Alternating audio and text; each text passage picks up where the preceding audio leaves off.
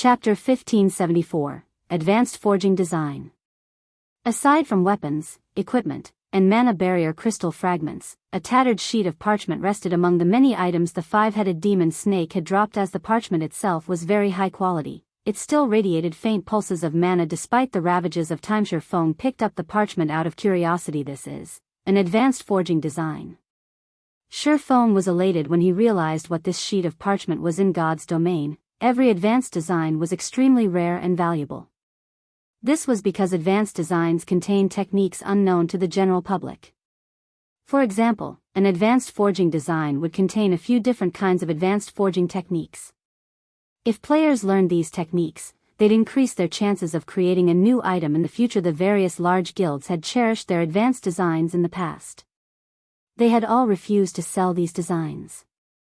At the same time, the large guilds' trading firms had fought over these items. Zero Wing had only obtained a few advanced designs thus far, including advanced forging designs. Moreover, the design in his hands was not just any ordinary advanced forging design.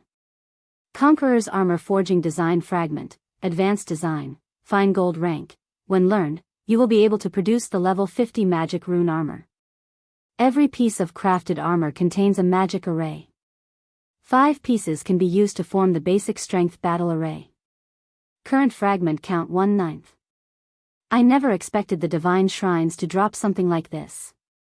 I've really lucked out this time. Feng was at a loss for words as he stared at the Conqueror's armor design. Not only had the five-headed demon snake dropped 2 mana barrier crystal fragments, but it had also dropped a fine gold equipment design that came with a battle array. Killing the demon snake had been far more profitable than killing a level 60 Grand Lord. A well-equipped peak expert in God's domain wasn't a force to be reckoned with. In fact, despite being an individual, they were capable of playing a significant role in a guild war. However, that did not mean ordinary players were utterly helpless against peak experts. Ordinary players still had a method they could use to fight peak experts' battle arrays. If a certain number of players wore equipment with the same battle array, they could trigger the battle array's effects, significantly increasing their combat power. Battle arrays provided more than just a boost to basic attributes, they also improved players' physiques. Most importantly, it allowed players with the same array to share their perception. This helped players remove defensive blind spots, visibly improving their combat standards. Although a basic battle array only allowed players to share a limited degree of their perception, it still elevated players' combat standards to a whole new level. Many of God's domain's small guilds in the past had survived and thrived, even after 10 years, precisely because of battle arrays. Even without peak experts, guilds with powerful battle arrays could take down a peak expert with just a few players or a dozen or so working together. Some small guilds had even stood toe-to-toe with large guilds by relying on these arrays. Of course, battle arrays were not without weaknesses. In exchange for the huge boost in strength, players' stamina and concentration consumption increased massively. When players activated a battle array, their stamina and concentration would deplete several times faster than normal. This limited the amount of time that players had when using battle arrays. However, despite such a glaring flaw, battle arrays had been highly sought after by many guilds. Equipment with battle arrays was extremely rare, and usually only dropped from super large-scale team dungeons. Monsters in the fields had no chance of dropping such items. Moreover, the higher quality a piece of battle array equipment was, the more valuable it was.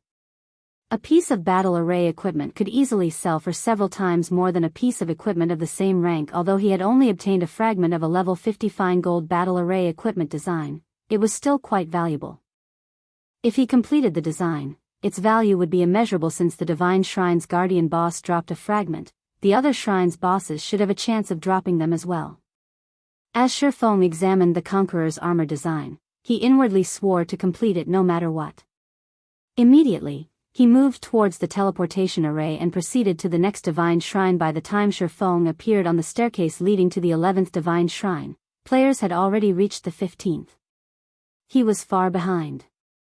System, congratulations. You have passed the Divine Shrine. Rewarding 300 Shrine Point System, congratulations. You have passed the Divine Shrine within the time limit. Rewarding 300 Shrine Point System, congratulations. You have killed the Guardian Boss within the time limit. Rewarding 2,000 Shrine Points. However, although other players progressed faster than he did, Feng contained the most SPs of any player in the World Summit. Currently, Feng had already accumulated 8,960 SPs.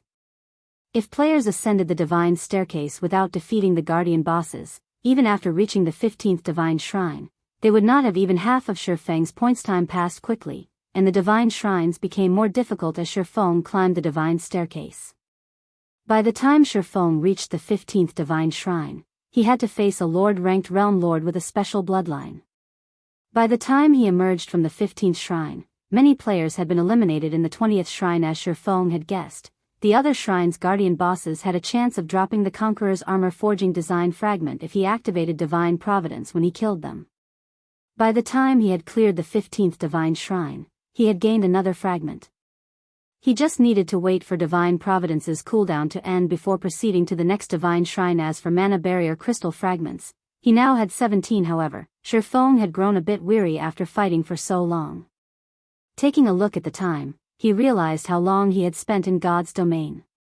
He then consumed a drop of life essence from the blood refining crystal to boost his stamina and concentration recovery before logging out of the game. Players' accumulated time in the World Summit only decreased when players were online. Logging off to rest would not affect one's progress. Hence, to maintain their combat efficiency, many players had long since chosen to log out.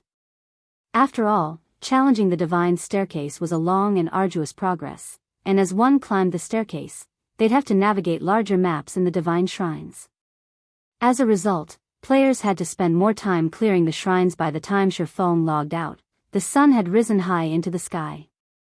The moment Feng's consciousness returned to his body, he was bombarded by a series of messages and call notifications. There were messages and calls from both Blackie and Aqua Rose. In fact, Feng received another call from Aqua Rose before he had the chance to leave his gaming cabin. What's with the urgency? Has something happened? Feng curiously asked after accepting the call. Guild leader, you've finally picked up. Any later and I would have sent Blackie to look for you in person, Aqua Rose said somewhat anxiously. While you were gone, Zero Wings City has developed nicely. The player population has already broken past the 1 million threshold. Once we finish constructing the NPC shops, the city will attract even more players. But some time ago, 2 representatives from the Blackwater Corporation sought me out. They told us to hand over Yulan and her companions and 50% of Zero Wings City's income as compensation. Otherwise, they'll turn the full might of the Blackwater Guild against us. Hand over Yulan, her companions, and 50% of Zero Wings City's profits? Feng frowned. The Blackwater Corporation's retaliation didn't surprise him in the least, but he didn't expect Blackwater to take action so quickly. Moreover, the corporation's timing couldn't be worse, targeting them while they were in a war of attrition against Heaven's Burial. This put Zero Wing at a considerable disadvantage. Chapter 1575, Nurturing Experts. It seems that I'll need to speed things up, Feng thought after hearing Aqua Rose's report. He was quite familiar with the Blackwater Corporation's power. He had witnessed its rise in God's domain in the past. Despite joining God's domain so late, Blackwater had still developed into a super guild quite quickly in the past. One could just imagine how frightening Blackwater's potential was. Furthermore, the Blackwater Corporation had invested in God's domain much earlier in this life. Blackwater's experts had already caught up with God's domain's mainstream players. Otherwise, it wouldn't have stood a chance against the other superpowers vying for the Iron Empire. Of course, Zero Wing didn't have much to be afraid of if the Blackwater Corporation focused on its development in the Iron Empire. Based on what he heard from Yulan, the guild had only recently taken control of the empire. The guild was just starting to expand.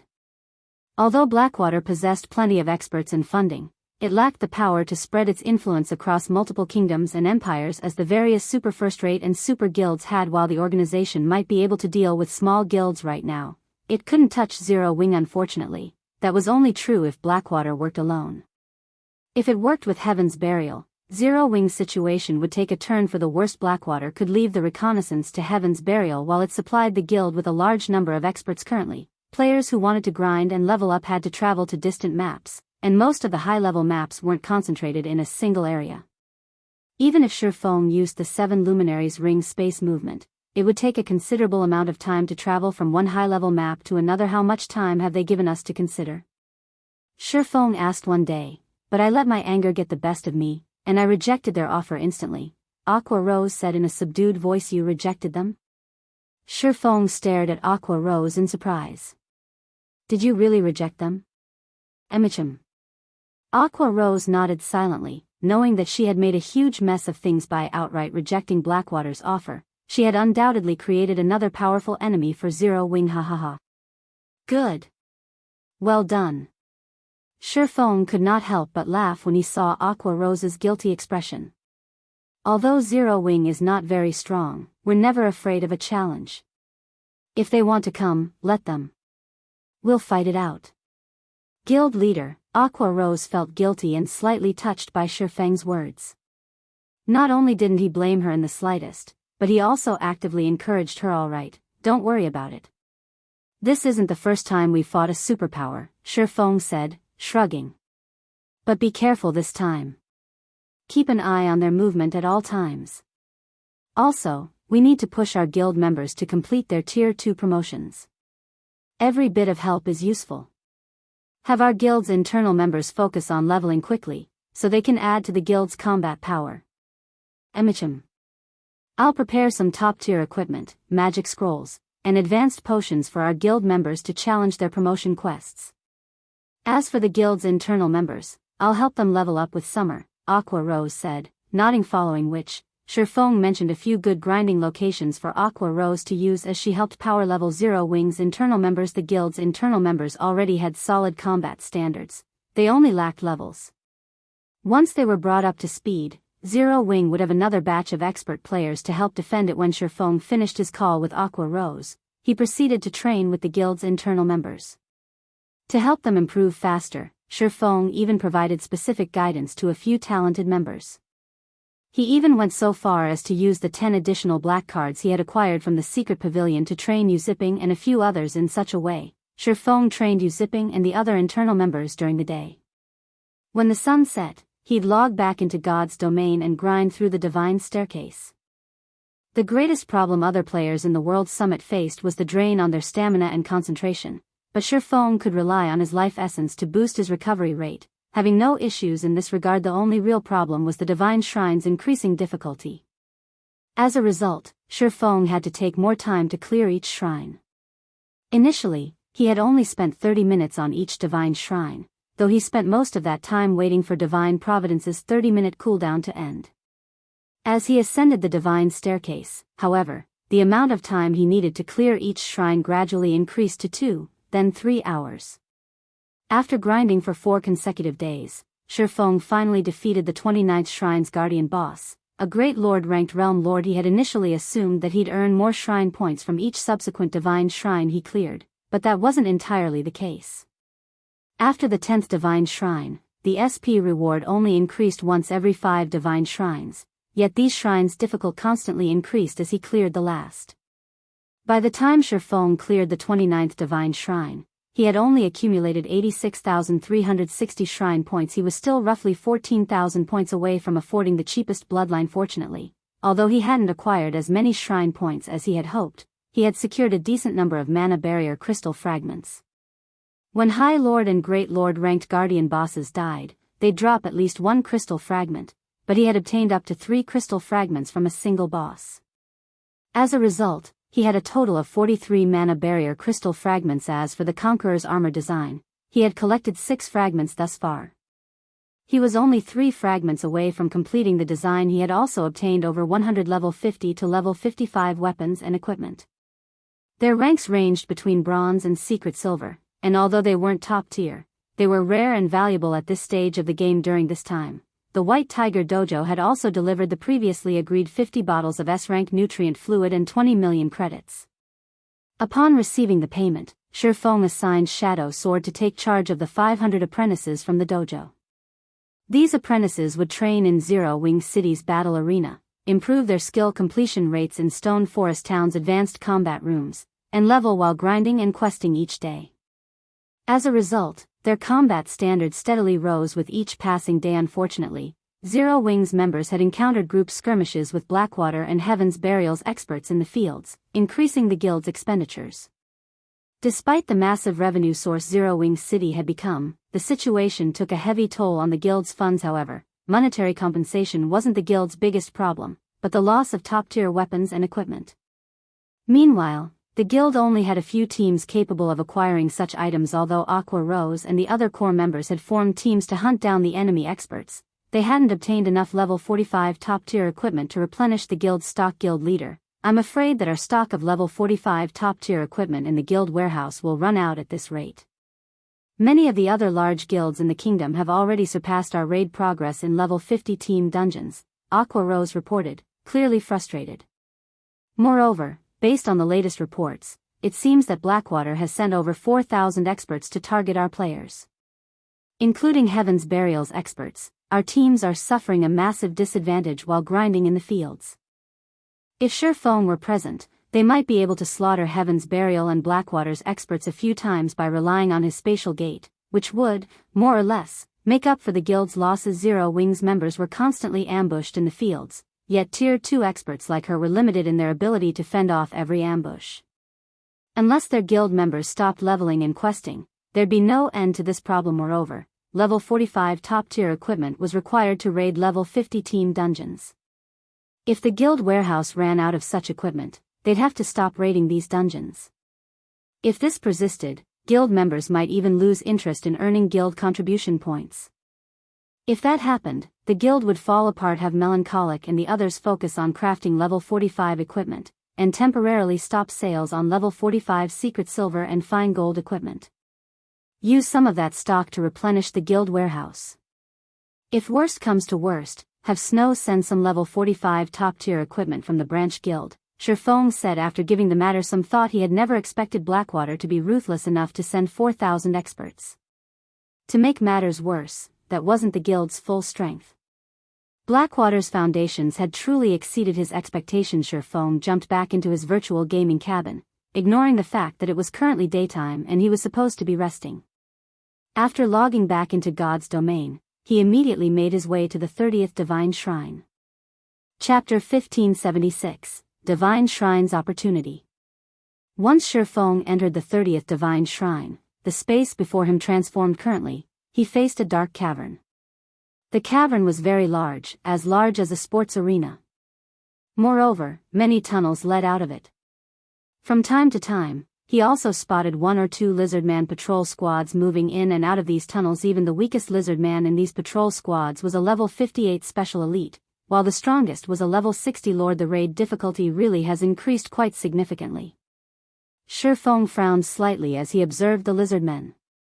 It's no wonder so many expert demon players had to stop after reaching the 30th shrine previously. Even the strongest non-boss monster in the 29th Divine Shrine was only a level 60 chieftain in God's domain. Chieftain-ranked monsters were at the Tier 1 standard. Hence, current players, particularly demon players, could still have a relatively easy time dealing with chieftains.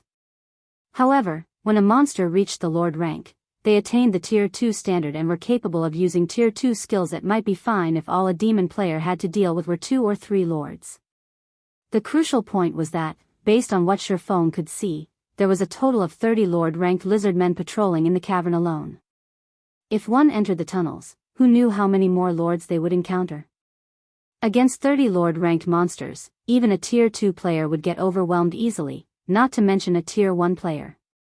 An ordinary Tier 1 expert would be fortunate if they could survive even 10 seconds against such a large number of lords. It was no wonder many experts in the World Summit had their progress climbing the Divine Staircase halted at the 30th Divine Shrine. Currently, based on the ranking list Feng saw before he entered the 30th Divine Shrine, only 5 players had successfully passed the 30th Divine Shrine. After observing the patrol routes of the lizardmen, Feng activated the 7 Luminaries' Rings aura of wind and dashed towards the tunnel that the system map indicated provided access to the heart of the cave system. The patrol squads in the cavern moved in fixed patterns. From observation, Feng found out that there would not always be 30 patrol squads moving inside the cavern but only around 4 to 10 patrol squads most of the time, as long as he used the opportunity when only 4 patrol squads were present to enter the tunnel leading to the core area. he would attract the attention of only 2 Lizardman patrol squads at most. In the next moment, Feng transformed into an afterimage as he dashed past one Lizardman patrol squad. By the time the patrol squad reacted, Feng was already several yards beyond it. Very quickly, he zipped by the second patrol squad as well and entered the core tunnel. However, the moment Feng set foot in the core tunnel, he felt the threat of death traps. As soon as Feng entered the tunnel, dozens of small magic arrays appeared along the tunnel walls. In the next moment, these magic arrays launched magical bolts of various elements. Although these magical bolts did not seem very powerful, each one contained enough power to rival a Tier 3 spell.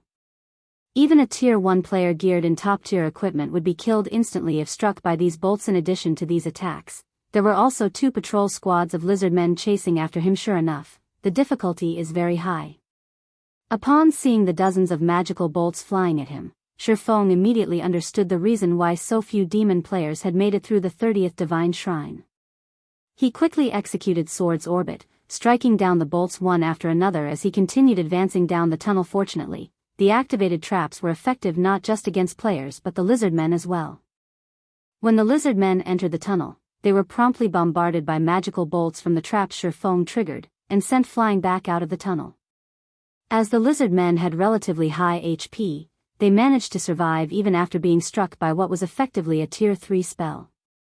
However, this situation also prevented them from pursuing Feng. Thus, they could only watch as Feng gradually disappeared from their sight. The path leading towards the core of the cave system was replete with various kinds of traps. From time to time, Feng would also come across other lizardman patrol squads. As a result, he progressed towards the core at a snail's pace. After walking for over 2 hours, he arrived at a spacious cavern with a stone altar sitting in the middle of it. Stone pillars carved with magic runes surrounded the altar. Meanwhile, above the altar was the teleportation array leading out of the Divine Shrine. At this moment, however, lizardmen were kneeling around the altar. At a glance, Feng spotted over 300 lizardmen. Although the majority of these lizardmen were only elite ranked, there were 9 Lord-ranked lizardmen in the mix. However, the Lord-ranked lizardmen were no longer the strongest monsters present, which was instead the staff-wielding lizardman standing at the stone altar. Currently, the staff-wielding lizardman appeared to be offering a prayer of sorts. Lizardman Chief, Realm Lord, Humanoid Creature, Grand Lord, Level 60 HP 42,000/42,000,000. Feng could not help but frown as he looked at the Lizardman Chief. The guardian boss of the 29th Divine Shrine had been only a level 60 Great Lord. Yet, in the 30th Divine Shrine, the guardian boss had actually become a Grand Lord. The increase in difficulty utterly exceeded Feng's expectations. Although the Lizardman Chief did not possess the HP of an ordinary Grand Lord of the same level, the enhanced spells of a Grand Lord-ranked Realm Lord was no laughing matter. Even if Feng successfully blocked one of the Lizardman Chief's spell attacks with his weapons, there was a high chance that he would end up losing his life. Seeing this, Feng could not help but hesitate whether he should bypass the Lizardman Chief and head straight for the teleportation array or stay behind and defeat the guardian boss. He was fully confident of directly passing the 30th Divine Shrine while keeping his life intact. However, he could not say the same if he chose to fight the Lizardman Chief. While he did not mind losing one challenge opportunity, he did have 10 chances after all. The crucial point was that players would still lose a level if they died inside the Divine Shrines.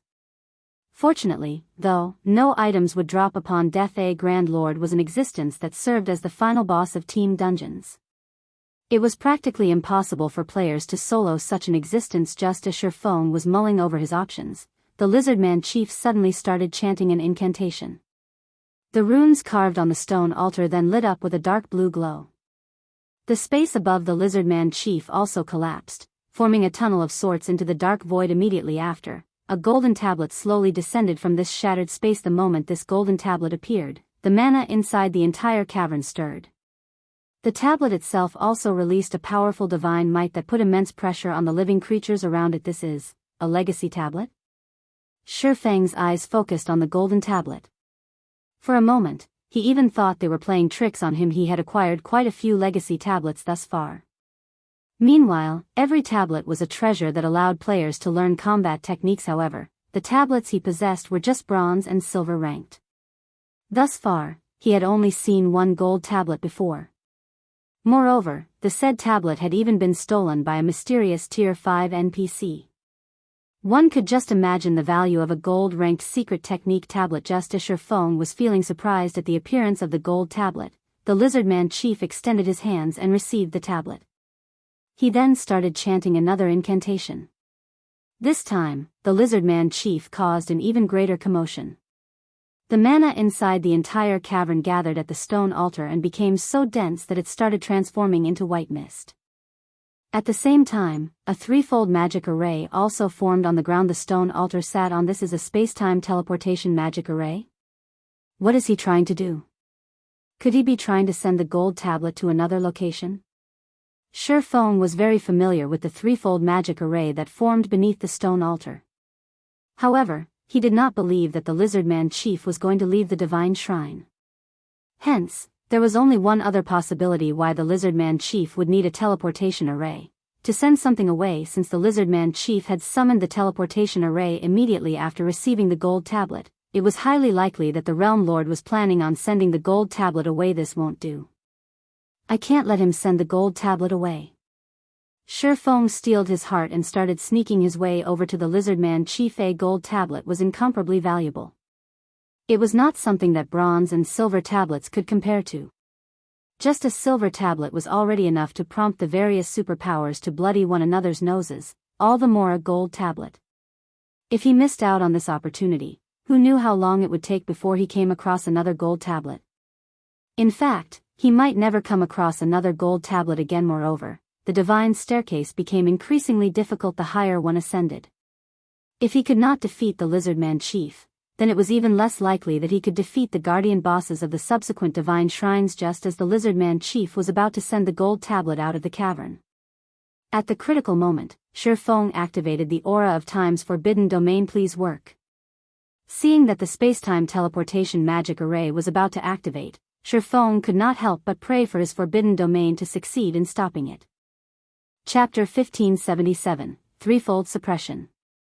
When Feng activated Forbidden Domain, a layer of black mist enveloped the entire cavern, the mist freezing the flow of all the mana inside the cavern. Meanwhile, due to the stoppage in the flow of mana, the space-time teleportation magic array, which was still in the process of activating, failed.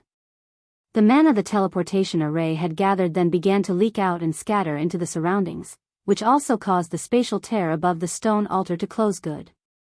Feng inwardly grew ecstatic when he saw the teleportation array disappearing. The space-time teleportation magic array, which was activated using the stone altar, was frighteningly powerful.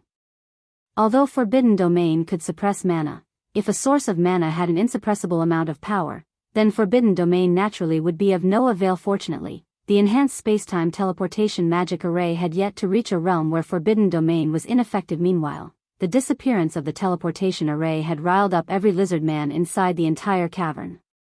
Immediately, they all turned to look in Feng's direction. Intruder! You dare interrupt this sacred ritual? Pay for your crime with your life! The lizardman chief bellowed at Feng, a wrathful expression on his face as he thumped his tail furiously on the ground.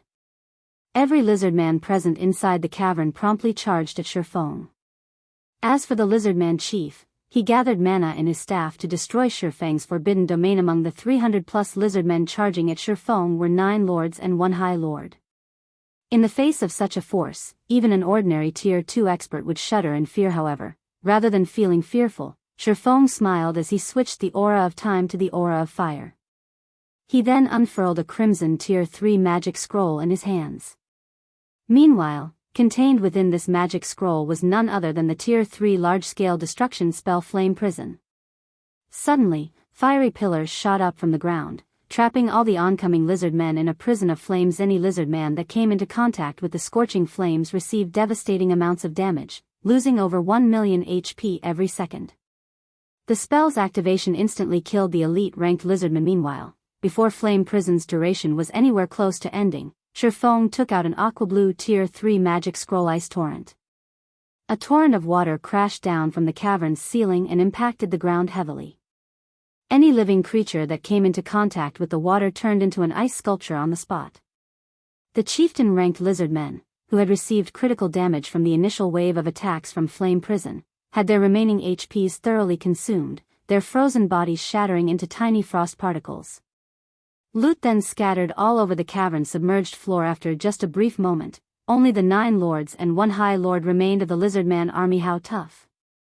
Seeing that the lord-ranked lizardmen were already at critical HP, Feng followed up with Flame Domain. Although Flame Domain was not as powerful as a Tier 3 large-scale destruction spell, it was more than enough to deal with the lord-ranked lizardmen. After the 3 large-scale destruction spells descended, only the high lord-ranked lizardman captain remained of the 300-plus lizardmen that charged at Feng.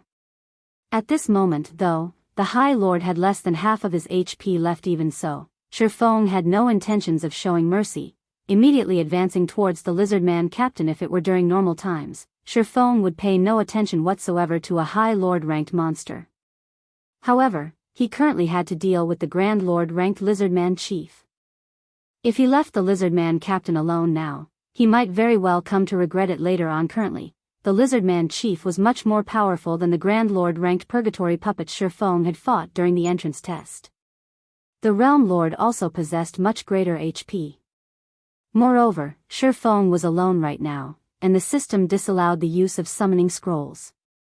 Hence, it would be extremely difficult for him to kill the lizardman chief, and he definitely could not afford even the slightest bit of carelessness. However, just when Feng arrived before the lizardman captain and was about to use Flame Burst to finish off the High Lord, numerous flame spears suddenly shot at him. Upon seeing this, Feng retreated in surprise. Boom. Boom. Boom. When the flame spears impacted the ground, large craters immediately formed. What power? So, this is a Tier 3 spell cast by a Realm Lord? Feng was inwardly astonished as he looked at the flaming craters. It was self-evident that the Lizardman Chief had removed the effects of Forbidden Domain. Although the Lizardman Chief had cast only a Tier 3 spell, its power was already at the Tier 4 standard. If Feng tried blocking such a spell, he might very well lose his life in an instant. Meanwhile, as soon as Feng dodged the flame spears, flames started raining down from midair. At the same time, chains made of flames emerged from the ground and shot at him, giving him no chance to catch a breather. Whether it was the rain of flames or the flaming chains, both were spells capable of killing Feng upon contact. Right now, damn it. Gritting his teeth, Feng activated Heavenly Dragon's power. He then executed the Tier 2 instant strike at the Lizardman captain. In the blink of an eye, Feng's body disappeared from the trajectories of the Lizardman Chief's attacks and appeared before the heavily injured Lizardman captain. Phantom kill. 9 Dragons Slash. Feng held nothing back as he launched one powerful attack after another at the Lizardman captain, who only had around 4 million HP remaining. Due to Heavenly Dragon's power's effect, Feng's strength attribute increased by 150%. His strength was now superior to even a Grand Lord's of the same level. There was also Instant Strike's effects, which increased his attack speed by 500% and damage dealt by 400%. In the next moment, damages exceeding -100,000 appeared above the Lizardman captain's head one after another. Sometimes, a critical hit dealing over -300,000 damage would also occur. As Feng and his doppelganger hacked and slashed at the Lizardman captain, they also activated Defensive Blade to block the spell attacks coming from the Lizardman Chief. The fight with the Lizardman captain lasted only a matter of seconds. During this period, the High Lord had very little chance to counterattack. By the time the Lizardman captain was dead, Feng and his doppelganger had mostly exhausted the block counts of their Defensive Blade. Although only the Lizardman Chief remained now, Feng did not dare to be careless. As a precaution, he stabbed the Abyssal Blade into the ground and activated Abyssal Curse. Suddenly, pitch-black shackles emerged from the ground beneath the Lizardman Chief's feet, binding the Realm Lord completely. The Realm Lord's basic attributes then began decreasing rapidly. However, the Lizardman Chief was not an easy opponent to defeat. With a shout, he shattered the restraints on his body and stopped his basic attributes from decreasing any further. In the end, the Realm Lord still retained 80% of his basic attributes, remaining a nightmarish existence to current players. However, Feng had long since expected such an outcome.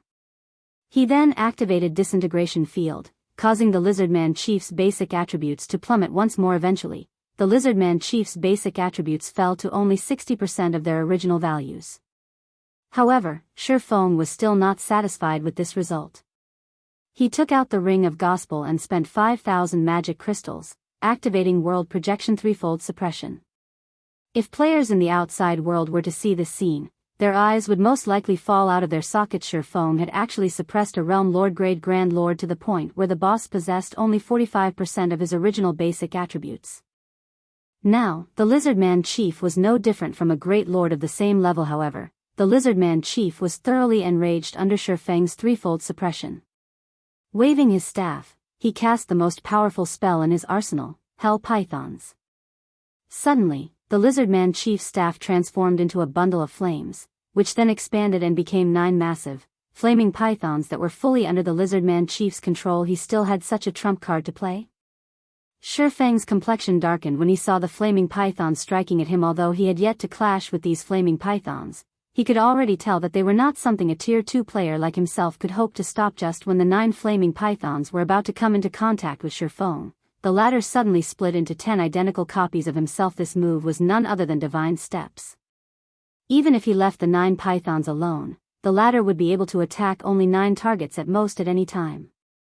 With the flaming pythons distracted, Feng immediately made his way towards the Lizardman Chief. Thundering Flash, Flame Burst, Shadow Blade.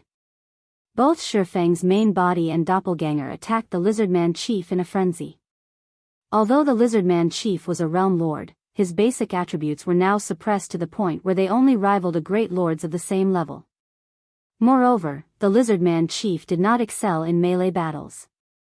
As a result, the Lizardman Chief became no different from a punching bag to Feng, whose basic attributes were currently superior to a Grand Lords of the same level. 99%.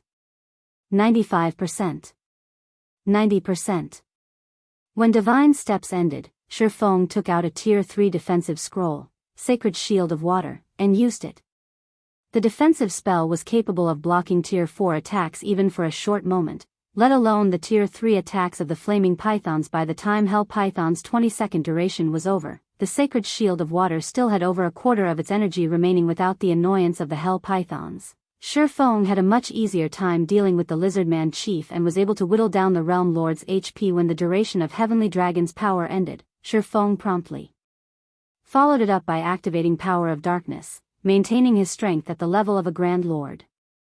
Meanwhile, every one of his normal attacks dealt over -30,000 damage to the Lizardman Chief and -80,000 for a critical hit. His skill attacks dealt over -100,000 damage each and -300,000 for a critical hit. However, Feng would occasionally be forced to block one of the Lizardman Chief's spell attacks with his weapons, losing 10,000 to 20,000 HP in the process. Fortunately, Feng had Life Domain and Void Shield to help him recover and block a portion of those attacks. Hence, he had no problems keeping his HP above a safe margin. The only real challenge he faced was that the high-intensity combat was depleting both his stamina and concentration at a severe rate. As the minutes passed by, the Lizardman Chief's HP steadily decreased. 50%. 30%. 10%. Despicable intruder. I will not let you win. The Lizardman Chief suddenly exploded in violent fury and tossed aside his staff. He then started gathering a stupendous amount of mana inside his body. Following which, not only did his body turn pitch black, but it also doubled in size. Mana madness. At this moment, when Feng looked at the Lizardman Chief, he could feel the threat of death from the Realm Lord. Actually, even if his mind did not warn him about the Lizardman Chief, his eyes could see very clearly just how dangerous the Realm Lord was right now. Despite the Lizardman Chief just standing still right now, the ground beneath the Realm Lord buckled and shattered from the intense aura his body radiated. The air surrounding the Lizardman Chief had also become extremely heavy, as well as scorching hot roar. The Lizardman Chief bellowed and dashed forward, appearing in front of Feng in the blink of an eye. The Realm Lord then raised his massive arms and smashed down at Feng. Feng had no intention of dodging the Realm Lord's attack. Instead, he activated the Tier 2 Blade Liberation, increasing his basic attributes once more. Shadow Blade. Suddenly, several streaks of shadow merged with the slash Feng executed using Killing Ray, the combined attack landing squarely on the Lizardman Chief's fists. Boom. Feng was forced to retreat by only half a step from the resulting impact. In contrast, the Lizardman Chief's arms got flung away, leaving his scaly chest wide open to attack. Moreover, the counter had also forced the Realm Lord to retreat by 2 steps a chance. Feng used this opportunity to activate Divine Providence and stabbed the abyssal blade at the Lizardman Chief. Flame burst. After launching a series of devastating attacks, Feng eventually reaped the final 10% HP the Lizardman Chief had remaining. Meanwhile, like a bursting balloon, the Realm Lord's body instantly turned into ashes and disappeared. Chapter 1578, Basic Strength Battle Array. He's finally dead. Feng breathed out a sigh of relief when he saw the Lizardman Chief disappearing after going berserk. The Lizardman Chief was simply too powerful. Not only was the Realm Lord's strength overwhelming, but his attacks also carried the mana erosion effect. Every time Feng clashed with the Realm Lord, although he appeared to have the advantage, in reality, his HP also decreased by a significant amount. At this moment, Feng's HP had already fallen below 25%. Had the Lizardman Chief been able to endure a few more attacks, the one to die in that battle would have been Feng. Instead, meanwhile, after the Lizardman Chief died, over a dozen items had dropped to the ground, including 3 pieces of level 55 fine gold equipment, 4 pieces of level 55 secret silver equipment, 8 rare materials, and 2 mana barrier crystal fragments. For a level 60 Grand Lord, this loot was quite satisfactory. Not to mention, aside from all these items, the Realm Lord had also dropped 3 design fragments. When Feng saw these design fragments, his eyes immediately glowed. After all, these design fragments were meant for none other than the Conqueror's armor design. With this, I'll be able to start producing level 50 fine gold equipment that has a basic battle array added to it. Feng smiled as he looked at the 3 design fragments. He then combined the 9 design fragments, forming a complete forging design. Conqueror's armor forging design, advanced design, fine gold rank. When learned, you will be able to produce the level 50 magic rune armor. Every piece of armor produced will have a magic array carved on it.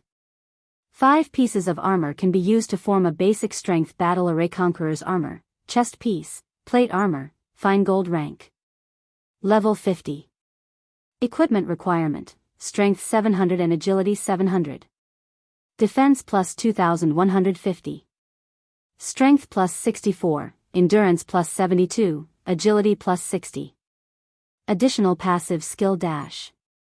Life sacrifice, the lower the wearer's HP, the greater the power they will receive. Increases to a maximum of 10% strength and 20% attack speed. Additional active skill dash. Basic strength battle array, requires 5 or more players wearing the Conqueror's armor to activate. Upon activation, increases wearer's strength by 25%, agility by 15%, endurance by 15%, and physique by 10%. Grants basic perception sharing buff. Stamina and concentration consumption rates are also increased by 400%. Maintaining the battle array costs 1 magic crystal every 5 minutes. The effects of this basic strength battle array sure are powerful. Feng could not help his astonishment after reading through the Conqueror's armor's introduction. He had seen many basic battle arrays before.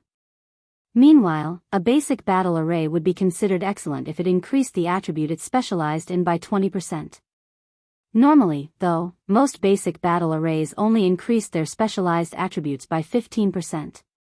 The Conqueror's armor's basic strength battle array, however, actually increased strength by 25% and 2 other basic attributes by 15%. There was also the 10% improvement to physique.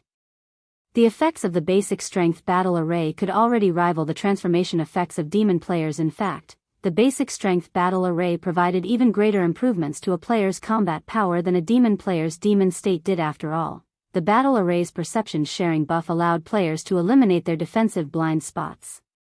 This, in turn, would improve a player's combat standards significantly. Moreover, coordination between players wearing the Conqueror's armor would also become much better, and they would be able to execute much more frightening attacks. If a party of 5 elite players was equipped with the Conqueror's armor, they might be able to defeat even a party of 5 ordinary experts. This was the reason the various large guilds had been extremely desperate to obtain equipment with battle arrays in the past. Moreover, the basic strength battle array was only a basic battle array. If the Conqueror's armor had an intermediate or advanced battle array instead, it could provide even more frightening improvements to a player's combat power. In the past, it was also because of some special battle arrays that many insignificant small guilds had managed to survive despite not subordinating themselves to a large guild currently. The value of the Conqueror's armor design was worth even more than fragmented legendary items. After going through the Lizardman Chief's loot, Feng approached the stone altar and carefully picked up the gold tablet placed on top of it. Feng was very curious to find out just what kind of combat technique. The tablet recorded to all players. Secret technique tablets were precious treasures that they could use to learn combat techniques from. Moreover, the higher the rank of a secret technique tablet, the more powerful the combat technique one could learn from it. In fact, in order to obtain a gold tablet, an NPC had gone as far as to commit robbery in the middle of Blackwing City. After suppressing the excitement in his heart, Feng clicked to inspect the gold tablet. Secret body technique. The pattern engraved on this tablet is too vague and incomplete, and no information can be deciphered. However, some kind of divine power hides within this pattern. If one gathers all of the stone tablets, this vague and incomplete pattern can be restored. Current tablet count, 1/3. A secret body technique? Feng's eyes glowed as he looked at the gold tablet. It was common knowledge that among the various combat techniques available in God's domain, combat techniques focused on the physical body were the most valuable. Moreover, just like void steps, such techniques were suitable for both physically and magically oriented classes. Even if one failed to grasp the combat technique completely, they would still be able to improve their control over their own bodies. After he finished inspecting the gold tablet, before he could even store it away, a golden light suddenly shone down on him. This is, a pleasant feeling filled Feng's body as he was enveloped in this golden light. He also fully recovered all the stamina and concentration he had exhausted previously.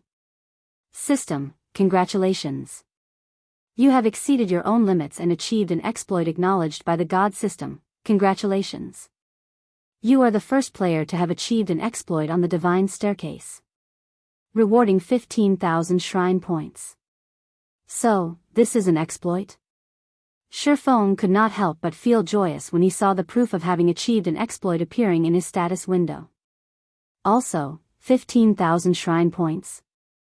The system sure is generous.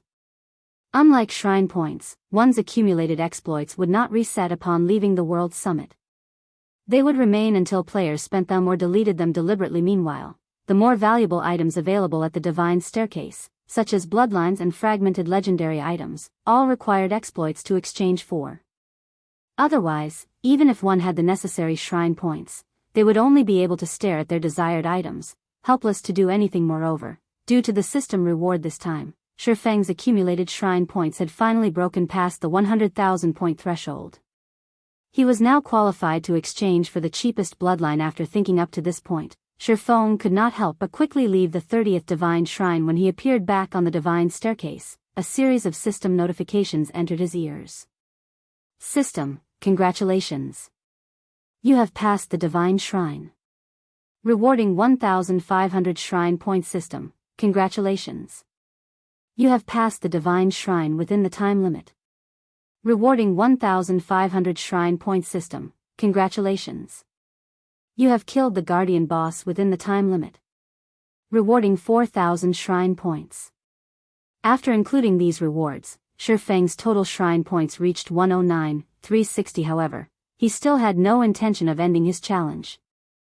After getting sufficient rest, he immediately proceeded to the next Divine Shrine. Although he currently no longer had enough magic crystals to use world projection for the subsequent Guardian bosses, even if he could not beat the Guardian bosses, he was more than capable of maneuvering past them. In any case, he was not required to defeat the Guardian bosses in order to clear the Divine Shrines and ascend the Divine Staircase. Hence, while avoiding battle with the Guardian bosses, Feng cleared one Divine Shrine after another. Meanwhile, as he was rapidly accumulating more shrine points, some players out on the World Summit had also started to notice something odd. Previously, the highest record on the ranking list displayed before the various Divine Shrines was only at the 33rd Divine Shrine. Now, however, someone had already reached the 35th Divine Shrine. Moreover, this person showed no signs of slowing down as they sped through the 35th Divine Shrine and entered the 36th. Who is this person? Skyhawk, who had just exited the 33rd Divine Shrine, revealed a surprised expression as he looked at the divine shrine ranking least. As one reached further divine shrines, not only would they face much more difficult bosses, but the traps set up inside the divine shrines also became increasingly powerful. In fact, Skyhawk had spent 2 of his 7 attempts on clearing the 33rd divine shrine. Furthermore, he had already planned on giving up trying to pass the 34th divine shrine altogether. As for the 35th divine shrine, he did not even dare think about clearing it. After all, the divine staircase's difficulty increased substantially every 5 levels. Despite that, there was actually someone who had successfully done so already and was challenging the 36th. Chapter 1579, Redeeming a Bloodline. After Feng entered the 36th divine shrine, the monsters he came across were mostly chieftains. Meanwhile, the monster patrol squads he encountered were mainly led by level 60 lords, with a few led by high lords. Even an expert player would not dare to pick a fight if they came across such monster patrol squads. Their only option would be to run away. In addition, the traps found inside the divine shrine had increased in both quantity and quality. Now, every trap was more than capable of killing a player instantly. If players lacked the strength to cope with the traps and patrol squads simultaneously, it was basically game over for them to Feng. However, these monster patrol squads were no problem whatsoever. Only, having to deal with both the traps and monsters at the same time consumed a lot of his time and stamina. Fortunately, he had life essences to help replenish his stamina. Hence, he still managed to arrive at the teleportation array of the 36th divine shrine relatively easily. From the 35th divine shrine onwards, the guardian bosses had become Grand Lord ranked archaic species.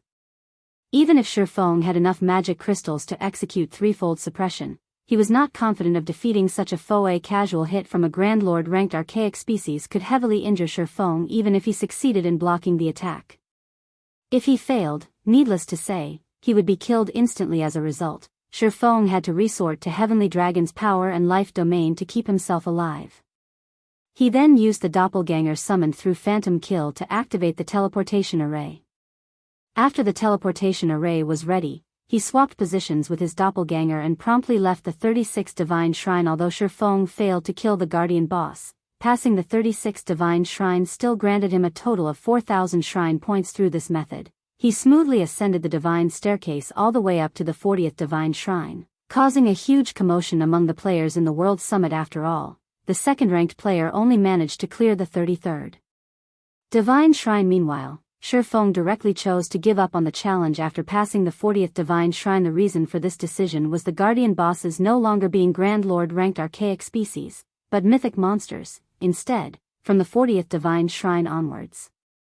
Whether it was in terms of strength, speed, or combat standards, a mythic monster surpassed a Grand Lord ranked archaic species by a wide margin.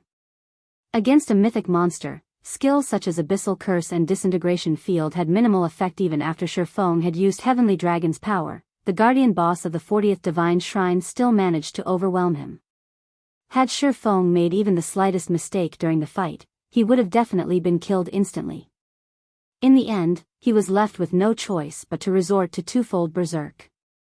However, even after he did so, against an unsuppressed mythic monster, it had taken him everything he had just to keep his life. Fortunately, he was able to hold out long enough for his doppelganger to activate the teleportation array, and he succeeded in leaving the 40th divine shrine. However, after activating twofold berserk, he had also entered a weakened state, which had a very long duration. As this method of clearing the divine shrines was simply too time-consuming, Feng decided that it was better to give up and use his remaining time to explore the other shrines on the World Summit. After Feng chose to leave the divine staircase, he arrived back at the divine hall located at the bottom of the World Summit. There are so many people. Upon arriving at the divine hall, he discovered that most of the demon players he encountered at the World Summit's main entrance were currently present in the divine hall buying demon potions, 150 gold per bottle. Willing to use level 45 top-tier weapons and equipment to exchange as well. Purchasing set pieces for level 50 dark gold or fine gold set equipment. Prices negotiable. Among the players present inside the divine hall, very few were here to exchange for items using their shrine points. Instead, the majority of the players were purchasing items exchanged using shrine points. Rather than an exchange center, the divine hall looked more like a marketplace right now. At this moment, a cloaked player approached Feng and asked, fellow friend, you just came out from the divine staircase, right? If you still have points remaining after you're done exchanging for the items you want, I'm willing to purchase those points at a high price. I'll buy 20 points for 1 gold. I'll buy 10 points for 1 gold if you have over 1,000 points, 10 points for 2 gold if you have over 3,000 points, and 10 points for 3 gold if you have over 5,000 points. How about it? Hearing the cloaked player's words, Feng was inwardly astonished. The purchase price was simply too frightening. If players had over 5,000 points on hand, that meant passing the first divine shrine alone could already earn them 6 gold coins. If they defeated the guardian boss as well, they could make a total of 21 gold from clearing the first divine shrine. Sorry, but I don't have that many points to spare, Feng replied, shaking his head. He then headed straight for the exchange counter, showing no intention of trading away his points for coins. After all, he did not have a lot of shrine points on hand. Currently, he had accumulated a total of only 146,360 points. Given Feng's lack of interest, the cloaked player had no choice but to search for willing sellers. When Feng arrived before the exchange counter, a female demon NPC smiled at him and asked, "Hello, sir, may I know what item you wish to exchange for?" "Bloodlines." Feng replied. "Bloodlines?" The demon NPC revealed a shocked expression when she heard Feng's answer. Very quickly, however, she nodded and said, "All right. Here is a list of bloodlines available for exchange." Although Feng and the female demon NPC did not speak loudly, everyone present in the divine hall was an expert. They also possessed considerably good physiques. Moreover, they were very familiar with the high-ranking items available for exchange at the divine hall. Hence, upon hearing the word bloodline, they turned to look at Feng, who stood before the exchange counter, their ears immediately perking up. What? That person is actually trying to exchange for a bloodline? Even the cheapest bloodline requires 100,000 points. Previously, I heard that the monsters that managed to pass the 31st divine shrine only obtained 32,540 points. They are far from reaching 100,000 points. That guy should just be taking a look at the available bloodlines. No, that might not be the case. I checked the ranking list just now and saw that someone has already cleared the 40th divine shrine. He might be that person. Still, even if he cleared the 40th divine shrine, it shouldn't be possible for him to accumulate so many points.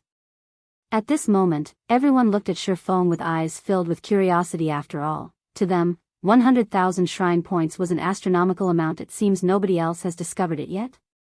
From the hushed discussions Feng overheard, he couldn't help but pity these expert demon players.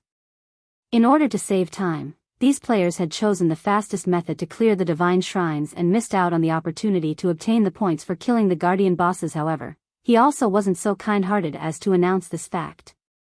Following which, he focused his gaze on the list of bloodlines the NPC provided him. There was a total of 33 different bloodlines available for exchange. Among them, 23 were basic bloodlines, 8 were advanced bloodlines, and 2 were peak bloodlines. In his 2 lives playing God's Domain, this was the first time Feng saw so many bloodlines gathered in one place. Meanwhile, any single one of these bloodlines could cause any expert in the past to go crazy over it. Even apex experts would have been willing to pay any price to acquire one of these bloodlines. Chapter 1580, Hidden Benefit. Sure enough, they are all amazing. It's no wonder so many experts were so crazy about bloodlines back then.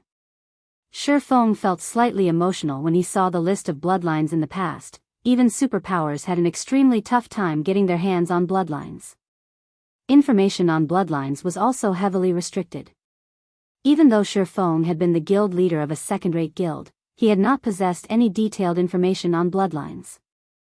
All he knew was that bloodlines improved a player's life rating and that they were of great help when players got promoted to higher tiers. Meanwhile, although the list of bloodlines the demon NPC gave him did not reveal a lot of information, what he could see was already more than enough to thrill him. Even the most ordinary bloodline would allow players to undergo a qualitative transformation. Take the Frost bloodline, for example. It increased the owner's compatibility with ice-type skills and spells, improving their skill and spell completion rates and base power. In addition, players with bloodlines would gain some extra basic attribute points every time they leveled up. In the case of the Frost bloodline, its primary focus was intelligence, while strength, agility, endurance, and vitality were secondary. Moreover, the bonus basic attributes gained through leveling up would further increase with each tier promotion eventually. As players rose in levels, the gap in basic attributes between players with bloodlines and players without bloodlines would also grow increasingly wider, to the point where the disparity could instill despair. However, looking at the cost of the various bloodlines listed, Feng could not help but frown. Of the two peak bloodlines available, one needed 340,000 SPs, while the other needed 360,000 SPs. In addition, both of them required 3 exploits each. These peak bloodlines were even more expensive than the top-tier fragmented legendary items. As for the 8 advanced bloodlines, they, too, were far beyond Feng's reach, as even the cheapest among them cost 200,000 SPs and 2 exploits, while the most expensive one cost 260,000 SPs and 2 exploits even if he managed to kill the mythic-ranked guardian boss in the 40th Divine Shrine. Accumulating 200,000 SPs was unlikely. It seems I can exchange for only a basic bloodline. Feng could not help but sigh. Revealing a bitter smile, he set his eyes on the 23 basic bloodlines. Even the cheap basic bloodline, which was named Boulder Bloodline, cost 100,000 SPs and 1 exploit. The Boulder Bloodline improved a player's defense, and the main basic attribute it increased was endurance. It was a bloodline more suited for MTs rather than swordsmen. In the end, Feng narrowed his choices to 3 bloodlines. Hurricane Bloodline increases compatibility with wind-type skills and spells. Mainly improves agility, followed by endurance, strength, vitality, and intelligence. Requires 115,000 shrine points and 1 exploit to exchange. Scorching Flame Bloodline increases compatibility with fire-type skills and spells. Mainly improves endurance, followed by strength, agility, vitality, and intelligence. Requires 122,000 shrine points and 1 exploit to exchange. Earth Dragon Bloodline increases magic resistance. Mainly improves strength, followed by endurance, agility, vitality, and intelligence. Requires 125,000 shrine points and 1 exploit to exchange. These 3 bloodlines were more suitable for a melee physical class like the swordsman class. Whether they were wind-type or fire-type skills, the swordsman class had a little of both. Hence, the Hurricane and Scorching Flame bloodlines would provide significant improvements to a swordsman's DPS. As for the Earth Dragon bloodline, it was suitable for practically every class in the game. As players reached higher levels, the maps available for them to grind in would have increasingly poor environments. In the past, many players would even prepare multiple sets of equipment to cope with different environments.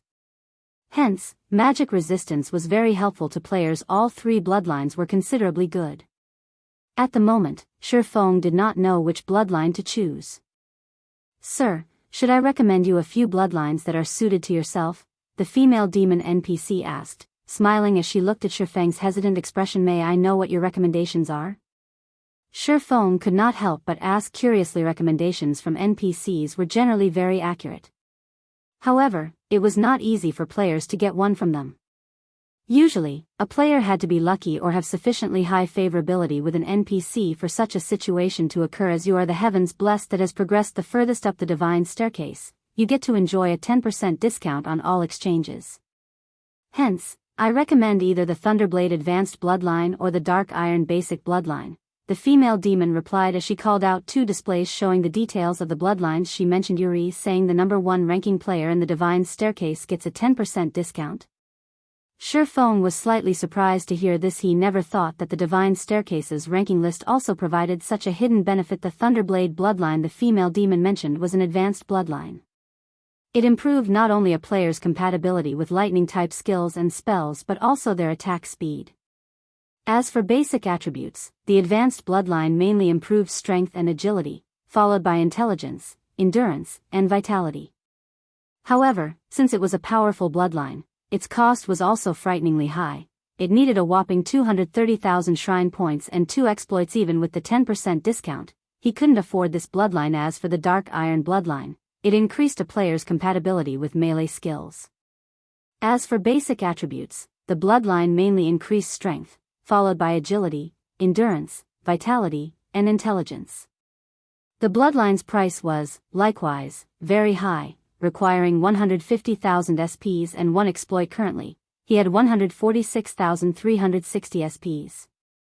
If he included the 10% discount, he would have more than enough to exchange for the Dark Iron Bloodline. I'll exchange for this Dark Iron Bloodline, Feng said, inwardly ecstatic as he looked at the Dark Iron Bloodline. Among the many basic bloodlines available, the Dark Iron Bloodline was the most suited to melee classes. Since he could afford it, he naturally wouldn't go choosing other basic bloodlines. Alright. You have to pay a total of 135,000 shrine points and 1 exploit, the female demon said, nodding immediately. A payment window appeared before Feng. Without hesitation, he chose to complete the transaction. A moment later, the female demon retrieved a pitch-black crystal bottle from a magic array beside her. She then carefully handed the bottle over to Feng. So, this is a bloodline? As Feng looked at the pitch-black liquid inside the magic crystal bottle, he could sense vitality radiating from the liquid. Moreover, the liquid also contained terrifying power. This is the Dark Iron Bloodline you've purchased. Please store it away properly. May I know if you have anything else you wish to exchange for? I wish to exchange for the cheapest god crystal available. When Feng took a look at the shrine points he had remaining, he saw he still had 11,360 points left. Meanwhile, the cheapest god crystal up for exchange cost 12,000 SPs before discount, which was significantly less expensive than an epic item. Not to mention, compared to an epic item, a god crystal was much more useful to him. Following which, the female demon inserted her hand into the magic array beside her again and retrieved a god crystal. Every god crystal carried the remnant divine might of a god. Hence, the mere appearance of a god crystal caused the players inside the divine hall to feel an enormous pressure bearing down on them. What is this pressure? It's so strong. What kind of item can give off such a powerful pressure? Who is that person? Just now, he seemed to have exchanged for a bloodline already. Now, he's even exchanging for such an item. Just how many points does he have? The crowd inside the divine hall stared at Feng in shock. The players that previously doubted him now looked at him with eyes brimming with envy and admiration. A bloodline. That was something that could allow even an ordinary player to become an expert. If demon experts like themselves could obtain a bloodline, they would definitely become one of the apex existences in God's domain in the future. Hence, how could they not envy Feng? Meanwhile, after Feng obtained the Dark Iron Bloodline and God Crystal, he no longer had any reason to remain in the Divine Hall. He immediately turned around and headed towards the exit. However, before Feng could leave the Divine Hall, a man suddenly stood in his way. Smiling, the man said, "Fellow friend, your performance at the Divine Staircase is amazing. May I know if you can hand over that bloodline you have to the Flower of Seven Sins? Rest assured, the Flower of Seven Sins definitely will not mistreat you and will reward you amply." With a look, Feng identified the man before him as none other than Skyhawk of the Flower of Seven Sins. Chapter 1581, Disintegration Armor Recovers. Chapter 1581, Disintegration Armor Recovers. Overhearing Skyhawk's request, the players inside the Divine Hall could not help but turn to look at him with shocked expressions. What? That guy is actually someone from the Flower of Seven Sins? Sure enough, even a superpower like the Flower of Seven Sins is highly interested in bloodlines. I wonder if that person will agree to trade his bloodline away. Why wouldn't he agree? That's the Flower of Seven Sins we're talking about. It's the strongest assassination organization in the virtual gaming world. Who would dare defy them? The surrounding onlookers started a quiet discussion among themselves as they looked at Skyhawk. The Flower of Seven Sins was known by practically everyone in the virtual gaming world. However, the members of the Flower of Seven Sins always took action covertly, so most players had only ever heard about the organization and knew that it specialized in commissions for assassination. As long as one could afford the price, the Flower of Seven Sins would dare to take action even against super guilds. Moreover, every member of the Flower of Seven Sins was an expert among experts. Even super guilds felt fearful of some of the organization's experts. Meanwhile, regarding the matter of Feng acquiring a bloodline, although the onlookers felt very envious of him, they also knew that any player capable of exchanging for a bloodline was definitely no ordinary expert. Hence, there was very little chance they could steal the bloodline from Feng. However, it would be a different story if the Flower of Seven Sins was the one asking for it. The Flower of Seven Sins dared to take action against even the old monsters of super guilds. Although Feng was someone capable of acquiring a bloodline, the Flower of Seven Sins would still consider him an insignificant existence, just as everyone was wondering what kind of decision Feng would make. Feng rolled his eyes at the arrogant Skyhawk. I am not interested in this transaction. You'd best look for someone else, Feng said before continuing towards the main entrance of the Divine Hall. Bloodlines were limited items in God's domain. Although they were available for exchange at the Divine Staircase, every bloodline was unique. Once one was taken, its listing would no longer appear at the Divine Staircase. In addition, players wouldn't be allowed to exchange for items of similar rank and type in the future, which implied that players could exchange for only one basic bloodline at the Divine Staircase in their lifetime. If Feng wished to exchange for another bloodline in the future, his options would be only advanced bloodlines and peak bloodlines. The same rule applied for epic and fragmented legendary items as well. Players were limited to only one such item, hence, Feng naturally wouldn't be so foolish as to trade away his bloodline. Moreover, even if he could exchange for an unlimited number of bloodlines, he still wouldn't trade the Dark Iron bloodline away. Bloodlines were incomparably precious. Aside from the Divine Staircase, Feng had no idea where he could obtain a bloodline with absolute certainty. Hence, if he managed to get his hands on additional bloodlines, he would naturally give it to the other members of his guild. Only a fool would try to sell their bloodlines away. Upon Feng's departure, Skyhawk's complexion darkened immediately. That guy's dead. He actually dared offend someone from the Flower of Seven Sins. As expected of an expert. If it were me, I definitely would have chosen to trade away the bloodline. Everyone could not help but send Feng looks of pity and worship as they watched the swordsman leave the Divine Hall. When it came to tracking and investigative capabilities, the Flower of Seven Sins could rival even the Secret Pavilion. If the organization wanted someone dead, there was almost no escaping the organization's grasp. Hence, if given a choice, independent experts would rather provoke a super guild than the Flower of Seven Sins. Commander, that person sure is arrogant. He actually dares disrespect the Flower of Seven Sins. The Guardian Knight belonging to Skyhawk's party said as he approached Skyhawk, shock and anger on his face as he looked at Feng's departing figure. Since he refuses to trade it to us, we'll just take it away from him by force. Skyhawk sneered as he looked at Feng. Did you use the tracking scroll? I did. For the next 12 hours, no matter where he runs to, we'll be able to find him. The Guardian Knight smiled and nodded. Taking a look at his system map, he continued, he seems to be heading for the World Summit. In God's domain, while it was indeed true that only rangers and assassins possessed tracking abilities, other players could rely on special magic scrolls to track players. Meanwhile, as these special magic scrolls did not deal any damage, even when used on a player, the said player would not notice the tracking marker and neither could they remove it. Unless the targeted player logged out of the game, they could be located regardless of where they went. The only flaw of these special magic scrolls was that they could not be used repeatedly on the same target. Once a player was marked, no other tracking marker could be placed on them within the next 48 hours. What a confident person. Notify Ink Hunter and have him get ready. We'll take action on the World Summit, Skyhawk ordered. In the World Summit, only the foot of the mountain was a safe zone. Once players ascended the mountain, the prohibition on attacking other players no longer applied.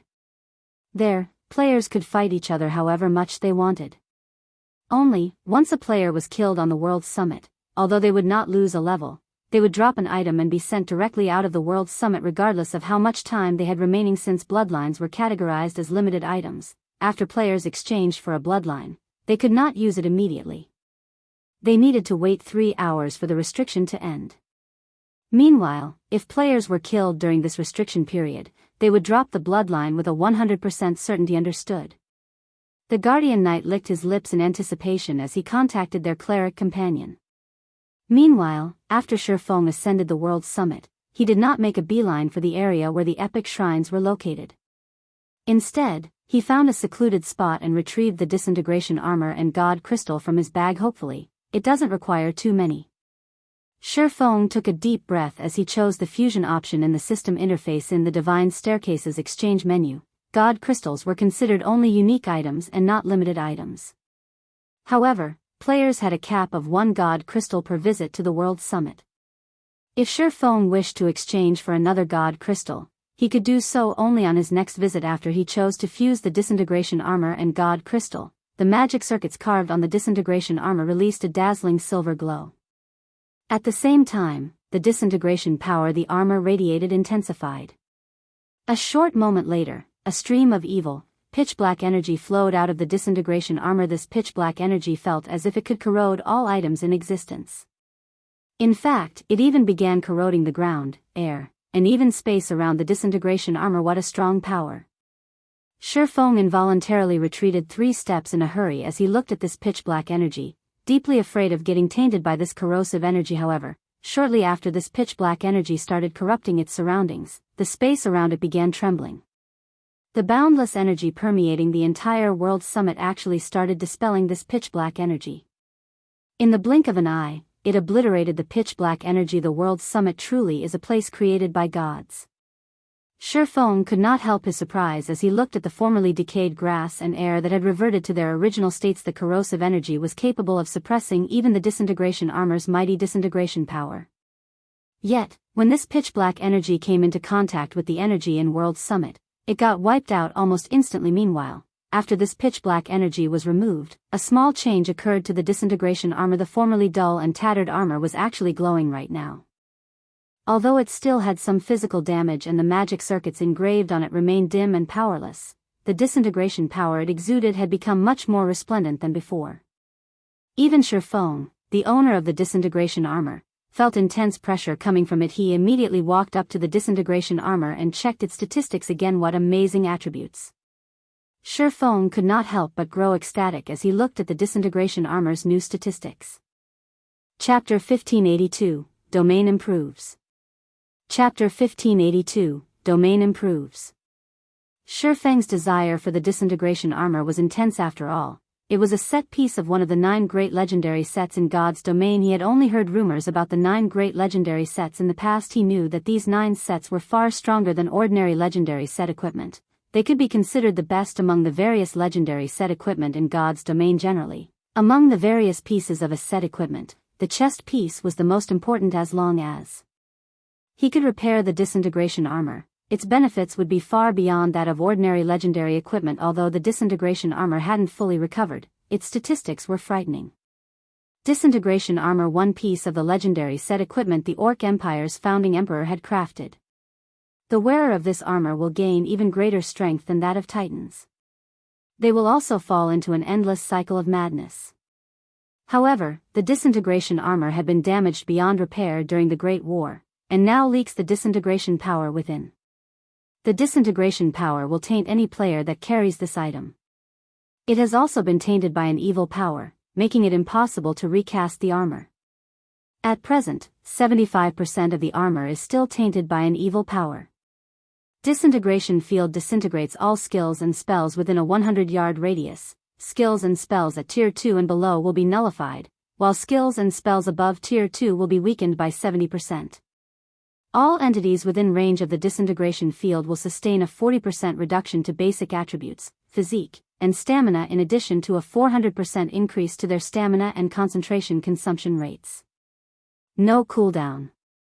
Despite removing a quarter of the evil power, the disintegration armor's power had grown significantly. He didn't dare to imagine how powerful the disintegration field would become once he removed the remaining evil power. Disintegration field's ability to weaken skills and spells above Tier 2 by 70% was outrageous. Such suppression would basically cripple any skill or spell it encountered.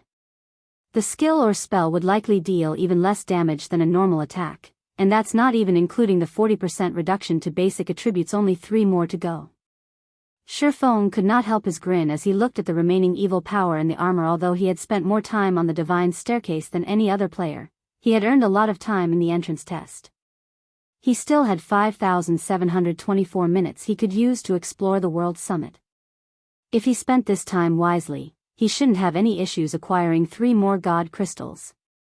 Opening an epic shrine only cost 1,000 minutes, and excluding travel time between shrines, he could activate up to 5 epic shrines. As long as 3 of these epic shrines contained God Crystals, he could remove the remaining evil power that tainted the disintegration armor. Once he had a plan, Feng stopped wasting his time.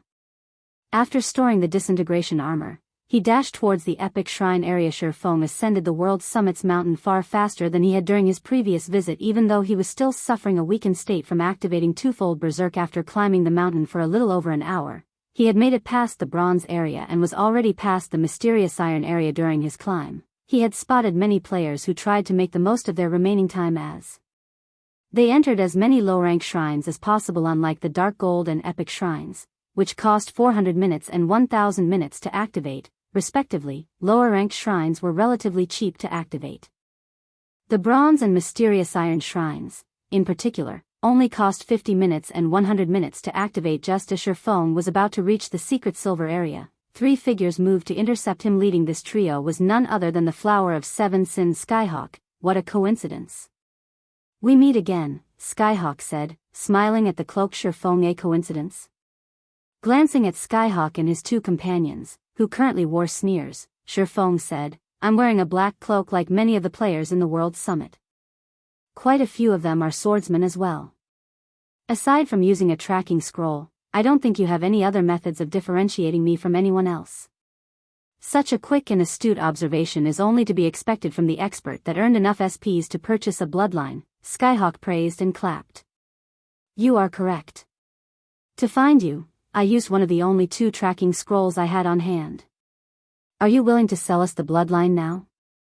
Tracking scrolls were extremely rare and precious items in God's domain. They were treasures used to hunt players. If Feng had merely obtained an epic weapon or piece of equipment from the Divine Staircase, he would not have bothered to waste a tracking scroll on the swordsman. However, Feng carried a bloodline. Skyhawk would even willingly spend 10 tracking scrolls to hunt this swordsman down. What if I refuse? Feng asked. Refuse? Skyhawk could not help but laugh at Feng's question. You can refuse, but the Flower of Seven Sins always gets what it wants. Or do you think that you can actually escape our pursuit? Skyhawk's statement had been quite loud, and his words quickly caught the attention of nearby players who came and went from the secret silver area. What's going on? Members of the Flower of Seven Sins are actually robbing someone. Is this for real? That person sure is unlucky. The passing players sent Feng looks of sympathy, although they weren't certain that Skyhawk and his companions were actually from the Flower of Seven Sins. They outnumbered their target. Moreover, their weapons and equipment were exceptional. These 3 players definitely weren't ordinary experts. Feng would clearly be at a disadvantage if the trio decided to take action. Commander, those people seem to think that Flower of Seven Sins members are robbing someone. A savage-like man, who had just descended from the secret silver area, reported to the cold beauty beside him as he looked toward Feng. The other members in the World's Summit should be in Skyhawk's party. Should we go and take a look? There's no need. It's Skyhawk's party, the woman said as she looked at the man with a broken, massive, pitch-black blade across his back. If Skyhawk weren't preoccupied, he would notice that the cloaked savage and the cold beauty were none other than Brute Spear and Hidden Soul. Seriously? What exactly happened? Why are they resorting to theft? Brute Spear could not help but gape at the distant berserker. The Flower of Seven Sins only had 7 commanders. Meanwhile, Skyhawk commanded the Sin of Wrath, an existence that stood among the Flower of Seven Sins' upper echelons. Normally, Skyhawk felt it beneath himself to attack someone for an epic item, yet this man was trying to rob someone. If news of this reached the organization, it would cause chaos. I don't know, but this is quite interesting. Let's head over and find out what's going on. When Hidden Soul saw Skyhawk ready to take action, interest bubbled in her heart. However, this interest was not directed towards Skyhawk, but Skyhawk's target. A player daring enough to offend Skyhawk had to be extraordinary. Immediately, these 2 players approached the battle to get a better grasp of the situation. Meanwhile, Skyhawk's party burst into action as companions that frequently fought alongside each other. The trio had long since reached an instinctual understanding of the parties. Battle formation. Immediately, Ridiculous, the tall, robust Guardian Knight, charged toward Feng. Meanwhile, Skyhawk took advantage of the Ridiculous' large frame, shielding himself as he stealthily circled to Feng's side. As for the Cleric, Ink Hunter cast a Truth Shield on Ridiculous. At the same time, he used Soul Cloud to assist in battle. Instantly, the trio formed a well-coordinated, 3-pronged attack. If not dealt with properly, this attack would even instant kill a peak expert die. Ridiculous shouted as he radiated a golden glow, activating Justice Roar and forcing Feng to attack him.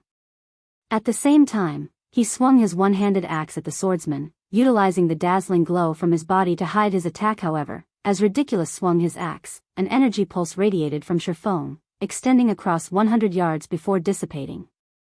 Everyone within range suddenly found themselves under an intense suppression. Skyhawk, Ridiculous, and Ink Hunter's basic attributes began to plummet as exhaustion settled in their bones. Disintegration field. Chapter 1583, Mana Cutter. Chapter 1583, Mana Cutter. When the disintegration field took effect, the three members of Skyhawk's party visibly slowed. Meanwhile, when Ridiculous' one-handed axe was a few inches away from Feng's face, it clanged against a blue longsword, unable to move an inch further. This is a domain suppression?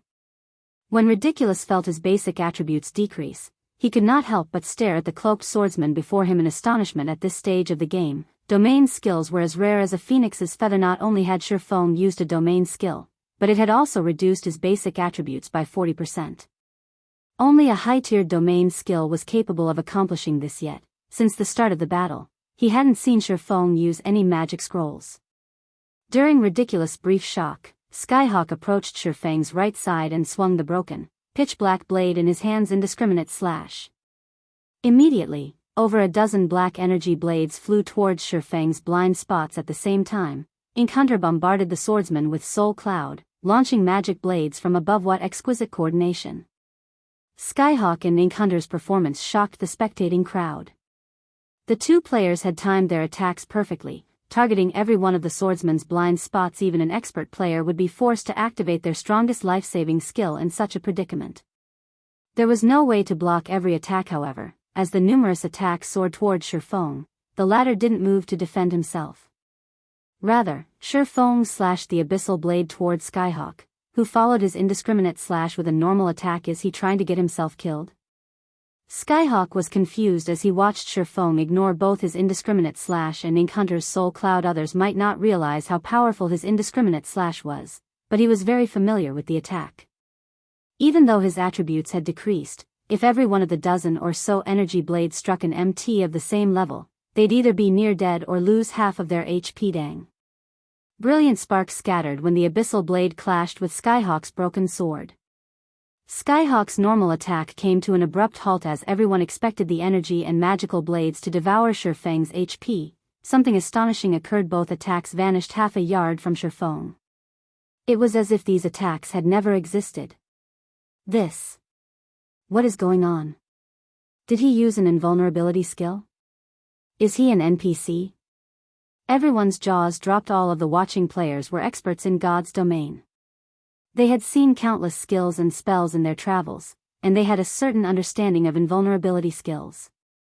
As far as they knew, invulnerability skills typically formed an eye-catching barrier of sorts to protect the player, yet despite the lack of any barrier around Feng, both Skyhawk and Ink Hunter's attacks had been nullified. This was simply inconceivable. A defensive skill?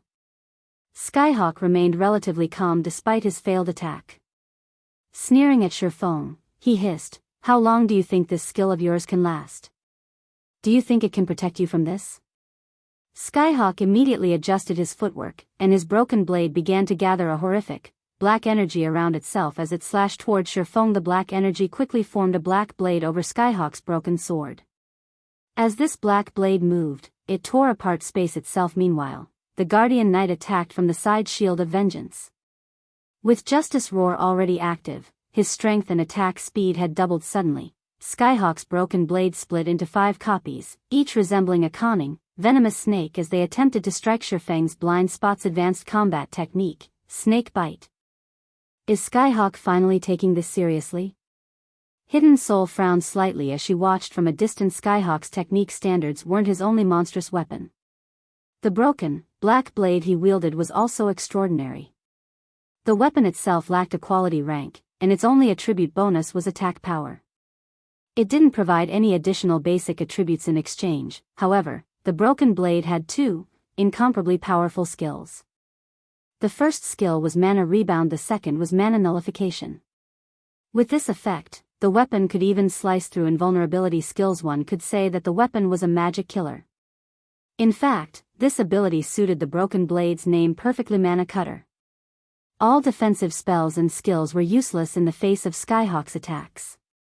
Moreover, if melee players weren't careful with the skills they used to attack Skyhawk, Mana Rebound might turn their own attacks against them rather than damage Skyhawk. Because of this weapon, Skyhawk was the most formidable of the Flower of Seven Sins 7 commanders. If one wanted to defeat Skyhawk, they had to rely on techniques or basic attributes. Unfortunately, Skyhawk was a monster in both regards. If Hidden Soul had to face such an offensive, even she'd have no choice but to activate Vanish, receiving Ridiculous Attack, before putting as much distance between herself and Skyhawk as possible. If she tried to fight the Berserker and Guardian Knight simultaneously, she'd have no hope of victory. The Mana Cutter? Feng felt a little jealous as he watched the broken, pitch-black blade, which had transformed into 5 black snakes in the past. Every player had known about the Flower of Seven Sins commanders. They were just as popular as Super Guild's guild leaders.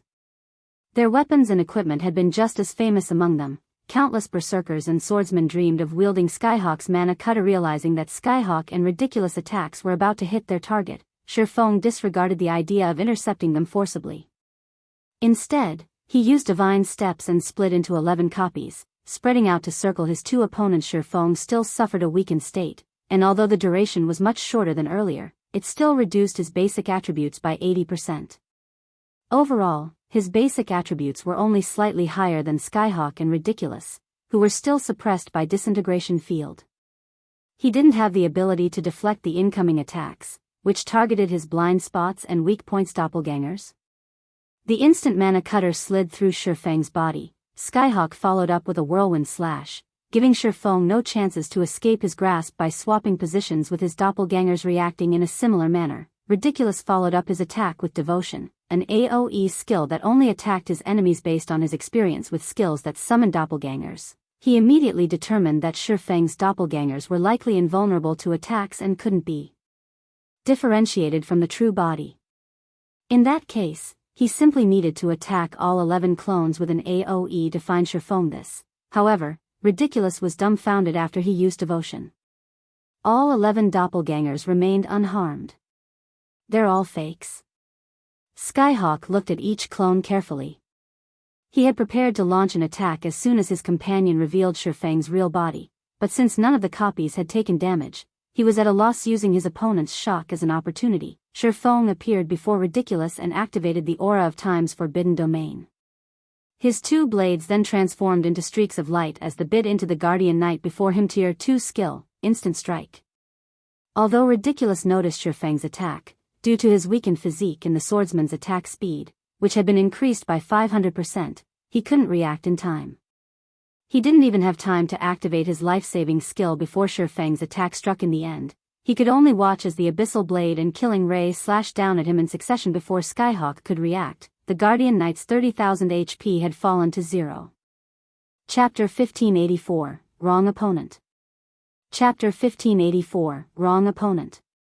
As Ridiculous HP hit 0, silence descended on the spectating players as they watched the battle. Everyone realized that Skyhawk, Ridiculous, and Inkhunter were definitely peak experts.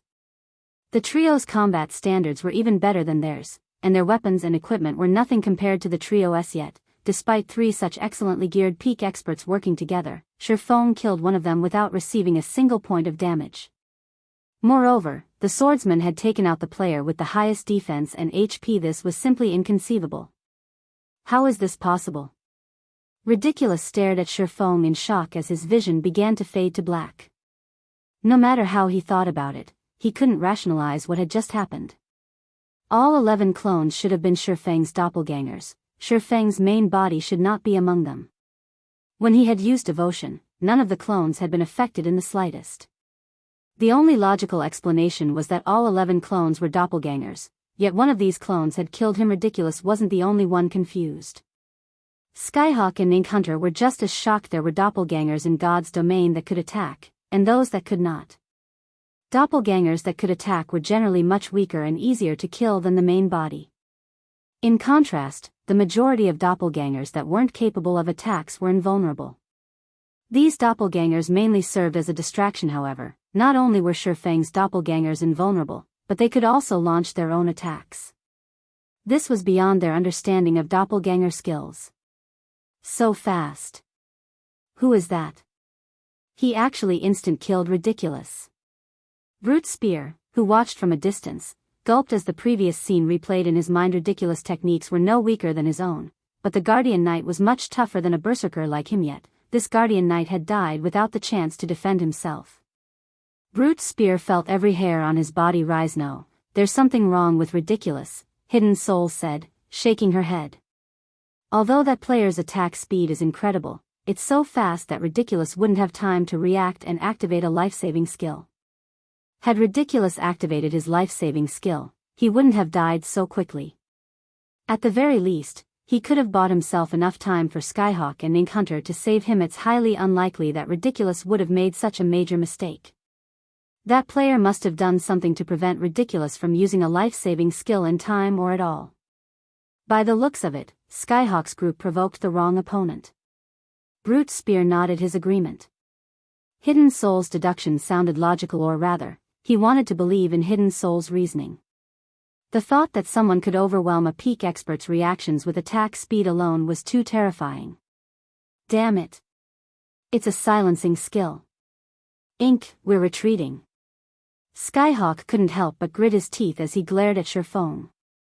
Decisively, he turned and fled. Skyhawk finally understood why Feng had dared to ascend the World Summit before the Bloodline's restriction period had lifted. Rather than arrogance and foolishness, Feng had done so because he was absolutely confident in his abilities. While they could cope with the basic attribute Suppression, it was an entirely different story if they had been silenced. Aside from the fact that they wouldn't receive any healing, the fact that they couldn't transform into their demon states or activate berserk skills put them at an overwhelming disadvantage. He was not afraid of powerful spells or skills, but if his opponent used a berserk skill, his basic attributes would be overwhelmed.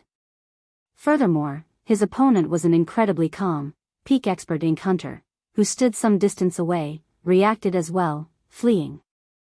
What? Skyhawk is actually retreating? Brute Spear gaped as he watched Skyhawk and Ink Hunter run away. Skyhawk was one of the Flower of Seven Sins commanders. Even when against 4 or 5 peak experts, he would likely fight until the bitter end and either wipe out his opponents or take as many lives as he could. Yet, against Feng, Skyhawk had decided to flee. In fact, Brute Spear wasn't the only one shocked. All of the spectating players were dumbfounded. Only, unlike Brute Spear, they weren't surprised by Skyhawk and Ink Hunter's retreat. They were shocked by the strength Feng had displayed. Not only had the swordsman killed a peak expert instantly, but he had also followed up by scaring away 2 other peak experts too strong. Is he an NPC? He actually killed a peak expert from the Flower of Seven Sins. I never knew that there was such a frightening expert among demon players. It would be great if I could get to know him. Everyone deeply admired Feng.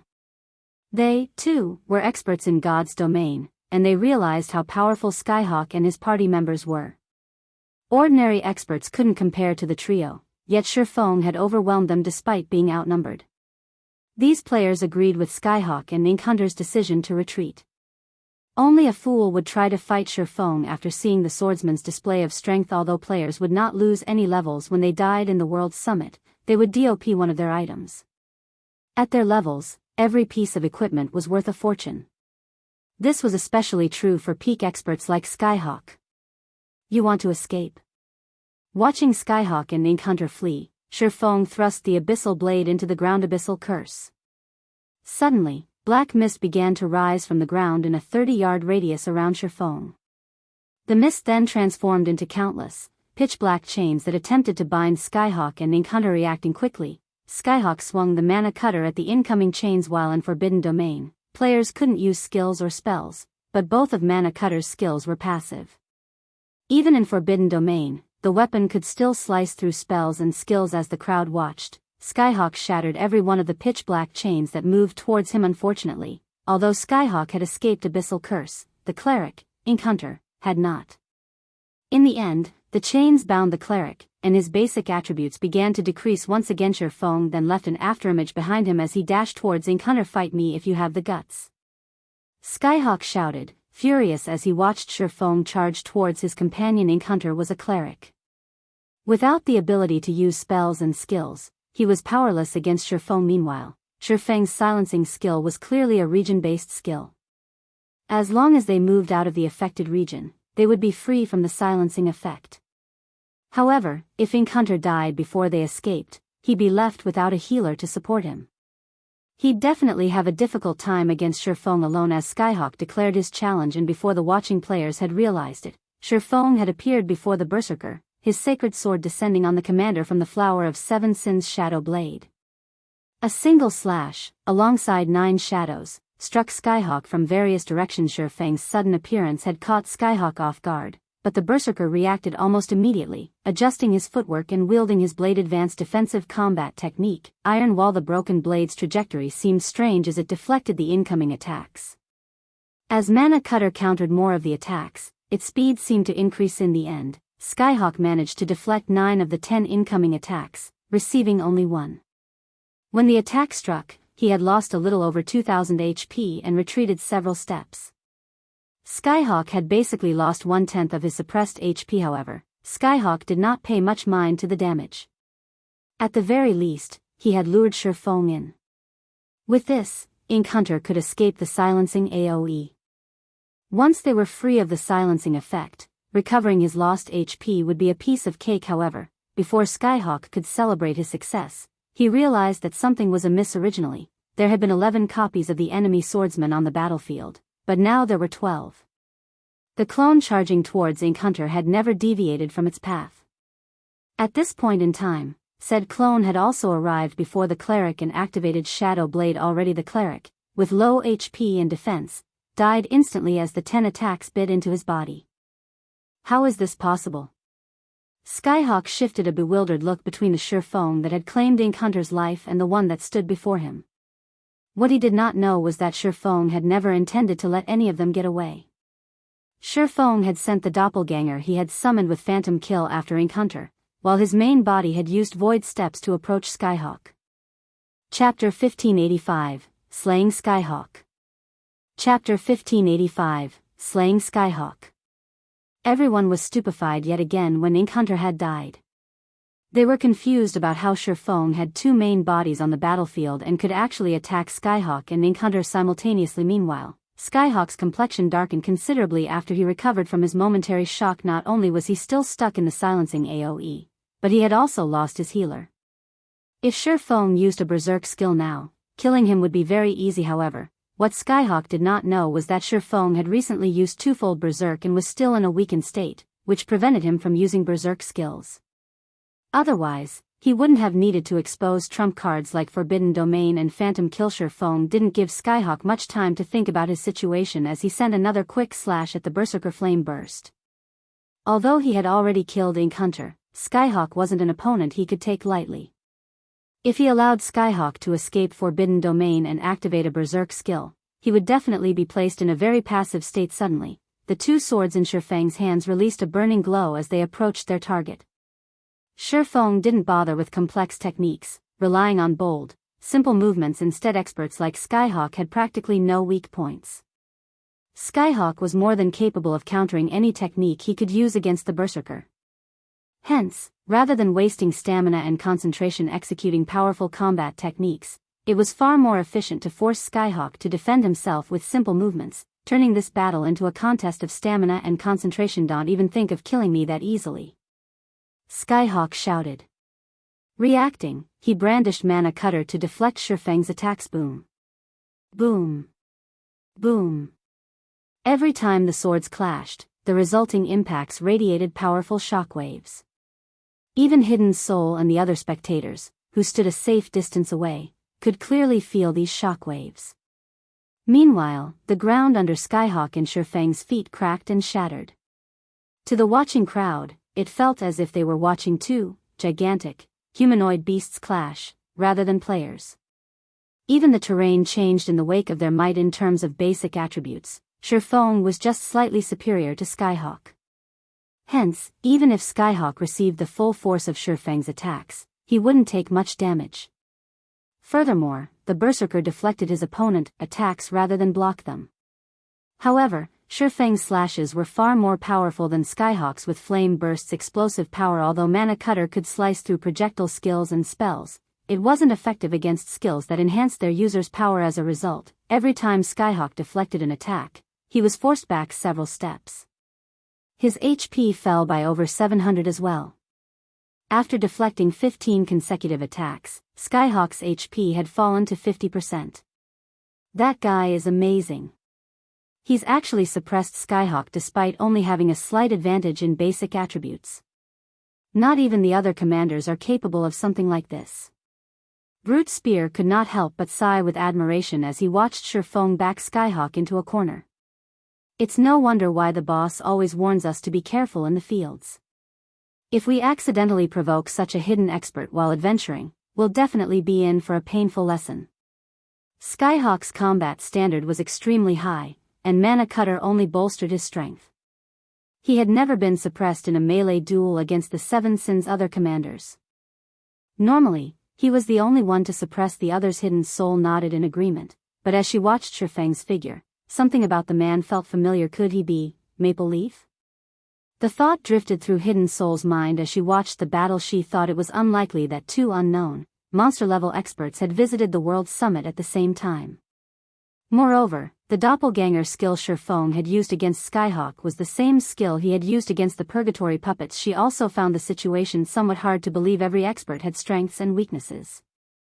For example, some experts focused on fighting monsters, and against monsters, they could display extraordinary strength. Meanwhile, some experts preferred to fight other players, and they could display much greater strength against players than they could against monsters. Feng had previously displayed incredible combat standards against the Purgatory Puppets, proving that he put quite a bit of effort into fighting monsters. Even Hidden Soul had to admit that she wasn't as skilled as Feng in monster battles yet. Despite facing Skyhawk's three-man party, Feng had displayed the same extraordinary tactics and combat standards. His performance wasn't inferior to his fight with the Purgatory Puppets in the least. This proved that he was just as familiar with PvP. As Hidden Soul pondered over Feng's identity, the battle between the swordsman and the berserker grew more intense. They began to exchange blows so fast that even many of the watching demon experts could no longer keep up with the battle. Damn it.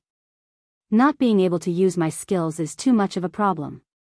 Skyhawk was frustrated as he desperately repelled Feng's frenzied attacks. The standard of his techniques was considerably higher than Feng's. In a fight where neither combatant could use skills or spells, he'd have no fear of Feng yet. Feng had used a skill that boosted his attack's destructive power before launching swift and straightforward attacks, forcing him to receive the attacks one way or another. Had Feng relied on projectiles, he could have easily found an opportunity to use Mana Cutter to turn the tables on the swordsman, but as if Feng had known about the weapon's abilities, he refused to give Skyhawk such an opportunity. This forced him into a passive situation, having to focus on his own defense. As a result, he could only watch as his HP continued to decrease. Moreover, Feng had yet to use a berserk skill or his demon state. That's not right.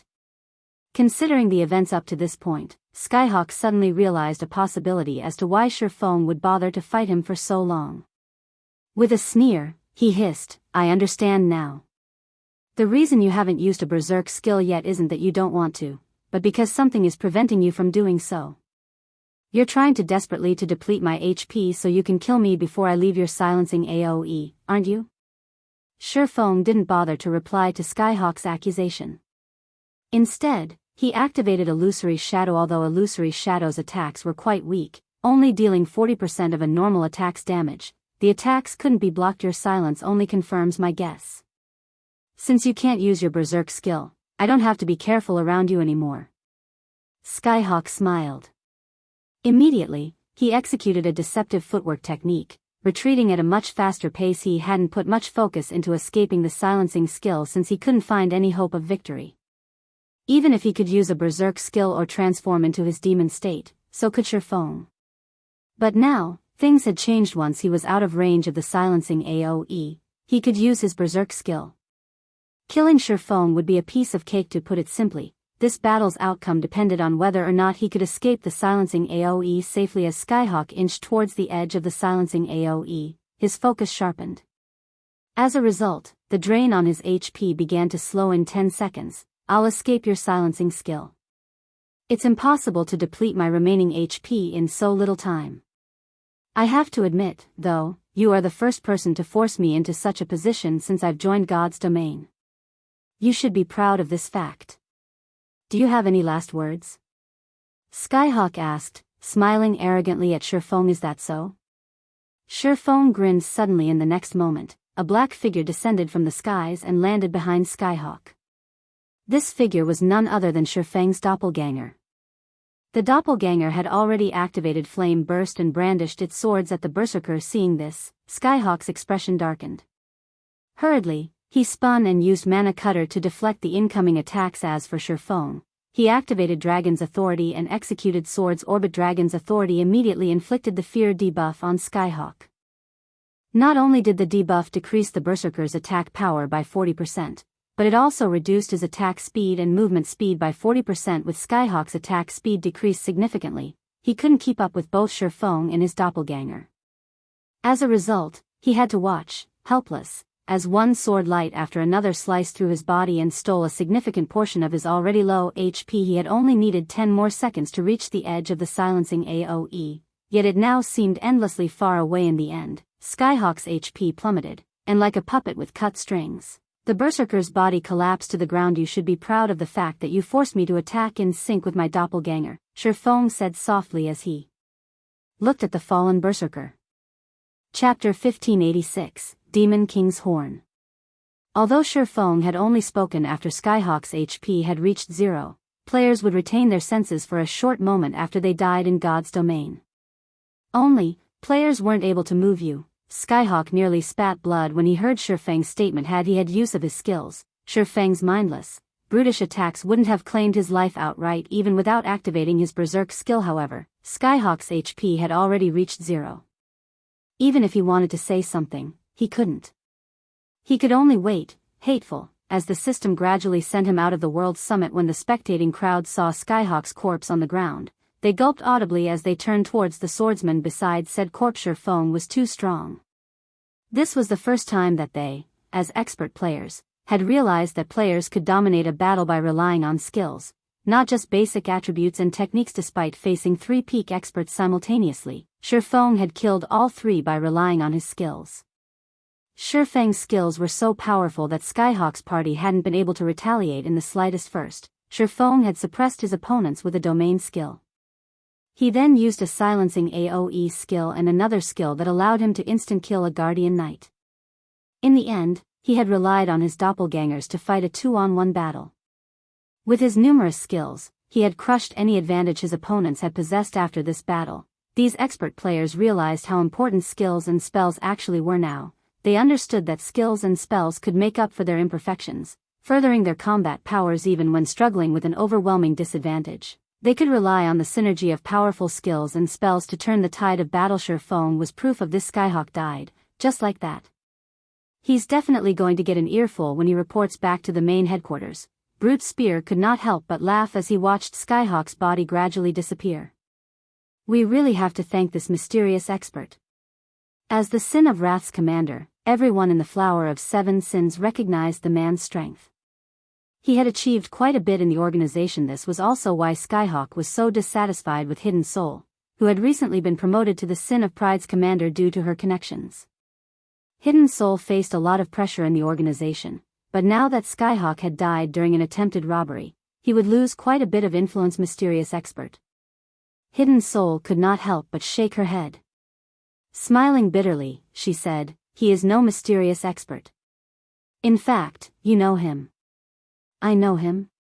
Brute Spear was confused. "If I'm not mistaken, he is Maple Leaf," Hidden Soul said as she stared at Feng's distant figure. Although he had hidden his appearance under a black cloak, one of the doppelganger skills he used during the fight is the same skill Maple used in the entrance test. "He's Brother Maple?" Brute Spear turned to Feng with wide eyes, shocked. He couldn't believe it. Not only was Feng ridiculously powerful against monsters, but he was equally powerful in PvP. "Commander, if we can deepen our relationship with Brother Maple, wouldn't we have a better chance of retrieving the item?" Brute Spear suggested excitedly. "But this isn't the time to ask him," Hidden Soul said after giving the matter some thought.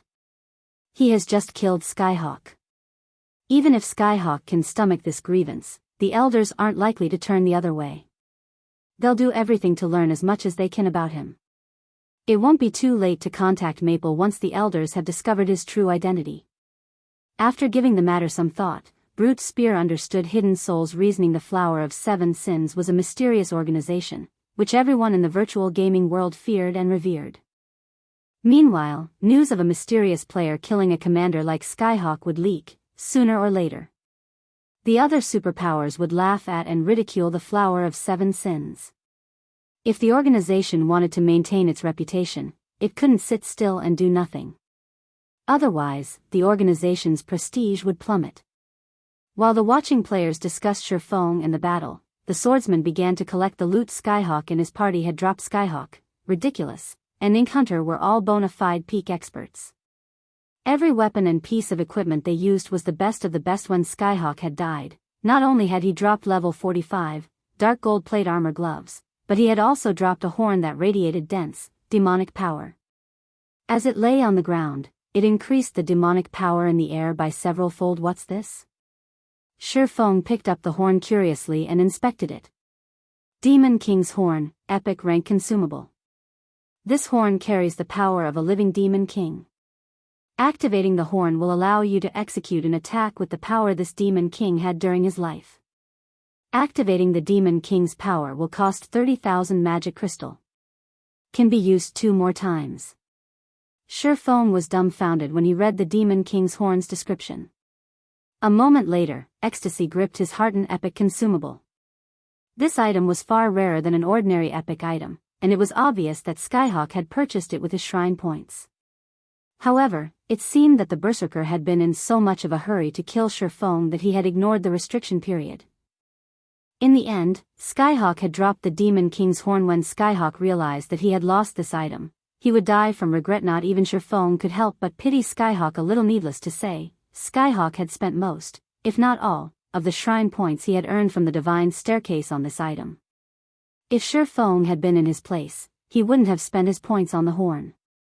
After all, it was merely a consumable item. It would disappear once its usage counts had been spent. However, Feng had to admit that the item could exert an astounding amount of power due to its limited usage counts. With it, a player could use all of the potential of an epic item in an instant. In God's domain, Demon Kings were Tier 5 existences. Although their life ratings were lower than fallen angels, they were still Tier 5 creatures. On their own, they had enough combat power to devastate an entire kingdom. Quite a few Demon Kings had roamed God's domain in Feng's previous life. These Demon Kings had significantly changed the kingdoms they had risen in. To defeat these Demon Kings, the various local guilds had made astronomical sacrifices. Could that fellow have intended to raid a mythic monster? Feng wondered as he gazed at the Demon King's horn. Since the Demon King's horn allowed a player to use a Demon King's power, the player could launch an attack of a Tier 5 creature. A Tier 5 attack could even wound a Tier 5 monster severely if not dealt with properly. To current players, however, Tier 5 monsters were practically invincible. No player would be foolish enough to challenge a Tier 5 creature at this stage of the game. The only reason why Skyhawk would purchase this item was to face a Tier 4 mythic monster. Although mythic monsters were still insurmountable to current players, it was possible to take one down with the help of the Demon King's horn and a few other powerful items. Now that Feng had obtained the Demon King's horn, he had gained another trump card, which was even stronger than the elemental sources, to deal with mythic monsters in the future. He could even use it to deal with the final boss in a level 50 super large-scale team dungeon. The only problem was the high requirement of magic crystals to activate the Demon King's horn. Not just any guild could afford to part with 30,000 magic crystals. Not even Zero Wing could afford the expenditure. Many aspects demanded magic crystals of the guild. Right now, Zero Wing couldn't even afford to spend 10,000 magic crystals, let alone 30,000. Forget it. It's better than not having it at all. After pondering the situation for a moment, Feng decided to set the Demon King's horn aside for now, continuing towards the World Summit's epic area. Meanwhile, news of Feng's single-handed annihilation of Skyhawk's party spread like wildfire, quickly reaching the various superpowers' ears. Chapter 1587, Mysterious Expert. Chapter 1587, Mysterious Expert. Players bustled about on the streets of a guild town, protected by tall walls. Quite a few of these players were architects, busily constructing all types of buildings from the top floor of an open-air restaurant in the town. A middle-aged man in dark gray armor quietly watched these architects. A flame-shaped shield rested beside his chair. Suddenly, a young man burst into the room, running up to the middle-aged man. Uncle Yuan, something big has happened, the young man excitedly reported. We just received news that Skyhawk, one of the Flower of Seven Sins commanders, has been killed. The middle-aged man in question was none other than the secret pavilion's Yuan Tixin. He had already reached level 50 and wore the level 50 fine gold ranked landslide set, a set equipment for shield warriors which could only be obtained from level 50, 100-man team dungeon. Skyhawk has been killed? Yuan Tixin turned towards the young man in astonishment. How is that possible?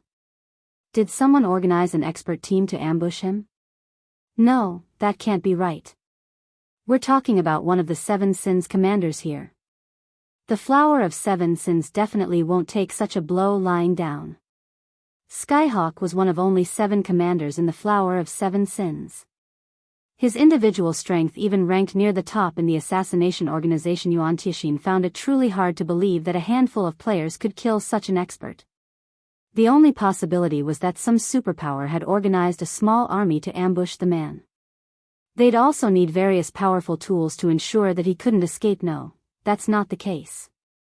Based on what we've heard, it seems that Skyhawk and 2 of his close aides attempted to rob another player. In the end, that player turned the tables, and the 3 lost their lives, the young man explained, stammering. Skyhawk led his men to kill a player, but ended up dead instead? How is that possible? Yuan Tixin was even more shocked. Not only had Skyhawk died, but he had also been killed by a lone player. The man had even had the numerical advantage in the situation. No matter how Yuan Tixin considered the younger man's words, they sounded like a joke. It's true. Here's a video of the battle, the young man said as he hurriedly relayed the recording. The video had been recorded some distance from the battlefield, so the fight's details weren't clear. However, Skyhawk's mana cutter was. There was no doubt that the berserker wielding the broken blade was indeed Skyhawk. What powerful skills! Although Yuan Tixin could not see the entire process of the battle clearly, he could, more or less, deduce the reason that Skyhawk's party had lost. Just who is that player? We're already doing our best to investigate this matter. Unfortunately, we can only glean a limited amount of information from the video. Although the Flower of Seven Sins should have access to more details, our spies in the organization are too low ranked to gain access to the information. The guild leader has already asked us to find this expert as quickly as possible, and he has stated that we cannot allow the Flower of Seven Sins to reach the player before we do. I understand. I'll do my best to look into the matter. After Yuan Tixin finished with the video, he became interested in the mysterious expert who had killed Skyhawk's 3-man party. He immediately ordered his subordinates to investigate the battle video. Meanwhile, God's domain's other superpowers began their own investigations. At this point, Feng, who was wholly ignorant of the commotion he had caused, reached the World Summit's Epic Shrine area. Compared to the Dark Gold and Fine Gold areas, the Epic area was void of players. The majestic Epic Shrines in the area remained unoccupied. Feng didn't need to worry about any competition over the shrines. The god crystals aren't as valuable as epic items, but the shrine's difficulty increases with altitude. Correspondingly, the shrines should offer more treasures. I may be able to find god crystals in the lowermost shrines. After a quick inspection of the epic shrines dotting the mountainside, Feng began his mission. The lowermost region of the epic area had a total of 21 epic shrines. Feng did not put too much thought into the matter and approached the closest shrine. When he reached the shrine's entrance, Feng placed a hand on the doors before him. System: Inferior Legendary Shrine Key detected. You are qualified to open the doors of the epic shrine. Do you wish to spend 1,000 minutes to open them? Feng clicked, agree, without hesitation. Immediately, the shrine doors swung open, allowing Feng to enter. The moment Feng stepped into the shrine, he felt as if he had entered a different world. He stood on a platform above the clouds, and from time to time, Feng spotted flying beasts soaring by. These monsters were all frighteningly strong, and even the weakest among them was a level 150 Great Lord. Some of these flying beasts were even level 180 mythic monsters. Any one of these monsters could easily extinguish Feng's life multiple. Humanoid statues had been erected in the center of the platform, and dazzling items in translucent, crystal boxes had been placed before each statue. Even from this distance, Feng could tell that every one of these items was extraordinarily valuable. When Feng tried to approach one of the statues to inspect the items before it, the sound of another system notification reached his ears. System, you may choose one item before the numerous statues. As long as you fulfill the requirements, you may obtain the item you desire. If you fail to complete the requirements within the given time limit, you will be teleported out of the shrine automatically. Sure enough, the system won't let players take these items easily. Feng wasn't particularly surprised. Although every shrine in the World Summit offered its own rewards, not every shrine granted players a reward upon entry. Some required players to pass certain tests. The Shrine of the Lord of Destruction, which Feng had previously visited, was one such example. If players did not choose the appropriate shrines based on their strength, they might walk away empty-handed. A total of 12 statues occupied the platform. Among the items before the statues, 4 were damaged items, and there were 5 pieces of intact epic equipment, 2 epic weapons, and 1 epic item. According to the acquisition difficulty in God's domain, the epic item would be the most difficult to obtain, while the damaged items would be the easiest. It was relatively easy to determine the various statues' difficulty levels. However, none of this mattered to Feng. After all, he was not here for practical items. The god crystals were his only goal. Please, let this be a god crystal. Feng then approached one of the statues with a damaged item. The moment he made his choice, the stone statue before him began to crack. The cracked stone fell to reveal a stalwart man wielding a 2-handed sword and wearing golden armor. Shrine Knight, High Human, Tier 4 Sword Emperor. Level 100. HP 20,000/20,000,000. The moment the Shrine Knight appeared, Feng felt an unprecedented pressure bear down on him. Normally, NPCs' combat techniques were far stronger than monsters of the same level and tier. Furthermore, the NPC before him was a high human. High humans were unlike the current humans populating the God's Domain continent. High humans had long since gone extinct in God's Domain long ago. The gods had blessed high humans, and their life rating was much higher than their ordinary, current cousins. They were bona fide humanoid monsters. In fact, the legends that spoke about humans who had slain dragons didn't refer to current humans, but high humans. Current humans' life rating was far lower than dragons, and not even a Tier 5 NPC would be a match for an ordinary Tier 5 dragon. However, high humans could fight and defeat dragons. As another example of how powerful high humans were, the Tier 4 Shrine Knight before Feng could easily kill mythic monsters of the same level as if they were ants. Chapter 1588, Bloodline Improves. Chapter 1588, Bloodline Improves. After the stone enveloping the Shrine Knight shattered on the platform, it started to move towards Feng. As the situation developed, the pressure Feng felt continued to build. Had Feng not known that the shrine's trials wouldn't kill the challengers, he would have likely used absolute domain to defend himself. Challenger, you have 2 choices. The first is to dodge all of my attacks, the second is to surpass me in combat standards. Your time limit is 3 hours. You have 3 minutes to consider. If you do not decide in 3 minutes, you'll be forced out of the shrine automatically. The Shrine Knight mechanically explained. Dodge all of his attacks or surpass him in combat standards. Feng took a closer look at the Shrine Knight before him. After a moment of consideration, he declared, I choose the second option. The Shrine Knight was a Tier 4 Sword Emperor. Even if the NPC were the same level as Feng, its attacks wouldn't be a trivial matter. Furthermore, Feng was still in a weakened state. That would make it even more difficult to dodge every one of the Sword Emperor's attacks. Competing against the Shrine Knight in combat standards was his only chance to clear the challenge. Normally, after NPCs reached Tier 3, their combat standards would be on par to ordinary expert players. Some powerful Tier 3 NPCs could even reach the refinement realm. Including NPC's superior attributes, Tier 3 NPCs were generally far more powerful than Tier 3 players. Even the weakest Tier 4 NPCs' combat standards were at the refinement realm, and the more powerful ones could even reach the void realm. Not even Tier 4 peak experts would have dared to provoke Tier 4 NPCs in the pastas for the heroes who were summoned to protect towns and cities. Those capable of reaching Tier 4 had no issue reaching the Void Realm. This was precisely why they could summon towns and cities. Although Feng bore a weakened state, his combat standards weren't affected. Moreover, competing against a Tier 4 NPC via techniques was a rare opportunity. Unlike players, an NPC's combat techniques were far more refined. Their application could even stun players. Excellent. Let's start the battle, then. During this time, my basic attributes will drop to match yours. I will also be set at Tier 2. Neither of us will be allowed to use any skills or spells during this fight. You're also prohibited from using any tools. You will only complete the trial after depleting my HP completely, the Shrine Knight said, nodding. His aura then began to weaken as the Shrine Knight fell from a level 100 Sword Emperor to a level 61 Sword Master. For a brief moment, Feng felt restricted. A notification then appeared, telling him that he was temporarily barred from using skills, spells, or tools. Shrine Knight now had 1 million HP remaining. It was entirely possible for Feng to end this battle quickly, even while relying on his combat techniques. Before Feng could prepare, the Shrine Knight appeared before him, its golden greatsword transforming into a streak of golden light that struck at Feng repeatedly in quick succession so fast.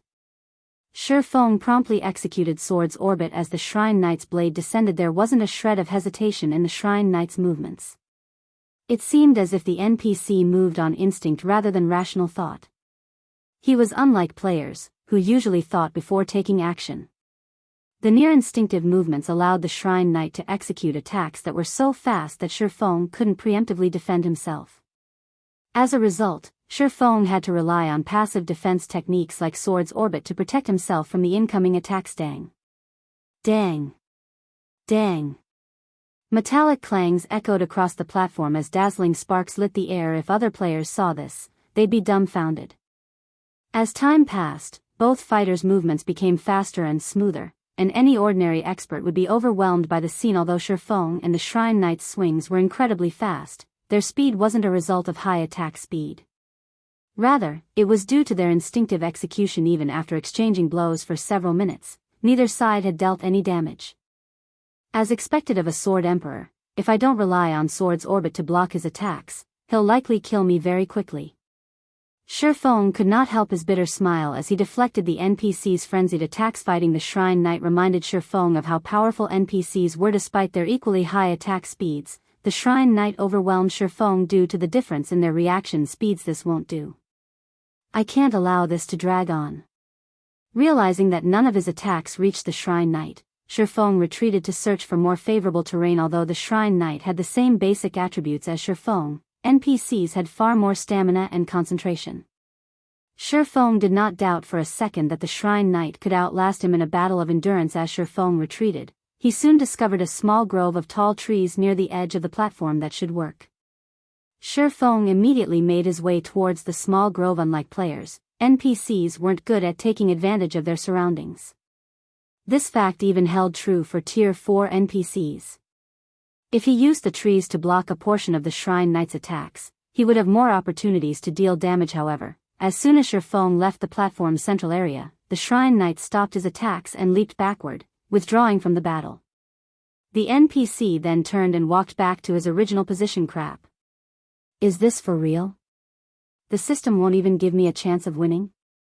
Feng was speechless when he saw the Shrine Knight recover to his original state. If he could not fight outside of the platform's central area, he wouldn't be able to take advantage of the terrain. If he continued to exchange blows mindlessly with the Shrine Knight, he would exhaust himself and die before his 3 hours were up. Why is this trial so difficult even though it's the lowermost epic shrine? Feng felt a wave of frustration wash over him as he stared at the motionless Shrine Knight. Whether it was players or NPCs, as long as they reached the Void Realm, they would have a clear grasp of movement around them. In addition, the Shrine Knight could execute near-instinctive attacks. Aside from Domain Realm experts, Feng doubted that anyone was capable of beating the Shrine Knight's combat standards. Of course, there was one way that Void Realm players could defeat an NPC like the Shrine Knight: an advanced offensive combat technique.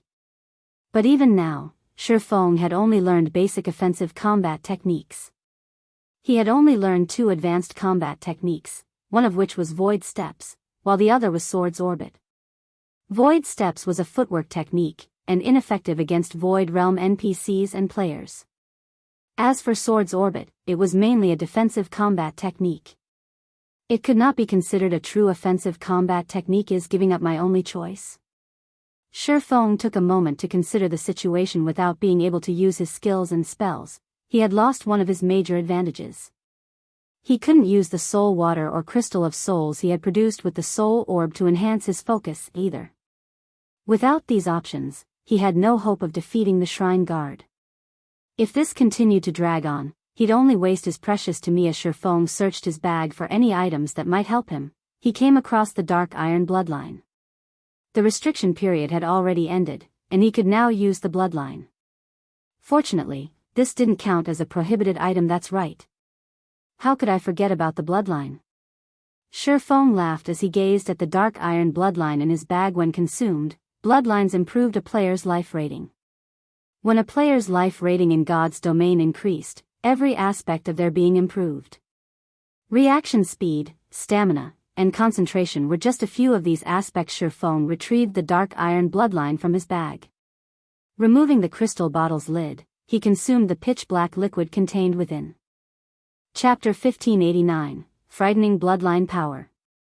Chapter 1589, Frightening Bloodline Power. As Feng consumed the Dark Iron Bloodline, the mana on and around the platform began to gather around his body. Suddenly, two threefold magic arrays appeared above and below him. It looked as if the magic arrays had formed a barrier, enveloping Feng. The surrounding mana then poured into the threefold array above Feng, and golden, divine runes began to surround his body. As more divine runes appeared around Feng, his aura intensified. When the divine runes covered Feng entirely, a pillar of golden light emerged from Feng's body and shot into the sky. The golden pillar radiated an aura that was even stronger than the Shrine Knight's. A few seconds later, the light pillar began to dissipate and calm returned to the platform. Once the platform returned to its original state, Feng slowly opened his eyes. His previously pitch-black pupils now contained a trace of silver. Meanwhile, his aura, which he usually suppressed, overflowed. If an ordinary player saw him now, they'd assume that Feng was an NPC, not a player. Not only did he radiate a domineering aura, but his gaze also carried an indescribable cold. It felt as if Feng could remain calm and rational, regardless of his situation. So, this is the power of the Dark Iron Bloodline? Feng was shocked as he tried to process the changes to his body. There was no doubt that he was extremely excited, but before this feeling could reach its peak, a wave of serenity assaulted his mind, giving him instant peace. Even his perception of his environment had changed. He had previously needed to allocate the majority of his mental power to monitor his surroundings if he wanted to grasp movement around him accurately.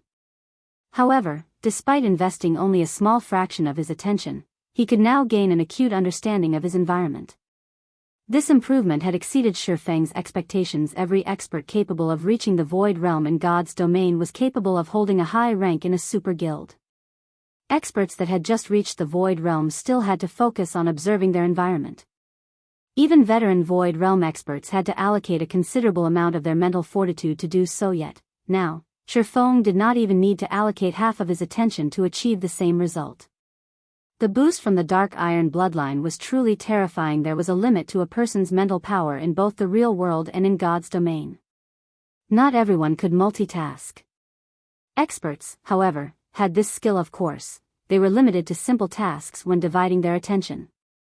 If an expert encountered a complex problem, they would struggle to multitask. Needless to say, observing every movement in one's surroundings was a complex task. If a Void Realm expert only needed half of their focus to observe their surroundings and could allocate the other half to physical movement, their combat power would soar. Aside from the boost to his mental capacity, consuming the Dark Iron Bloodline had improved Feng's basic attributes. His strength had risen by 10%, agility by 7%, endurance, vitality, and intelligence by 5%. Although these were minor improvements, his total basic attributes would increase exponentially as he reached higher levels and tiers, following which, Feng executed a few slashes at the empty air. As he did, his swords drew soundless, beautiful arcs of light before him. Sure enough, not only had the Bloodline improved my basic attributes, but it's also improved my reaction speed.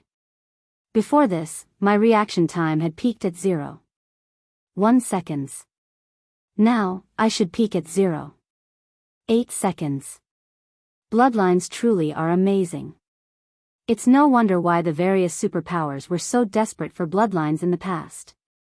Feng could not help his rueful sigh as he watched the lingering afterimages of his blade, although it was only a 0.2-second improvement to his reaction time. To most expert players, it was like the difference between heaven and earth. Normally, only incredibly talented experts could cross the 0.1-second limit. He had only been able to react, at most, 10 times in 1 second in the past, but he could now react 12 times. Assuming that his physical limit wasn't a factor and his opponents only had a peak reaction time of 0.1 seconds, the 2 extra reactions would allow him to outmaneuver his opponents, utterly overwhelming them. Had he obtained a basic bloodline in his previous life, he could have easily succeeded with his Tier 4 promotion, even if his early development had been lacking. Unfortunately, bloodlines were even rarer than fragmented legendary items in God's domain, following which, Feng spent the next 10 minutes or so getting used to the new changes. By the time he was satisfied, he was more than eager to resume his battle with the Shrine Knight. As soon as Feng re-entered the platform's central ring, the Shrine Knight awakened and charged at him with his greatsword raised. Come. Let me test the Dark Iron bloodline strength. Feng could not help but grin as the Shrine Knight ran towards him. He immediately advanced to meet the NPC in battle this time. However, Feng did not execute Sword's Orbit to deflect the Shrine Knight's frenzied assault. Instead, he defended himself with normal swings of his blades. As the swords clashed, sparks and clangs filled the platform once more. Although Feng couldn't execute his attacks instinctively as the Shrine Knight did, he could make up for the missing attacks by relying on his superior reaction speed. As Feng exchanged blows with the Shrine Knight, he gradually became comfortable with his defense. After 3 minutes of battle, he had gone from a passive position to fighting the Shrine Knight on equal footing. Moreover, he had a lot more energy to spare than he had during the previous encounter as he executed void steps to dodge a portion of the Shrine Knight's attacks. The Shrine Knight, who had worn an indifferent expression thus far, now revealed his astonishment. It seems that this is my current limit. Although I still have energy to spare, I haven't mastered enough combat techniques. I still can't exhibit the bloodline's full power. I'll have to find an opportunity to learn more techniques later. After fighting the Shrine Knight for some time, Feng fully understood what he still needed. Now that he had reviewed his strengths and weaknesses, he adjusted his swings and began to execute Sword's Orbit. Every attack with Sword's Orbit was nearly instinctive. As a result, the speed of Feng's slashes had reached its limit. Suddenly, a cut split the skin on the Shrine Knight's shoulder. The NPC's HP fell by roughly 3,000 after the first cut. It didn't take long for the second, third, and fourth to appear, as well as more cuts split the Shrine Knight's skin. His HP plummeted. Before 10 minutes had passed, the NPC's 1 million HP had fallen to 0. The NPC then collapsed, turned to stone, and shattered. In the blink of an eye, Feng was alone on the platform. Once the Shrine Knight was gone, Feng moved forward to collect his reward. Fortunately, the damaged item turned out to be a god crystal. However, when Feng plucked the god crystal from its crystalline prison, he noticed that the god crystal radiated far more divine might than any he had obtained before. An advanced god crystal. When Feng inspected the item, he realized why the trial had been so challenging. The power of God in an advanced god crystal was far denser than in ordinary god crystals. One advanced god crystal was the equivalent of 2 ordinary god crystals, and naturally, it wasn't any less valuable than a piece of ordinary epic equipment. Now, he only needed 1 more god crystal to remove the mysterious power suppressing the disintegration armor. System, congratulations. You have completed the Shrine's trial. You now have 2 options. 1. Exit the Shrine. 2. Challenge another trial at the cost of 1,000 minutes. Feng chose option 2 without hesitation when he saw the system notification. After all, he needed another god crystal this time. However, the trial was much less difficult. This Shrine Knight had only reached the flowing water realm, and as a result, he defeated the NPC very easily. After Feng secured his 3rd god crystal from the epic shrine, he received a notification that he had reached his challenge limit for epic shrines and was teleported out of the shrine without having any say in the matter. If you find any errors, ads pop up, ads redirect, broken links, non-standard content, etc. Chapter 1590, Feng returns. Chapter 1590, Feng returns. Outside of the epic shrine Feng had previously entered, the space before the shrine's doors shattered. A figure began to emerge from the spatial tear, clumsily falling to the ground. 3 challenges is the limit? Feng gave the epic shrine's doors a bitter smile. This world's summit is really stingy. He had thought that he could challenge the epic shrine's trials as long as he still had enough time remaining, but it seemed that that wasn't the case.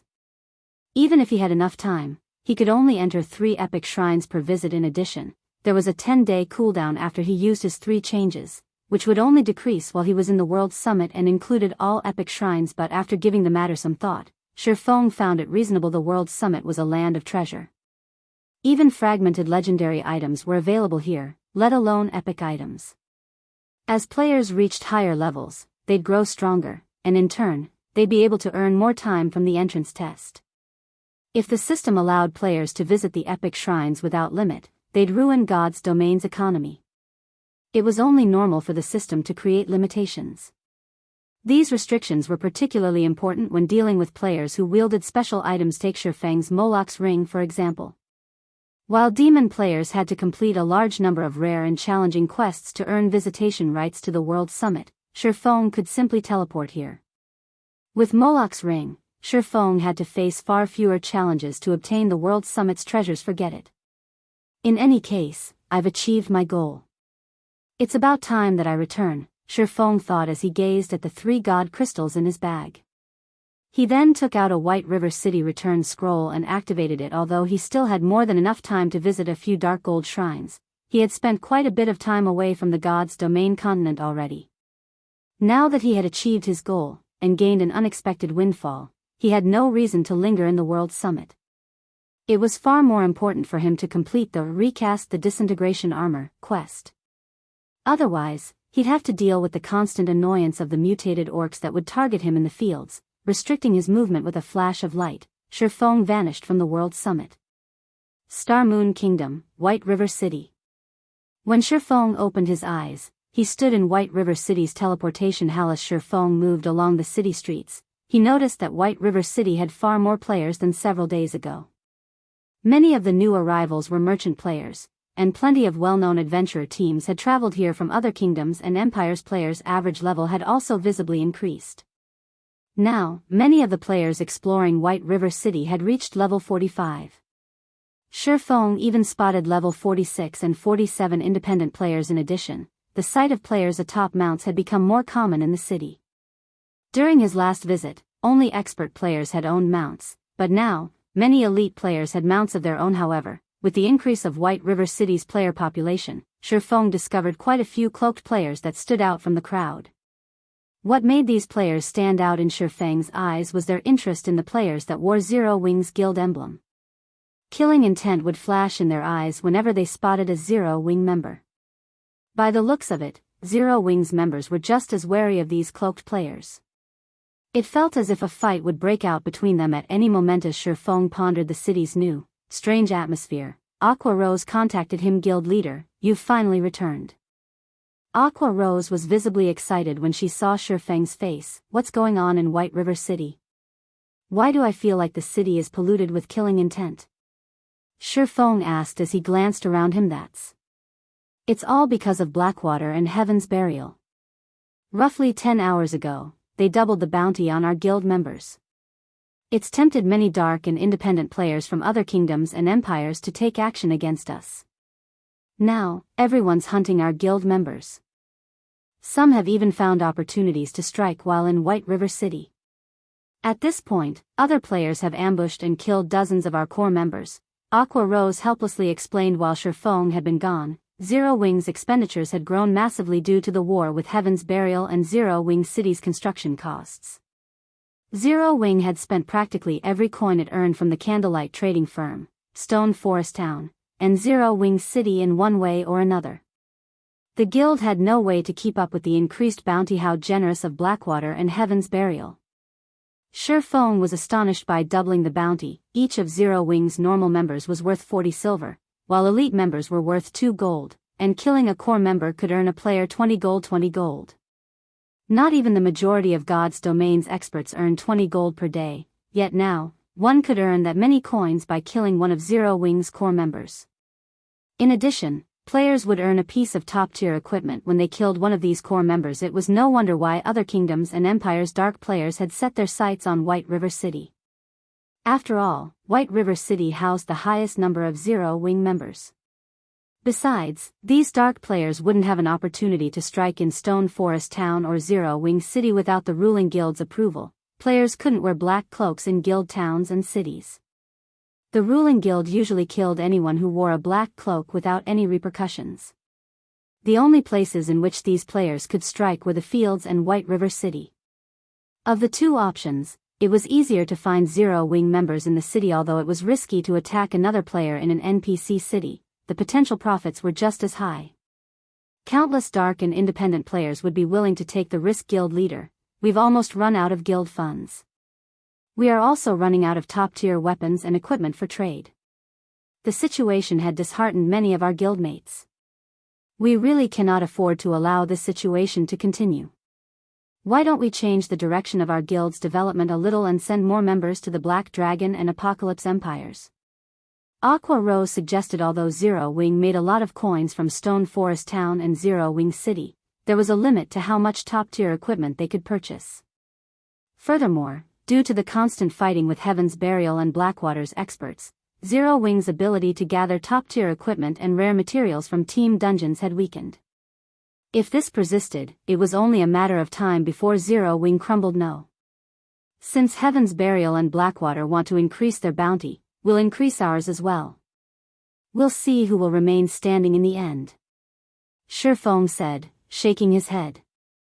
Also, notify Melancholic and have her prepare these materials for me. Gather every advanced forger we have, as well. But we have very little spare capital remaining. If we increase our bounty, we'll run out of funds very quickly, Aqua Rose said worriedly. Currently, Zero Wing's emergency funds only amounted to 22,000 gold. This even included the rent they had received from merchant players in Zero Wing City. If they increased the bounty on Heaven's Burial's members, that might not even last them one more day. If Zero Wing couldn't pay the bounties, its reputation would suffer. Lax. I have a way to deal with the money problem. Just make the announcement.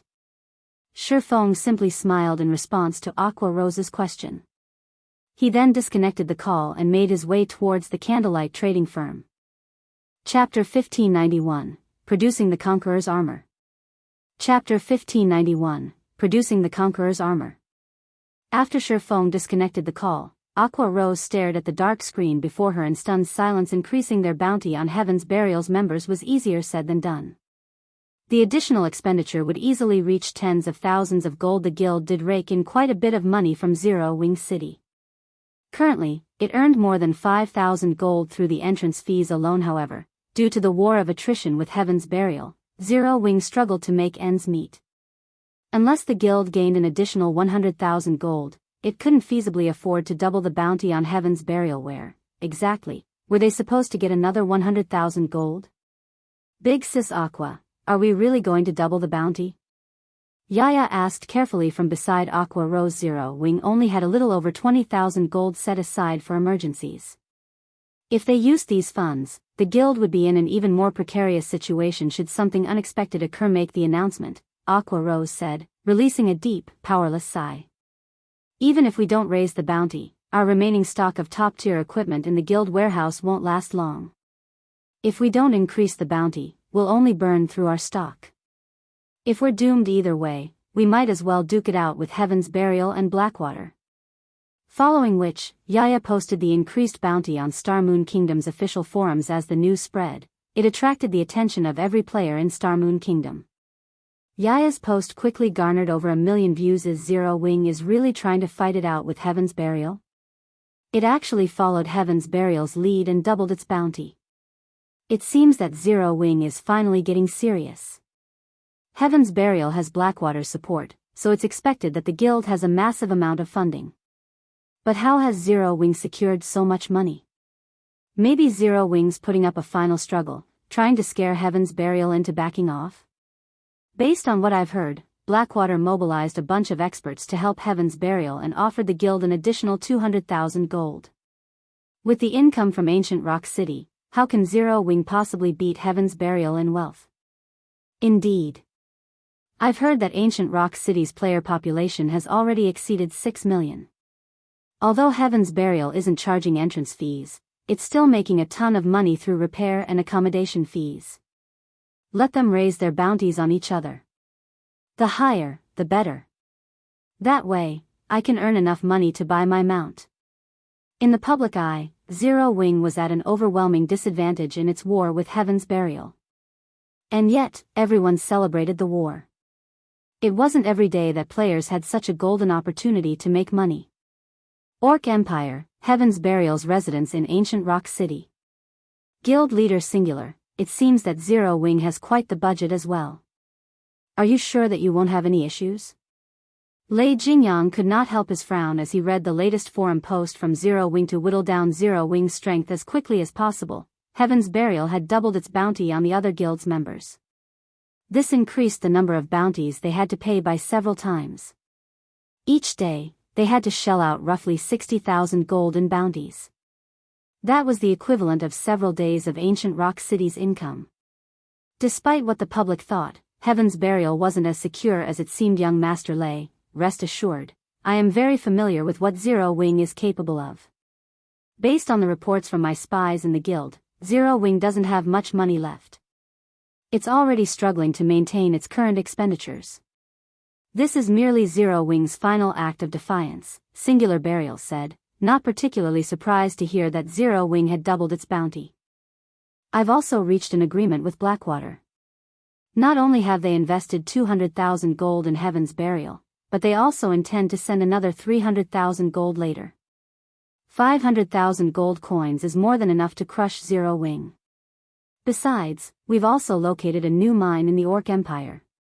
That mine has a magic iron vein and a certain chance of producing magic crystals. As long as we capture the mine, Zero Wing has no hope of outlasting us, even if it gains the Dragon Phoenix Pavilion's full support. Magic iron veins were one of the few ore veins that produced magic crystals, and the vein Heaven's Burial had discovered was only a dozen or so hours walk away from Ancient Rock City. Although other superpowers had discovered the vein as well, their guild towns were much farther away. As a result, these superpowers couldn't compete with Heaven's Burial. I guess you're right. But as a precaution, we should move up our timetable. The other superpowers have already shown interest in the magic iron vein, and although we have the terrain advantage, securing the vein won't be easy. Lei Jingyang nodded his agreement. He was starting to think that he may have overestimated Zero Wing a little. Although Zero Wing was powerful, the guild lacked the support of a major corporation. It relied on its own power. Meanwhile, in White River City's candlelight trading firm, as Feng entered one of the special forging rooms on the building's top floor, he noticed Melancholic Smile and nearly 100 other advanced forgers waiting for him. Guild leader, I've withdrawn all of the materials you've requested from the warehouse. The candlelight trading firm is also purchasing the materials in bulk, Melancholic Smile reported as she approached Feng, gesturing to the various materials piled around the special forging room. The materials Melancholic had gathered in the special forging room were none other than the required materials for crafting the Conqueror's armor. The Conqueror's armor's production process was intensely complex. Among the various processes, the most time-consuming were the smelting and material refinement. Fortunately, these tasks could be completed by forgers who hadn't learned the Conqueror's armor forging design, which was precisely why Feng had called upon these forgers to assist. With this, he could focus on forging the Conqueror's armor, saving plenty of time. However, when Feng considered the material's purity, he decided that it'd be best if he left the smelting and refinement to advanced forgers. Good. Put whatever tasks you're currently working on hold for now. I need all of you to smelt these materials, Feng addressed the advanced forgers. He then turned to Melancholic Smile and asked, how is the market for lunar potions right now? Lunar potions? Shaking her head, Melancholic Smile said, although the lunar potion is common, demand has skyrocketed due to the increase in players exploring ruins, yet the Moonlight Flower, the lunar potion's main material, is quite rare. As a result, the Moonlight Flower's market price has increased drastically. Now, each flower sells for 6 silver. As for the lunar potion, it's sold for 12 silver. Although we've tried to purchase the flowers to produce lunar potions, we've only crafted a little over 2,000 bottles thus far. The various large guilds urgently needed lunar potions, but due to the moonlight flower's rarity, it was impossible to acquire in large quantities. The fact that the candlelight trading firm had accumulated a stock of over 2,000 lunar potions was impressive, so it's finally begun. Feng smiled. The moonlight flower's price was already higher than he had expected.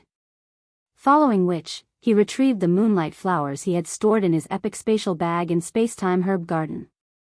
Use these to brew lunar potions and sell them for now. Send all of the money to Aqua to cope with our current predicament. Feng had used the Spacetime Herb Garden to grow moonlight flowers ever since he obtained it.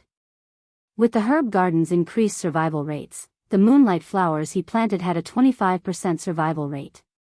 As a result, each harvest netted around 15,000 moonlight flowers. He had already collected over 350,000 in total. Since each stack consisted of 100 flowers, he had 3,521 stacks of moonlight flowers. When Melancholic Smile saw the stacks of moonlight flowers Feng had revealed, her jaw dropped. It was difficult enough to purchase a few dozen moonlight flowers from the market, yet Feng had pulled over 3,000 stacks from his bag, almost filling hers. If they used all of these moonlight flowers to brew lunar potions, they'd definitely make a fortune. Chapter 1592, Frantic Purchase. Chapter 1592, Frantic Purchase. After receiving Feng's instructions, Melancholic Smile promptly left the special forging room and contacted every advanced alchemist in the candlelight trading firm, passing on the order to begin the lunar potions mass production at the same time. Melancholic Smile retrieved the stockpiled lunar potions from the trading firm's warehouse and had her subordinates sell them in Zero Wing's Advanced Auction House and White River City's auction house. In addition, she sent a few other players to the Black Dragon Empire and other kingdoms to sell the potions. Not only could they sell the lunar potions quickly by doing so, but they could also maintain the market value. Meanwhile, in another of the candlelight trading firm's special forging rooms, Feng took out the Philosopher's Stone, which he had retrieved from his private warehouse earlier, and began to synthesize mana barrier crystals from the mana barrier crystal fragments. Feng had obtained a total of 45 mana barrier crystal fragments from his latest trip to the World Summit. If he had NPC alchemists help synthesize the mana barrier crystals for him, they'd only have a 40% success rate, and each attempt required 10 crystal fragments. He'd be lucky to end up with 2 mana barrier crystals. On the other hand, the Philosopher's Stone provided a 100% synthesis success rate. However, something unexpected and shocking happened when Feng synthesized the first batch of crystal fragments. After placing only 5 crystal fragments into the Philosopher's Stone, a complete mana barrier crystal had appeared on the table before him. What? I only need 5 crystal fragments to form a complete crystal. Feng was astounded as he stared at the mana barrier crystal on the table. If he only needed 5 crystal fragments, he could synthesize 9 complete mana barrier crystals. Meanwhile, teleportation arrays like those in White River City's teleportation hall needed 5 magic crystals for each activation.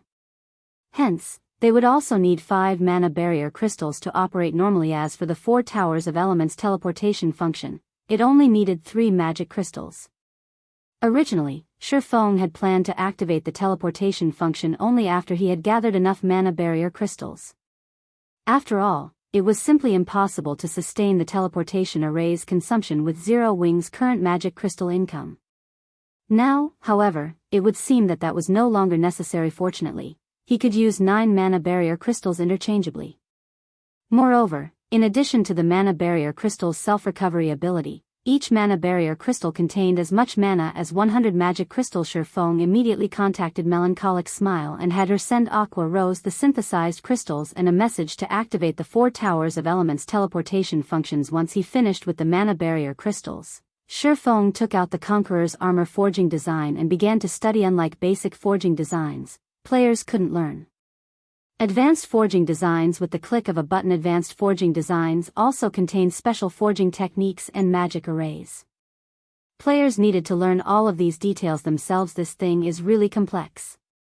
After looking through the Conqueror's armor's production process, Feng was astonished. It's no wonder why players struggled so hard to produce equipment with battle arrays in the past.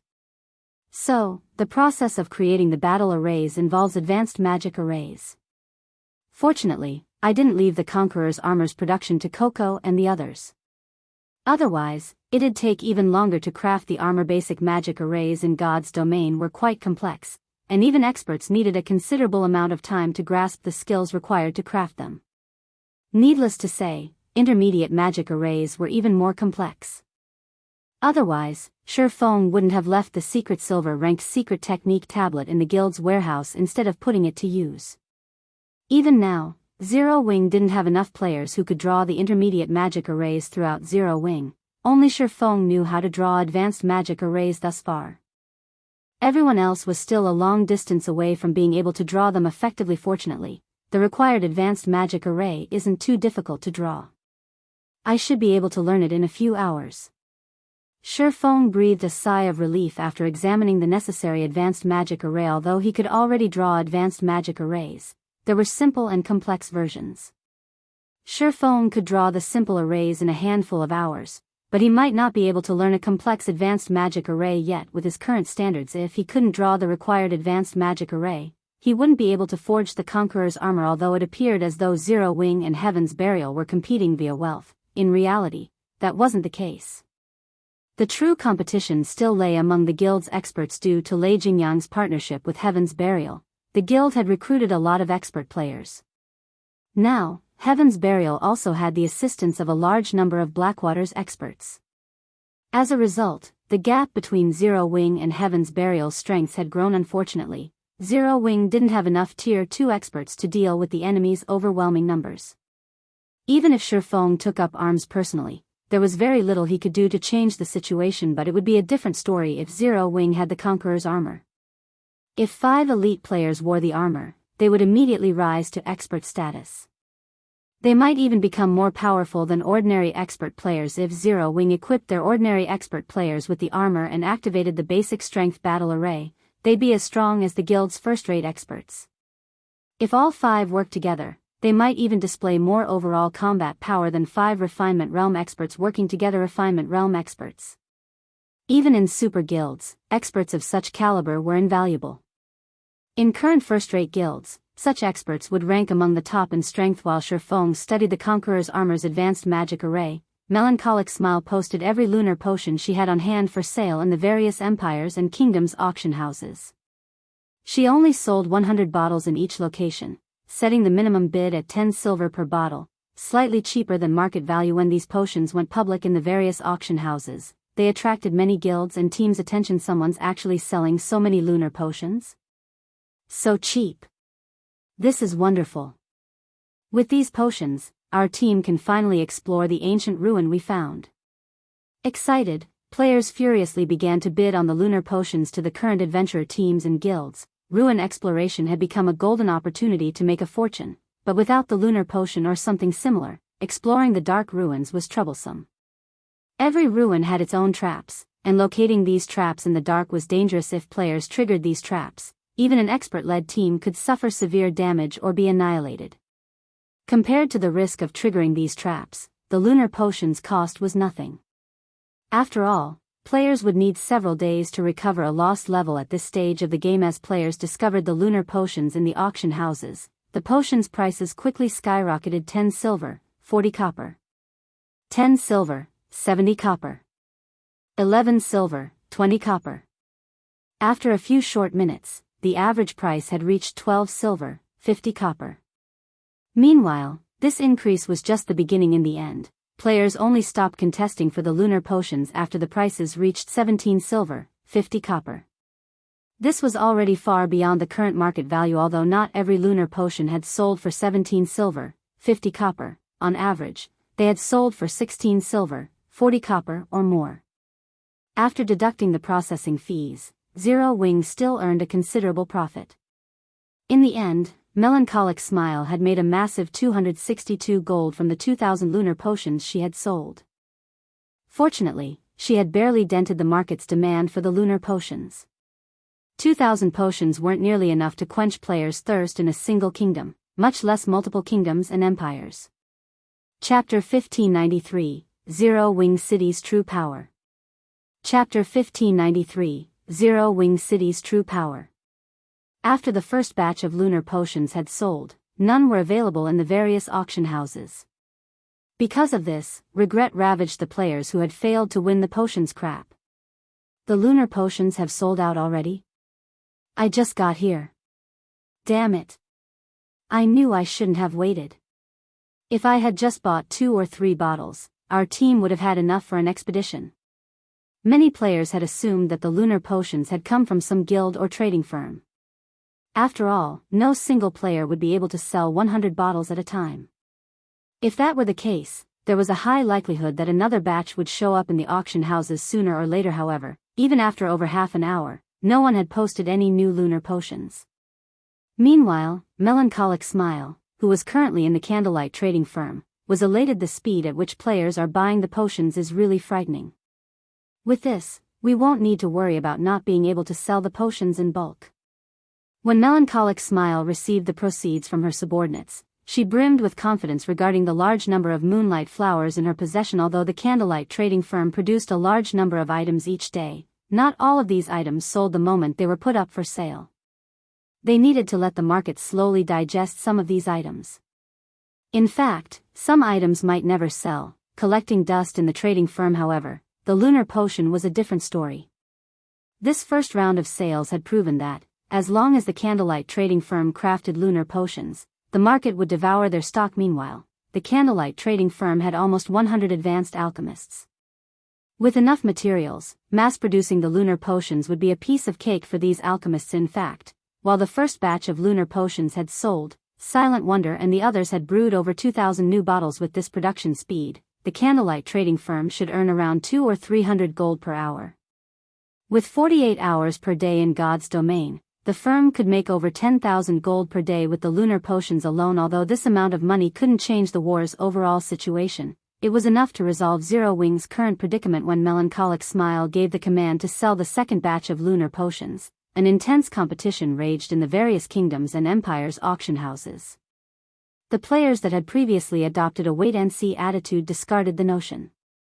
They did everything in their power to get their hands on the potions for fear that they'd miss this opportunity. The lunar potions prices soared once again. The highest price during the first batch had climbed to 17 silver, 50 copper, but now it rose to 19 silver per bottle.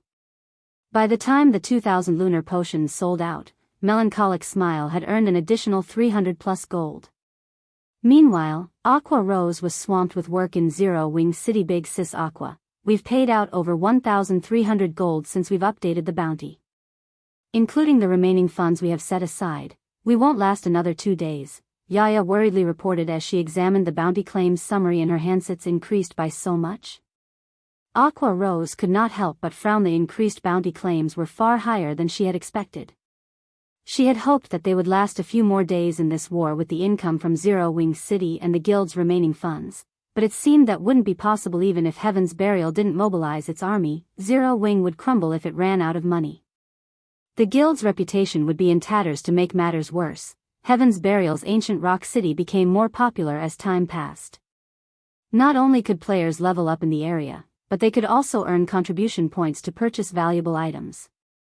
In contrast, Zero Wing City's location was only suitable for leisure right now. Big Sis Aqua, under the guild leader's orders, the candlelight trading firm has sent a representative with coins and items.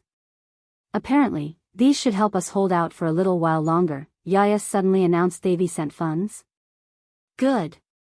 I'll head over to meet them immediately. Aqua Rose breathed a sigh of relief when she heard that Feng had sent additional funds. She ran to the guild hall's lobby to receive the coins and items. Although she didn't know how Feng had obtained the additional funding, another 40 or 50,000 gold would help Zero Wing endure this war for a few more days. During that time, they could organize an auction to sell some of Zero Wing City's private housing.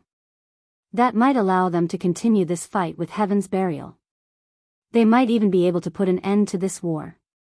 Heaven's Burial invested quite a bit of money each day as well, and no one wanted to see this drag on. However, when Aqua Rose saw the coins Melancholic Smile's subordinate had traded to her, she was dumbfounded.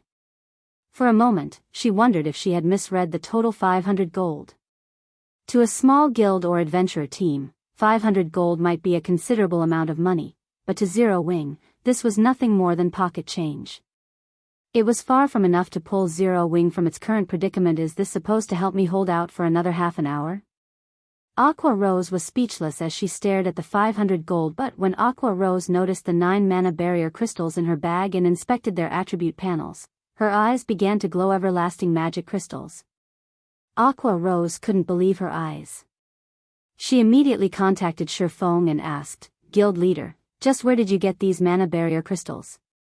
Do you have more of them? God's Domain's various guilds and players were all in desperate need of magic crystals, and Zero Wing was certainly no exception. Yet not only were these mana barrier crystals the equivalent of 100 magic crystals, but they could also be used repeatedly. This was akin to having a miniature magic crystal vein. Furthermore, these mana barrier crystals only needed 48 hours to replenish their energy.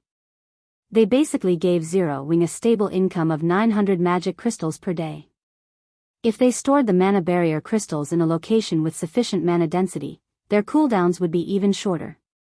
Although the mana barrier crystals could not be used in places like the Divine Colosseum, they were extremely valuable. You've already received them?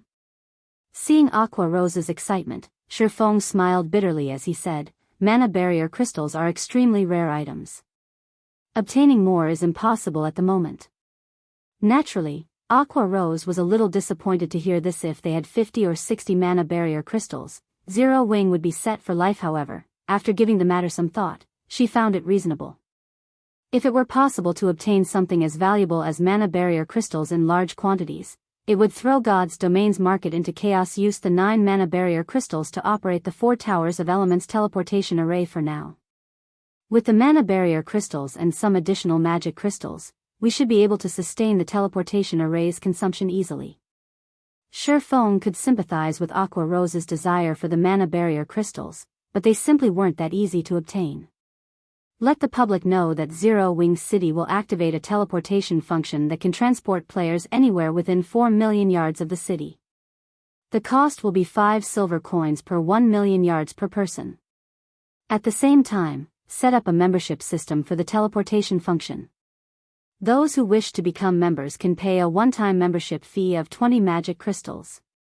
In return, they'll get a 20% discount when using the teleportation function. Currently, Stone Forest Town and Team Dungeons were Zero Wing's main income source for magic crystals, but both Stone Forest Town and Zero Wing City needed a lot of magic crystals to operate. Furthermore, the guild had to sustain the daily magic crystal allocation for its members. It was practically impossible to sustain the 4 Towers of Elements' teleportation function with the guild's current magic crystal income. Although not every player would pay 20 magic crystals to become a member, Zero Wing would be fine as long as it earned enough magic crystals to sustain the 4 Towers of Elements teleportation function. Alright, I'll get it done right away. Aqua Rose nodded excitedly. She had waited to launch of the 4 Towers of Elements' teleportation function for a long time. Unfortunately, Zero Wing hadn't had enough magic crystals to sustain the teleportation array until now. Now that they had the mana barrier crystals, they could finally show off Zero Wing City's true power. Chapter 1594, Surging Towards Zero Wing City. Chapter 1594, Surging Towards Zero Wing City. Star Moon Kingdom, Star Moon City. Light flashed in the teleportation hall as a team of 20 players arrived in the lively Star Moon City. When these players appeared, many players in the hall turned to look. All of these 20 players' levels were impressively high, and they were well equipped. The lowest level among them was level 47, while the most inferior equipment was level 45 fine gold rank. The pair leading the team, a man and a woman, were even more awe-inspiring. Both were level 49 and wore nothing but level 45 dark gold equipment. Not even first-rate guilds experts could compare to this team. Most surprisingly, none of these experts wore a guild emblem, showing that they were all independent players. What a powerful team. Who are they? Don't you see the flaming fox logo sewn on their cloaks? They're members of Firecloud Fox, one of the top 50 adventurer teams in the Black Dragon Empire. That shield warrior in the lead is Remnant Cloud, Firecloud Fox's commander. He is one of the Black Dragon Empire's top 100 shield warriors. I've heard that several first-rate guilds in the Empire have offered high prices to recruit him, but he's refused every one. Since they're from an adventurer team in the Black Dragon Empire, why are they here in Star Moon Kingdom? Because of Stone Forest Town. The town's battle arena is a perfect place for experts like them to train. I've also heard that Firecloud Fox plans to move its headquarters to Zero Wing City.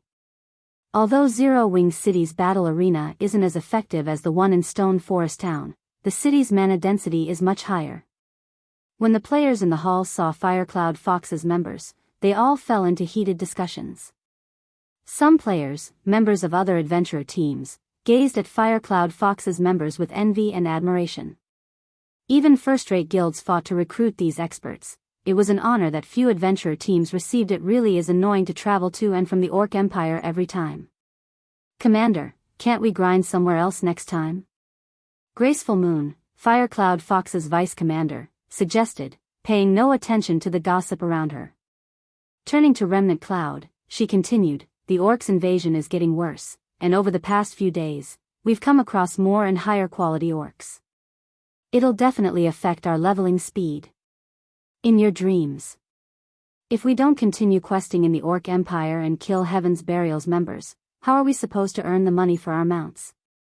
Remnant Cloud snapped.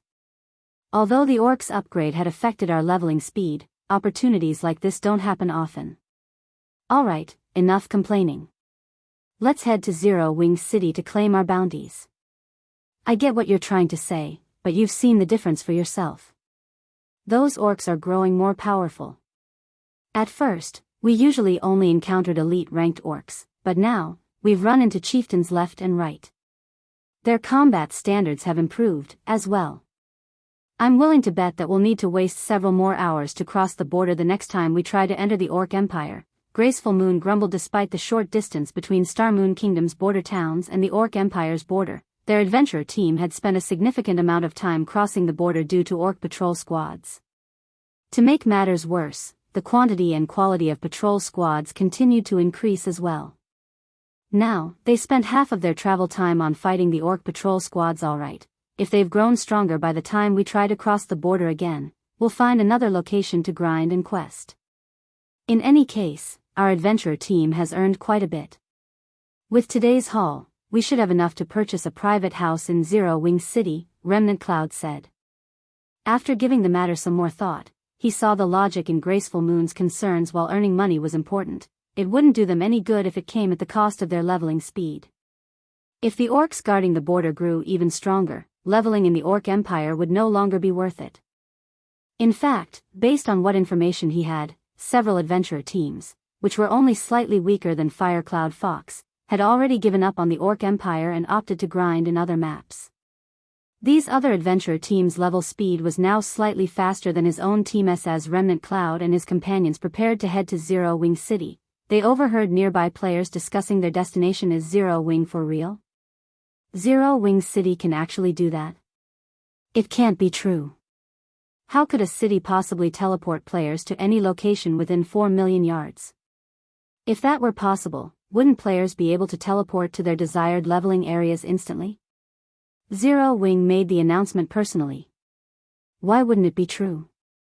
Players would see through it immediately if this were some kind of ruse. Besides, didn't you see it? The teleportation fee is absurd. Ordinary players barely earn anything each day. If we want to use the teleportation function, we'll have to hand over a whole day's earnings to Zero Wing. Zero Wing is too strong. It actually secured something like this, too. As expected of our kingdom's #1 guild. The players on Star Moon City streets debated Zero Wing's latest announcement. Meanwhile, the numerous adventurer teams in the city burned with excitement over the news. Zero Wing City's location was no longer news to Star Moon Kingdom's players. The city wasn't far from the front lines of this war between the Orc Empire and Star Moon Kingdom. For the most part, only a large forest separated the city from the front lines. Being able to teleport to any location within 4 million yards of the city would allow players to travel beyond the kingdom's border, bypassing many of the Orc patrol squads. This would save players plenty of travel time and allow them to avoid quite a bit of danger. The teleportation's cost was the only downside. If players teleported across the maximum range, one trip would cost 20 silver per person. However, the price was definitely worth the trip for capable adventurer teams. They could easily earn back several times the money they had spent with the time they saved. After all, Zero Wing had placed a bounty on Heaven's Burial's members. They could earn back the teleportation fees by killing a bunch of the guild's members easily. Moreover, the Orc Empire's maps had far more resources than most of Star Moon Kingdom's. They'd also be able to increase their leveling speed. Commander, it seems that we'll have to save a bit more coins to buy a private house in Zero Wing City, Graceful Moon said, chuckling after she read Zero Wing's announcement. Zero Wing isn't giving us a chance. How wonderful would it have been if they had sold their private housing before this announcement? While Remnant Cloud celebrated the news, he also felt a sting in his pocket. Zero Wing City had already offered amazing benefits, but now it also informed the public of its teleportation function. Needless to say, adventurer teams and experts who wanted to level in the Orc Empire would flood Zero Wing City. To players like them, the teleportation function was a major resource, and 20 silver coins wasn't a significant expenditure. As long as they obtained 1 or 2 pieces of equipment to sell, they would easily earn back what they spent. Furthermore, players could purchase a membership to receive a 20% discount. In fact, Star Moon Kingdom's players wouldn't be the only ones interested in Zero Wing City's teleportation function. Players from other kingdoms and empires would likely visit Zero Wing City to travel to the Orc Empire. As it was, the orcs guarding all of the Empire's borders were growing stronger as Remnant Cloud fussed over how to earn enough money to purchase a private house in Zero Wing City. The adventurer teams and players in said city were in an uproar. These players, who had initially planned to walk to the Orc Empire, changed their minds immediately and made their way to the nearest 4 towers of elements.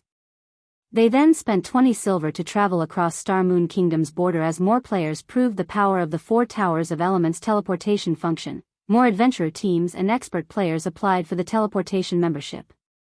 1 short hour after Zero Wing announced the teleportation function, 1,042 players had become members, contributing over 20,000 magic crystals. In total, over 2,000 players had used the teleportation function. Naturally, not everyone wanted to pay a portion of their teleportation fees in magic crystals. After subtracting the maintenance and energy costs, Zero Wing had earned 12 silver coins off of every player that had teleported over the maximum distance. In a single hour, Zero Wing had made over 240 gold in pure profit. However, the truly frightening result of Zero Wing's latest announcement was the number of players who visited Zero Wing City. In just 1 hour, Zero Wing City's player population had shot past the 2 million threshold.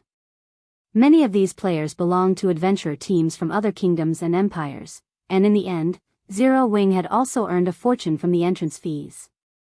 Chapter 1595, Upgrading the Blacksteel Insignia. Chapter 1595, Upgrading the Blacksteel Insignia. The moment Zero Wing City revealed its teleportation function, the city attracted many major powers' attention. A large number of merchant players also considered conducting their business in Zero Wing City. Some of the guilds in the several kingdoms and 2 empires bordering the Orc Empire even tried to ally with Zero Wing in secret. The situation had completely exceeded Aqua Rose's expectations. All of these guilds offered to sell Zero Wing level 45, top-tier equipment at below market price in exchange for the right to establish a guild residence in Zero Wing City and a 20% discount on the teleportation fees.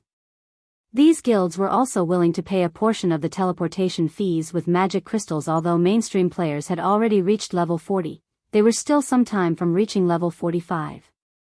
Only the various guilds' elite members had reached such a high level, and because of this, level 45 fine gold equipment and above was still extremely rare.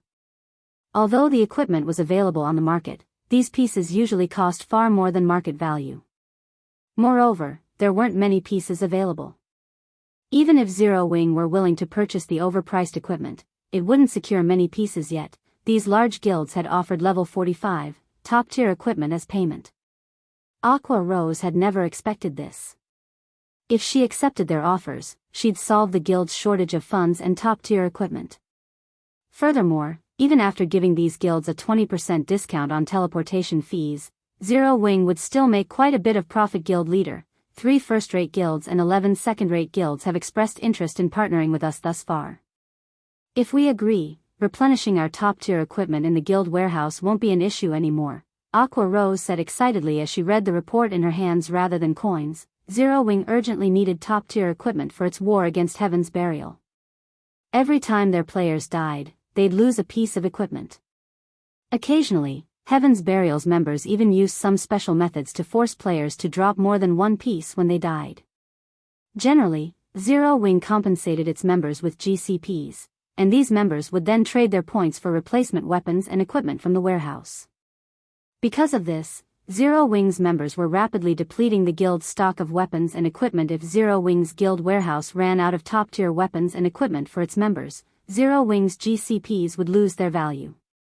If that happened, it would only be a matter of time before the guild crumbled. However, if Zero Wing could replenish its stock, Aqua Rose was confident that the guild could continue to duke it out with Heaven's Burial. There are so many guilds seeking an alliance. Aqua Rose's report surprised Feng. He hadn't thought that the Four Towers of Elements teleportation function would be such an effective advertisement. Alright. However, they have to pay 25% of their teleportation fees with magic crystals. Otherwise, no deal. While the Four Towers of Elements' teleportation function was powerful, its operation cost a lot of magic crystals. If he allowed these guilds to mass teleport their members, the 9 mana barrier crystals would drain in the blink of an eye. Zero Wing did not have many magic crystals to spare. If these guilds paid a quarter of their teleportation fees in magic crystals, they'd offset the additional cost. Zero Wing might even earn some magic crystal profit. I understand. I'll begin the negotiations right away. After Feng agreed, Aqua Rose disconnected the call and contacted the various large guild leaders. Meanwhile, the atmosphere among Zero Wing's members had lightened considerably due to the city's sudden popularity. Everyone's confidence of defeating Heaven's Burial renewed. They could easily imagine the future that awaited their guild city, and there was no way it would lose to Heaven's Burial's ancient rock city in any aspect. Similarly, Star Moon Kingdom's players had begun to change their minds about Zero Wing falling prey to Heaven's Burial. They now thought that Zero Wing had some hope of victory. While Aqua Rose negotiated the contract's terms with the various guild leaders, Feng had finally learned how to craft the new advanced magic array and had begun to forge the Conqueror's armor. Although Zero Wing had solved its money and equipment problems, it still wouldn't be easy to defeat Heaven's Burial and Blackwater. Feng didn't even think that his current guild could do anything to the two guilds. The difference between their expert counts was just too massive, not to mention financial strength. If Zero Wing wanted to end this war of attrition, it would have to rely on the strength of its guild members. In fact, this was God's domain's infallible truth. Otherwise, guilds wouldn't pay so much attention to nurturing their experts. Now that I've learned how to draw the magic array, I need to find a way to improve my success rate. Although it is somewhat wasteful, I'll have to upgrade the Blacksteel Insignia.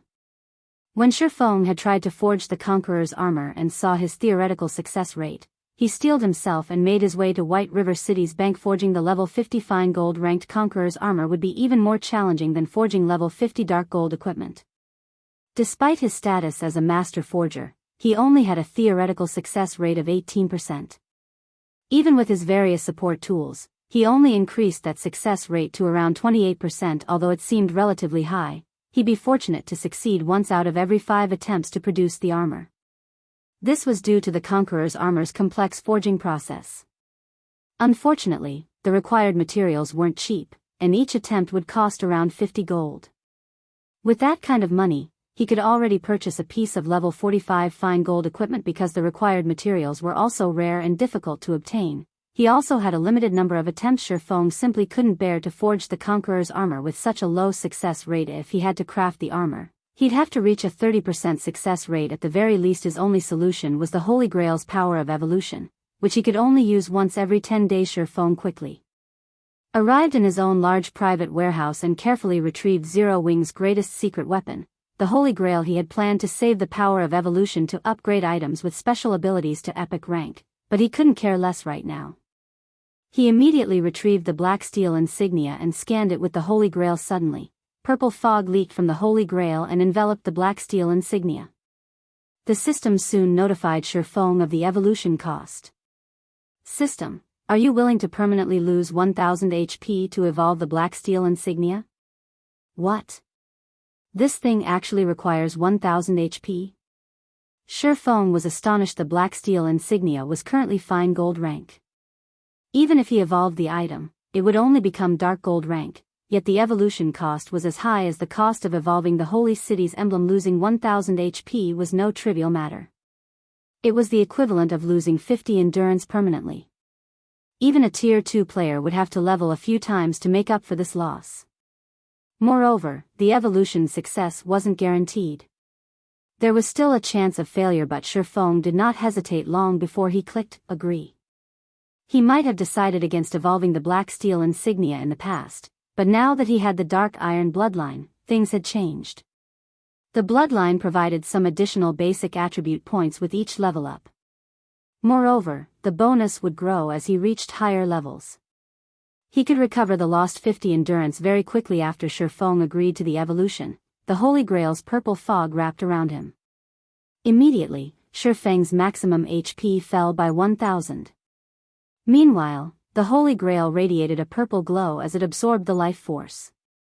Following which, plumes of purple fog seeped into the Blacksteel Insignia suddenly.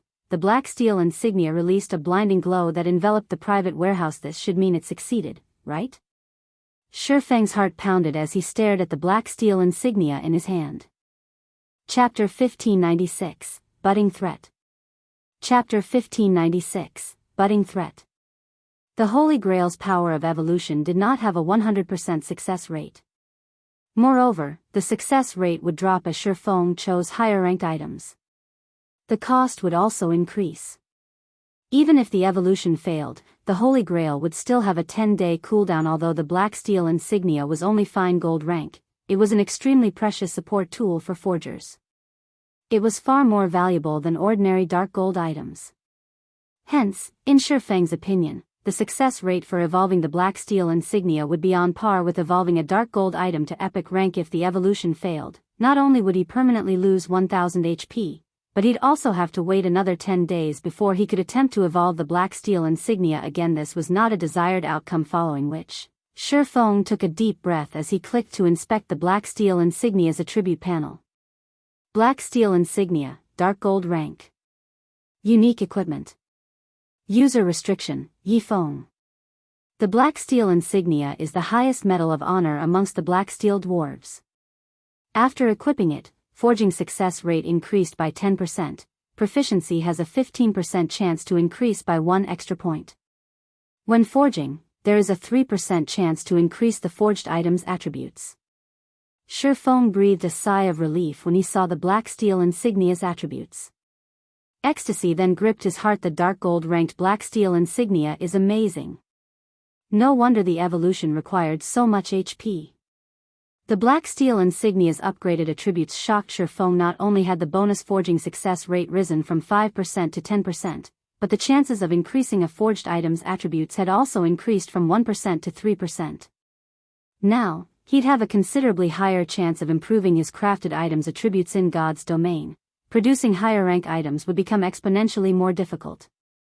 Although it wouldn't be a direct rank increase, the Blacksteel Insignia could raise a fine gold item's attributes to be only slightly inferior to a piece of dark gold equipment of the same level. This meant that the Blacksteel Insignia's wielder could forge items 1 rank stronger than their intended rank. After dealing with the Blacksteel Insignia, Feng returned to the Candlelight trading firm to forge the Conqueror's armor. Meanwhile, an army of over 3,000 players, all level 46 or higher, assaulted an orc fortress within the Orc Empires. Although the orcs defending the fortress were around level 60 and ranked between elite and Grand Lord, they fell, one after another, under the players' fierce assault. Unfortunately, the players also suffered casualties. Focus on dodging the boss's skills. Ranged players, destroy the fortress's defense turrets. Singular burial commanded from the rear of the army. As the orcs worked to strengthen their empire's defenses, they had constructed temporary fortresses as resting points for the armies. Because of this, more orcs operated around these temporary fortresses, troubling the players in the area. Meanwhile, the orcs' mines were usually surrounded by several temporary fortresses. If players wanted to secure an orc mine, they'd have to deal with the fortress's first. Singular burial was confident that he could secure the orc mine, which many of God's domain's superpowers drooled over. Once Heaven's Burial dealt with the temporary fortresses. Once they succeeded, Heaven's Burial wouldn't have to worry about coins or magic crystals. Daybreak Fog, who wore a cyan mage robe, suddenly approached Singular Burial and quietly reported, "Guild leader, our spies in Zero Wing have reported that the guild has somehow obtained a teleportation function that allows players to teleport from Zero Wing City to the border between the Orc Empire and Starmoon Kingdom. With this teleportation function, players can save a massive amount of time. In fact, many players have already used the service, contributing to Zero Wing's wealth. Moreover, we've received news that plenty of guilds have begun negotiations to ally with Zero Wing.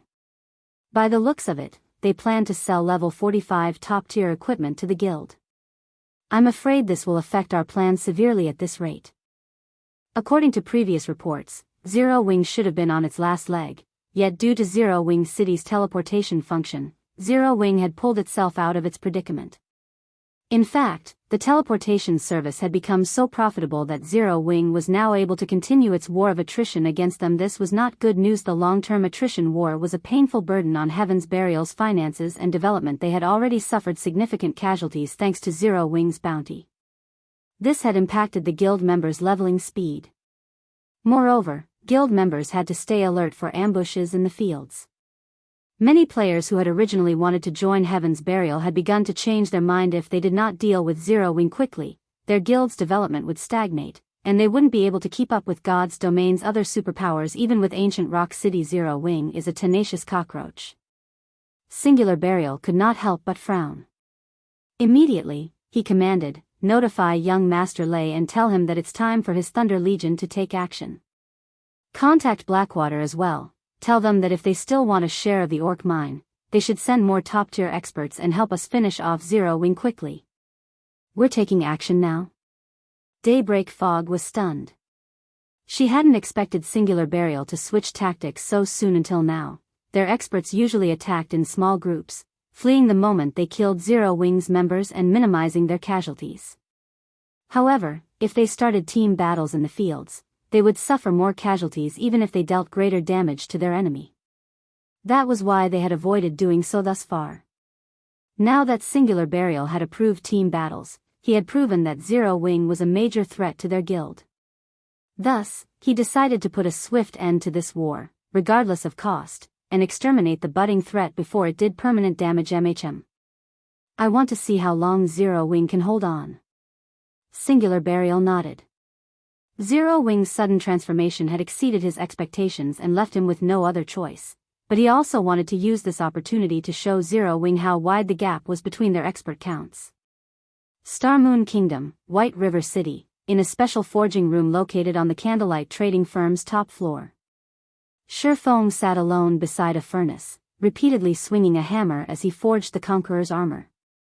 To sharpen his focus, he had even used the precious soul water. The Conqueror's armor required a lot of materials, including over 10 main materials and over 20 support materials. Every material needed to be smelted carefully.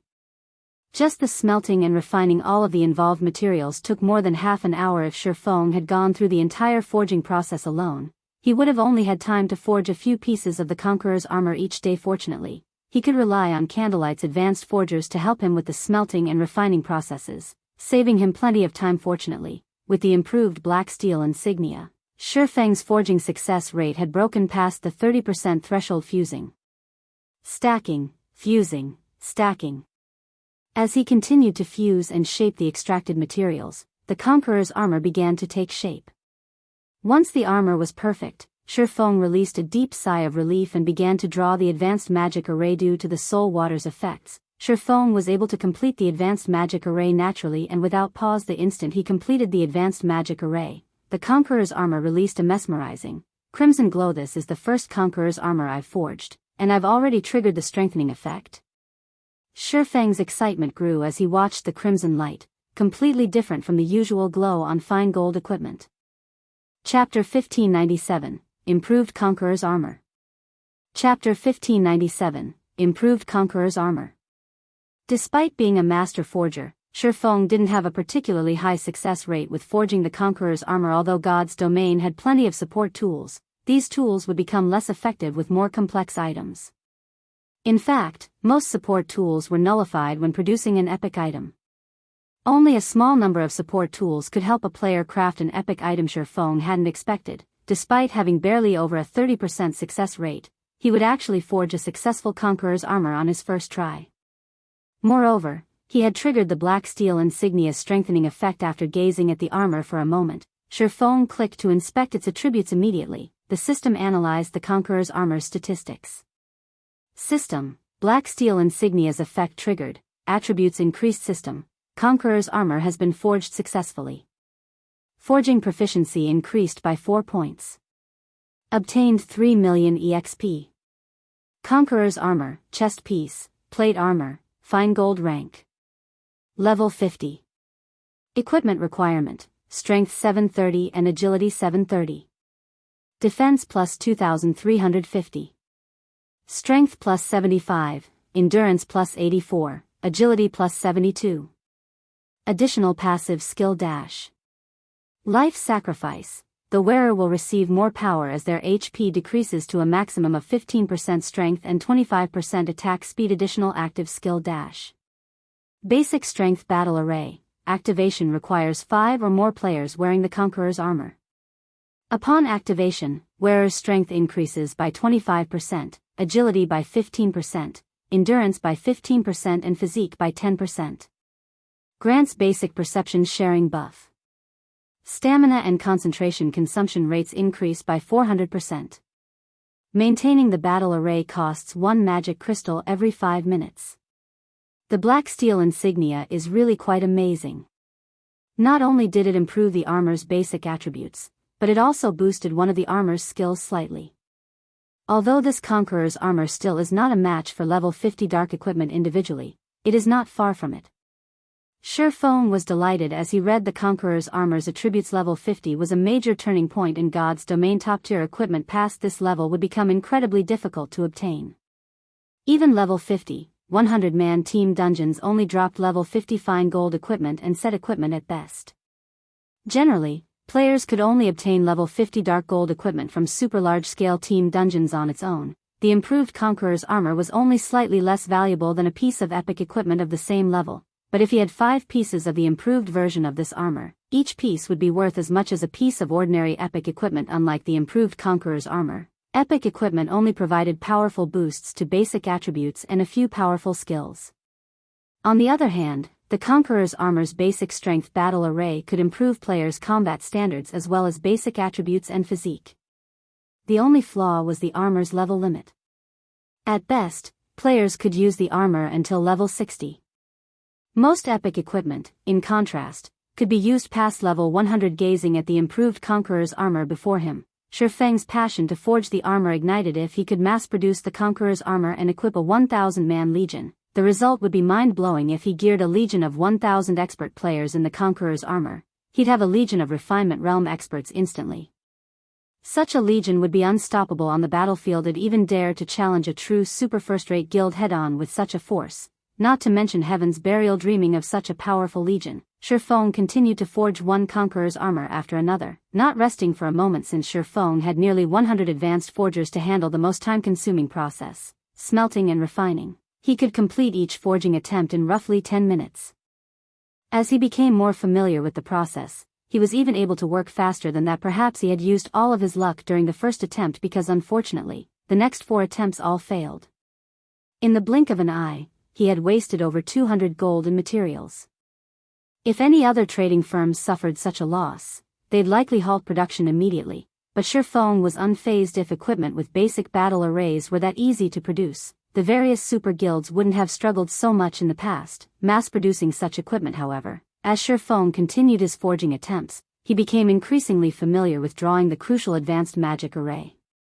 He'd even used divine providence to improve his success rate later. Although luck was insubstantial, it could, more or less, affect production success rate. Before Feng had realized it, he had already gone through 300 material sets. In the end, he had successfully forged 96 pieces of Conqueror's armor.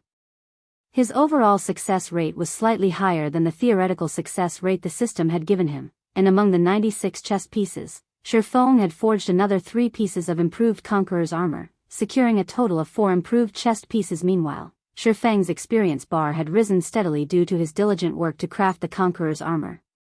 His leveling speed was 3 to 4 times faster than God's domain's other peak experts. Although his leveling speed was impressive, there likely wasn't another player in God's domain who would dare to replicate Feng's leveling method.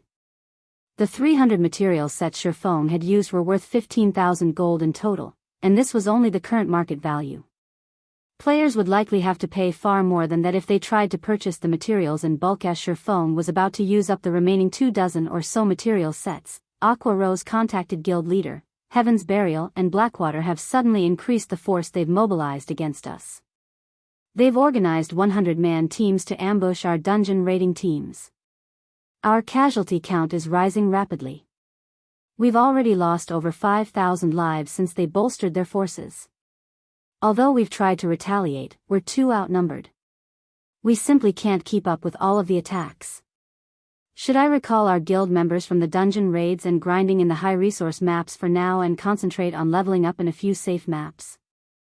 Due to Zero Wing City's rise in popularity, Aqua Rose was relatively confident that Zero Wing would survive the war with Heaven's Burial, but now Heaven's Burial and Blackwater had dispatched more experts to ambush their players in the various high-resource maps they occupied. The two guilds even targeted their 100-man elite and expert teams. This had never happened before. The wisest move right now would be to gather their members in a few, specific leveling maps close to each other.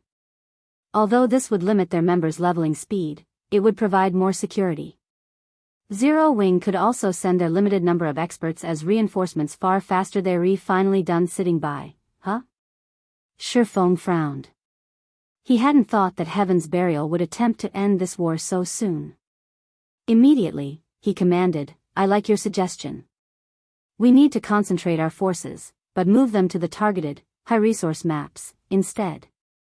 But the level 40 and 50 high-resource maps are too far apart.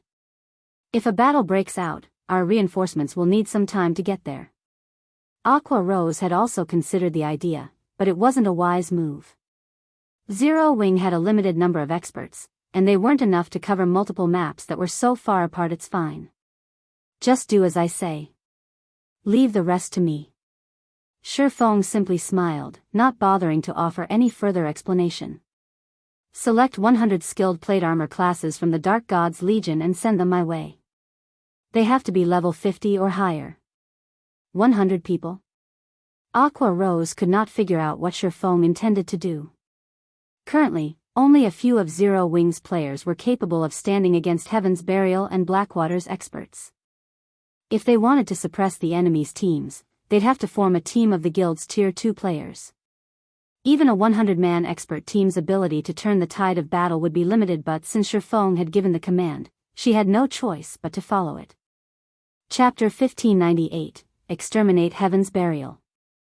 Chapter 1598, Exterminate Heaven's Burial. Star Moon Kingdom, Pyroxene Hills. As one of the many level 50 maps in Star Moon Kingdom, it housed plenty of ancient ruins, even if it weren't particularly resource-rich. Hence, many guilds and adventurer teams in the kingdom loved to explore the map and its ruins. The Pyroxene Hills was also home to some rare herbs and ores. Many independent players came to harvest these materials while grinding. Currently, two groups of players clashed outside one of the Pyroxene Hills' dilapidated ruins. All of the players were high-leveled, with the lowest at level 50, and the strongest players at level 52.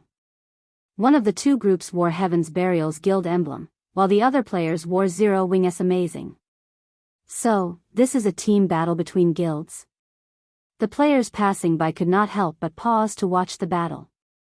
They were captivated compared to the PvP battles between independent players they had seen before. This battle was on a level of its own. When independent teams clashed, the fight usually involved a dozen players or so, most of which focused on their own fights. It was more apt to call these battles free-for-alls, rather than team battles.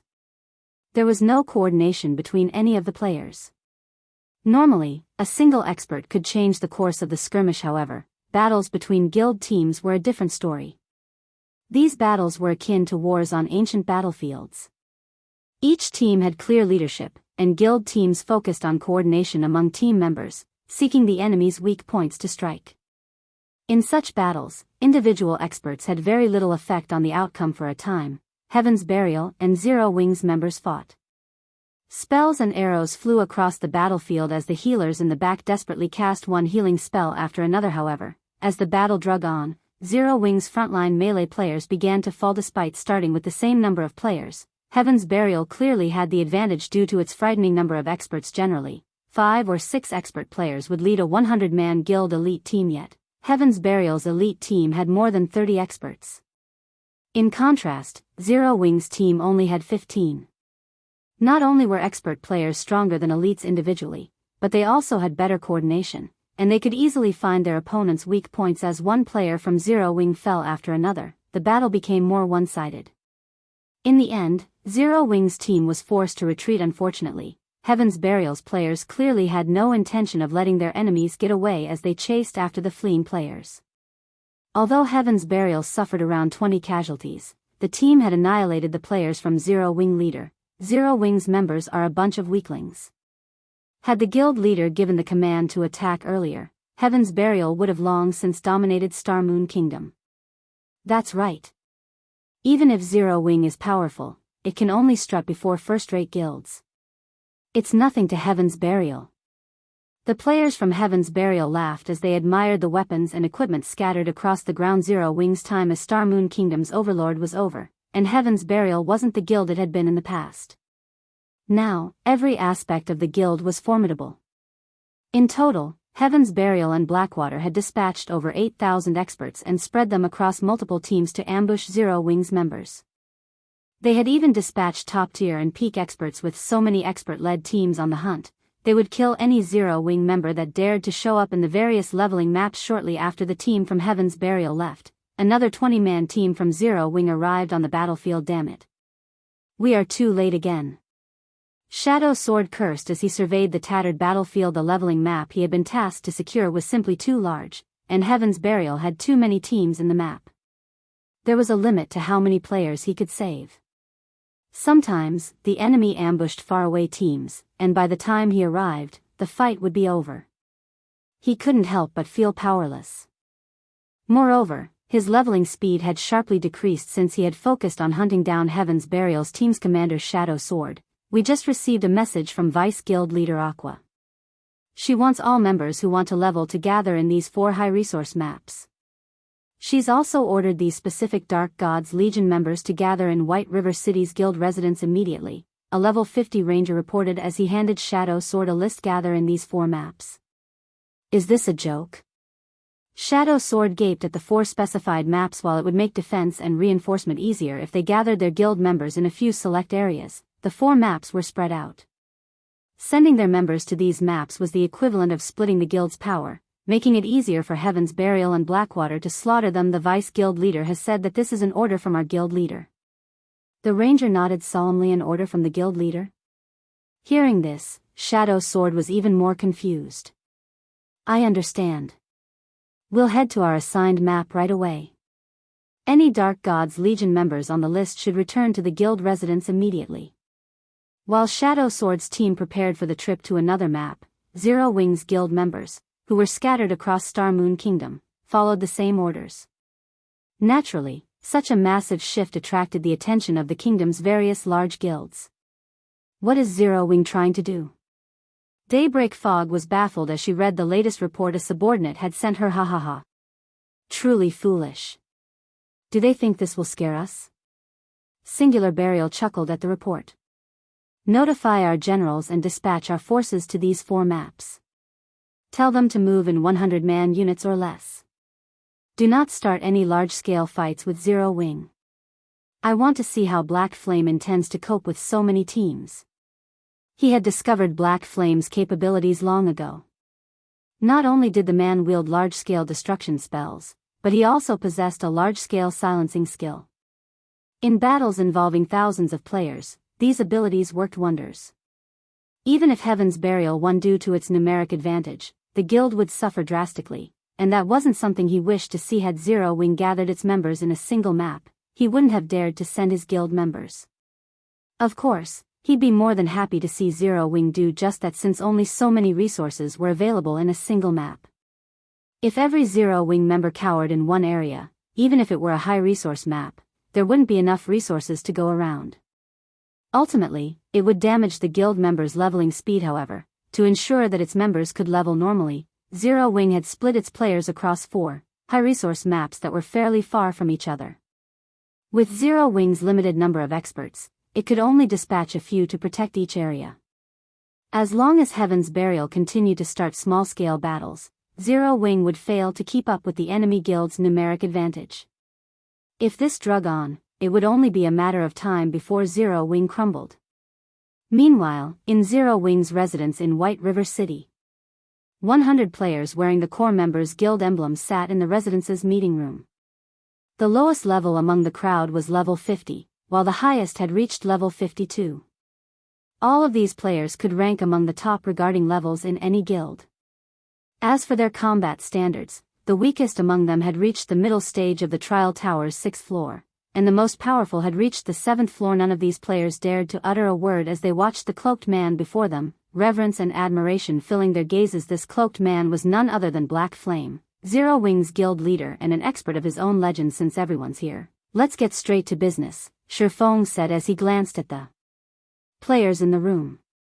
Once he verified that there were enough players, he continued, from now on, I have an extremely important task for you, but before carrying it out, you'll have to sign a confidentiality contract. If you don't wish to sign, you may leave, and I'll find a replacement. If you have any questions, ask now. A confidentiality contract? Guild leader, can you tell us what kind of task we'll be doing? Everyone stirred for a moment when they heard Feng mention a confidentiality contract. They were all profoundly curious about what Feng had in store for them, and not a single player among the crowd showed any signs of abstaining from the challenge. I'm sure you are all aware that Heaven's Burial has caused our guild quite a bit of trouble lately. The task I have for you is very simple. You'll annihilate Heaven's Burial. Chapter 1599, Count Your Deaths on Me. Chapter 1599, Count Your Deaths on Me. When Feng finished speaking, silence descended on the meeting room. Heaven's Burial shone like the midday sun in several kingdoms and empires neighboring the Orc Empire. Not only had it annexed many workshops and adventurer teams, but it had also captured ancient Rock City. Now, the guild had nearly as much overall strength as a super first-rate guild. Although Zero Wing was also powerful and had great growth potential, it wasn't as powerful as Heaven's Burial, which had both its own strength and the support of major corporations. In fact, as members of Zero Wing, they had prepared themselves for a long, arduous battle against their rival guild. Yet, Feng wanted them to exterminate Heaven's Burial. He had also made the declaration as if it were a matter of course. For a moment, they wondered if Feng had gone mad. However, they couldn't help but burn with fighting spirit, knowing that Feng had chosen them for this task. Those bastards from Heaven's Burial have always been an eyesore. Guild leader, just tell us what we need to do. We finally get to start a real fight with Heaven's Burial? I've been waiting to duke it out with Heaven's Burial for a long time. Those cowards only know how to hit and run. If given the chance, I'll beat them until not even their mothers recognize them. Everyone's blood boiled with excitement as they looked at Feng. Their hatred for Heaven's Burial was nothing new. In fact, that hatred had only increased due to the guild's shameless tactics. All right, since none of you have any issues, sign these confidentiality contracts. Feng nodded in satisfaction before handing out a contract. When players signed confidentiality contracts, they wouldn't be able to discuss the relevant information while logged into God's domain. Although the main God system could not regulate information in the real world, if one found evidence of someone violating their contract in the real world, they could hand the evidence over to the main God system. If the evidence were valid, the player would receive their deserved punishment, the severity of which would depend on the terms of the contract. Feng wanted to keep the Conqueror's armor's battle array a secret. Although God's domain's various powers and players were bound to discover battle arrays eventually, he wanted to reserve the armor as one of the guild's trump cards. The later the various major powers discovered battle arrays, the better the penalty Feng had set for breaking the confidentiality contract wasn't unusual. Any player who violated it would have their account permanently suspended. In general, guilds chose a consequence that would bar players from God's domain permanently if they violated a confidentiality contract regarding extremely important secrets. It would not even matter if players deleted their accounts, they'd never be able to log back in. Hence, guilds' core secrets hadn't often leaked in the past. The consequences of doing so would be devastating to players who had grown comfortable with God's domain's lifestyle. Permanently losing access to the game was more of a punishment than death itself. This was especially true for players who earned access to their guild's core secrets. Of course, there were bound to be players who would take the risk when offered an astronomical price. Once the 100 plate armor players from the Dark Gods Legion signed the contracts, Feng pulled one Conqueror's armor after another from his bag while Aqua Rose had gathered the necessary players. Feng had successfully forged another 4 pieces of the Conqueror's armor. Among these 4 pieces, one was even an improved Conqueror's armor. This increased the count to 5 improved pieces, just enough for a 5-man party to activate the basic strength battle array. What? There's so much level 50 fine gold equipment here. Wait, look at the attributes. They're insane. This basic strength battle array is amazing. It's basically a mini berserk skill. Moreover, it doesn't have a cooldown and only costs 1 magic crystal per 5 minutes. It can last until players run out of stamina. Everyone was flabbergasted over the 100 chest pieces Feng had revealed. They frequently grinded in level 50 plus maps, so they knew just how difficult it was to obtain level 50 equipment. Even mysterious iron equipment was incredibly rare, let alone secret silver rank.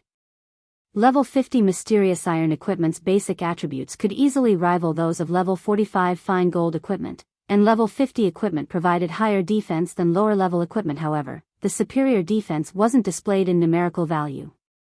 Rather, it came in the form of impact mitigation. When players were attacked in God's domain, the impact oftentimes disrupted their stance, revealing flaws in their defense.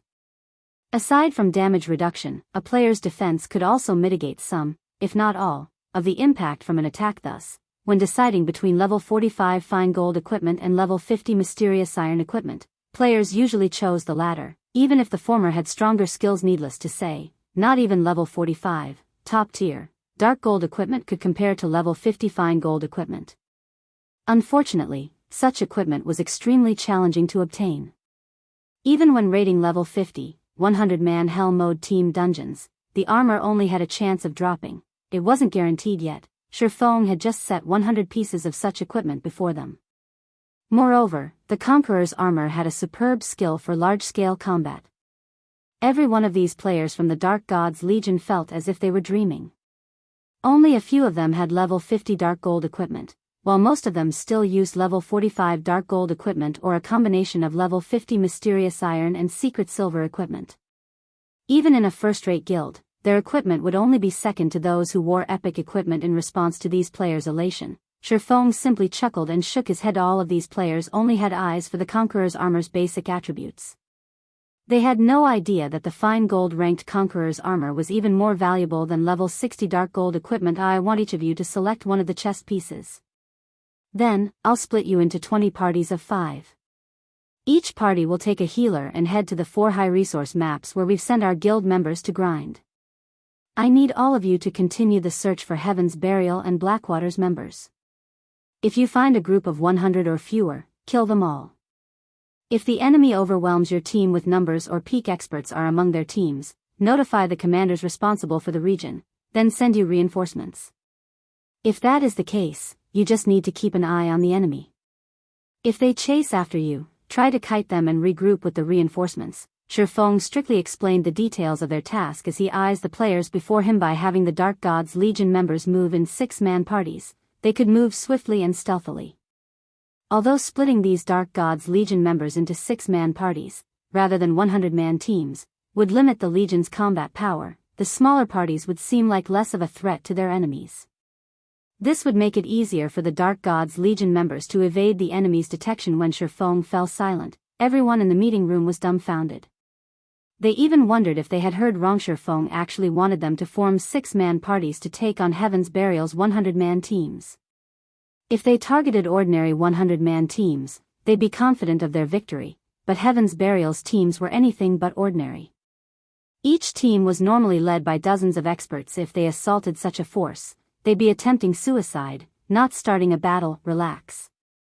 I'll take responsibility for any of your deaths.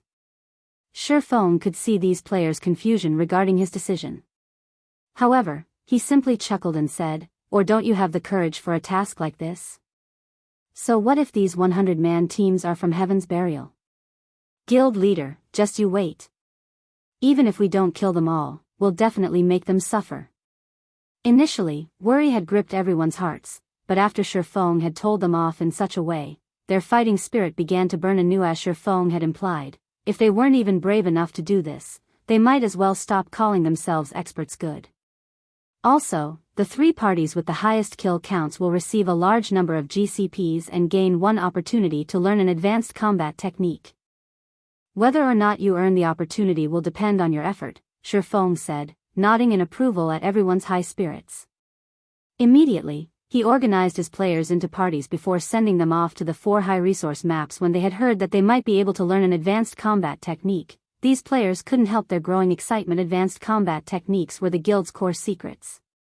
It was extremely difficult to earn the opportunity to learn one. Normally, they'd only have the chance to earn the opportunity if they achieved some impressive feat or were selected by the guild for training, yet all they needed to do was rank among the top 3 for kill counts. Why wouldn't they be excited? After Feng finished with the Conqueror's armor and the 20 teams, he made his way towards Ciliora's smithy in White River City to repair the Disintegration armor. Chapter 1600, Legendary Armor's Power.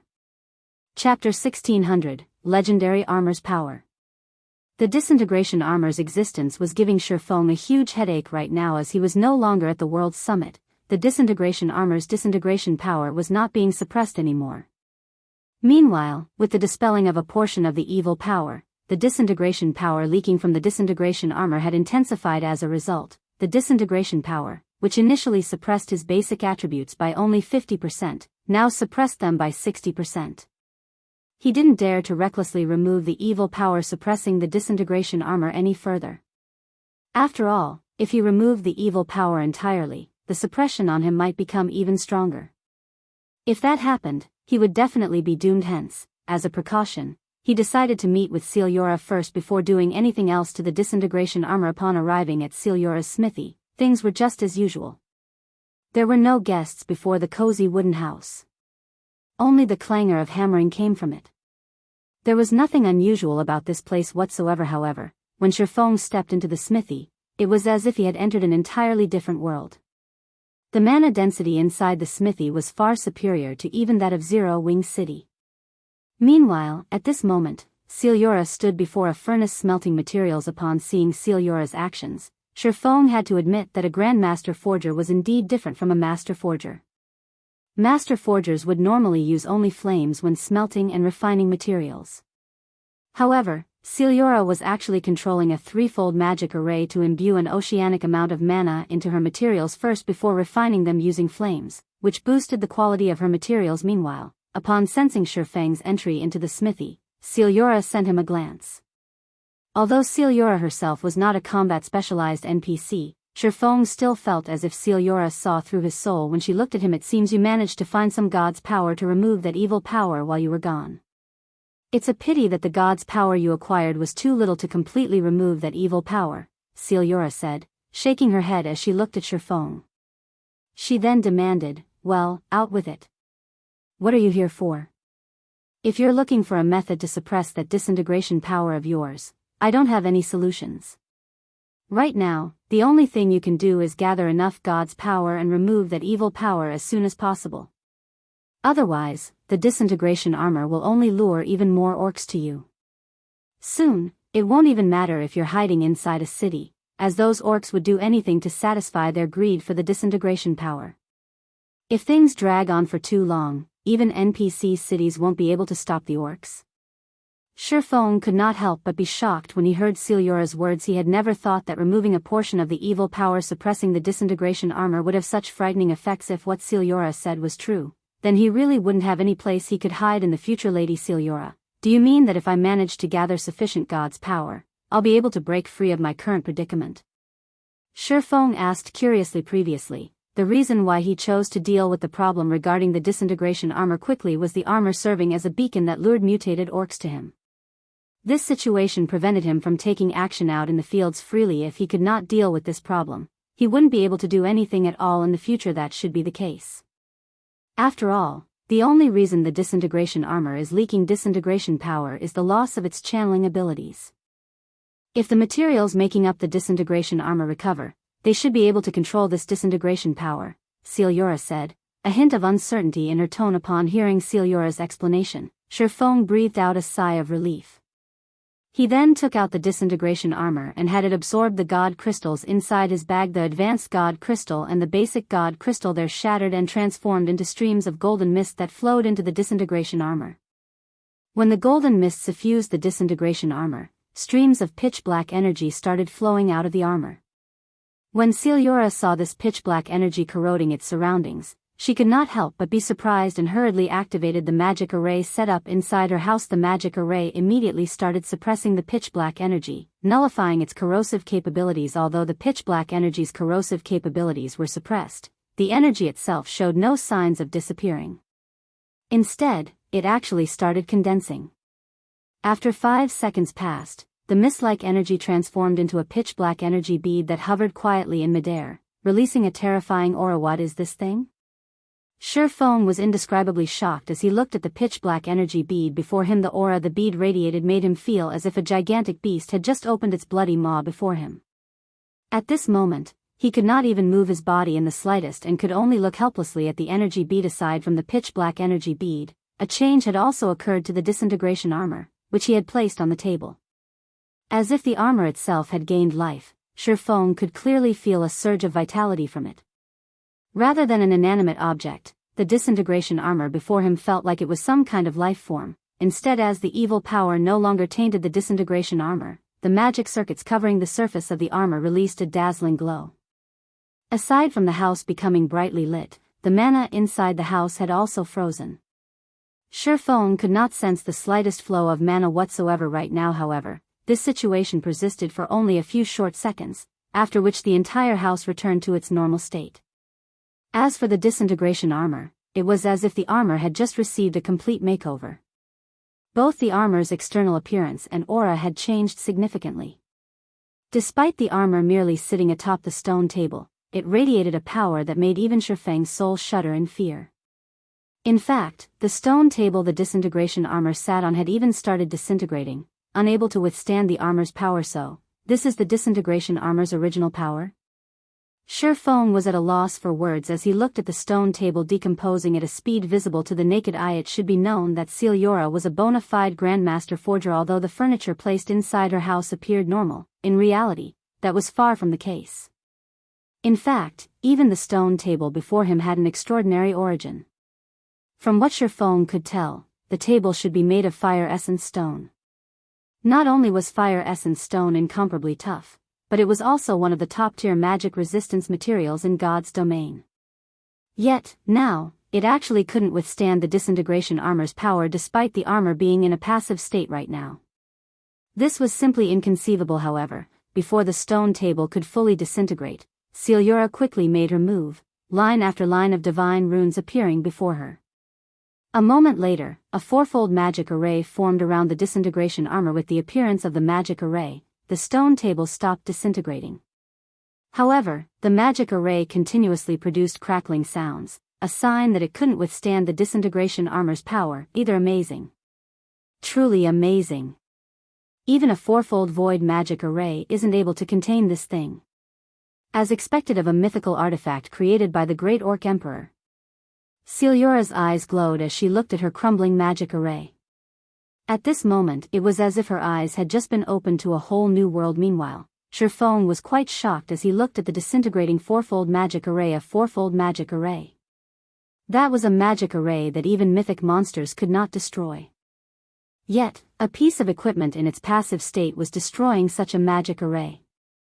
It was no wonder the disintegration set was considered as one of the 9 great legendary sets in God's domain. Despite the disintegration armor being damaged, it still possessed such frightening capabilities. One could just imagine how powerful the founding emperor of the Orc Empire was when he wore the complete disintegration set. Based on this, the legends of the founding emperor fighting against gods were not exaggerations. That Ali don't have the ability to suppress the power this disintegration armor is releasing. Do you wish to take this armor away, or let me recast it for you right now? Celiora asked, smiling as she looked at Feng. Take it away? Feng smiled bitterly. If Celiora couldn't suppress the disintegration armor's power, he would be a fool if he thought even for a second that he could. He immediately replied, I'll have to trouble Lady Celiora, then. Chapter 1601, Recasting the Disintegration Armor. Chapter 1601, Recasting the Disintegration Armor. With Feng's permission, Celiora looked at the disintegration armor before her and smiled. She then stretched out her hand and grabbed the armor directly. The disintegration armor's frightening disintegration power could destroy even a table made out of fire essence stone. Yet, now, the armor had no effect on Celiora's gloved hand whatsoever. Amazing. Sure enough, a Grandmaster Forger really is an extraordinary existence. Feng was indescribably shocked as he looked at the leather gloves Celiora wore. The fact that the gloves remained unaffected by the disintegration power the disintegration armor radiated could only mean that the pair of gloves was legendary equipment. In God's domain, legendary items were likewise items that NPCs could obtain only by chance. Even among Tier 4 NPCs, very few of them would have a legendary item. Meanwhile, those who did were no doubt powerful individuals in kingdoms and empires. Moreover, Celiora did not have just one legendary item. When the disintegration power tried spreading to Celiora's body, a layer of invisible power blocked it abruptly. Meanwhile, the only possibility Feng could think of to explain such a phenomenon was that the leather armor Celiora wore was also legendary rank 2 legendary items. In the past, even players who obtained only one legendary item could challenge opponents of a higher tier. Meanwhile, players that managed to acquire 2 legendary items had been as rare as a phoenix's feather in God's domain, and every one of them was a Tier 6 God-ranked player. Just as Feng was admiring the legendary items on Celiora, the latter picked up the disintegration armor and placed it in the heart of the magic array protecting the smithy. She then began drawing runes and chanting an incantation, following which, line after line of divine runes flew rapidly to surround the disintegration armor. After just a short moment, hundreds of lines of divine runes encircled the disintegration armor. These runes then transformed into magic arrays. In the blink of an eye, a 5-fold magic array formed around the disintegration armor. The frightening pressure that the 5-fold magic array radiated made even Feng extremely uncomfortable. When the 5-fold magic array's formation was complete, the magic array thoroughly suppressed the disintegration power the disintegration armor was leaking. Seeing this, Celiora took out a crystal, which glowed with a golden hue, and inserted it into the 5-fold magic array. Boom. The moment the golden crystal came into contact with the magic array, the entire magic array ignited with dazzling, golden flames. Unlike ordinary flames, these golden flames gave off a sacred and gentle feeling. Meanwhile, the disintegration armor trapped inside the magic array started transforming. The incomparably tough materials making up the armor turned bright red and even showed signs of melting. What? This is sacred fire. Feng could not help but gape in shock when he saw the golden flame. Sacred fire was something he had only seen depicted in the ancient texts of God's domain. This kind of flame was known as a refining treasure. However, sacred fire did not exist naturally in the continent of God's domain. It only occurred in certain special spaces. Aside from ancient gods, nobody else could truly control it. Meanwhile, the sacred fires that could be found in God's domain were all sealed in special crystals left behind by the ancient gods and could be used only once. Even so, sacred fire was still a flame countless forgers dreamed of obtaining. It was fervently sought after because this flame was the best flame for forging legendary items. In Feng's previous life, a crystal-encased sacred fire had appeared in the Blackwing auction house.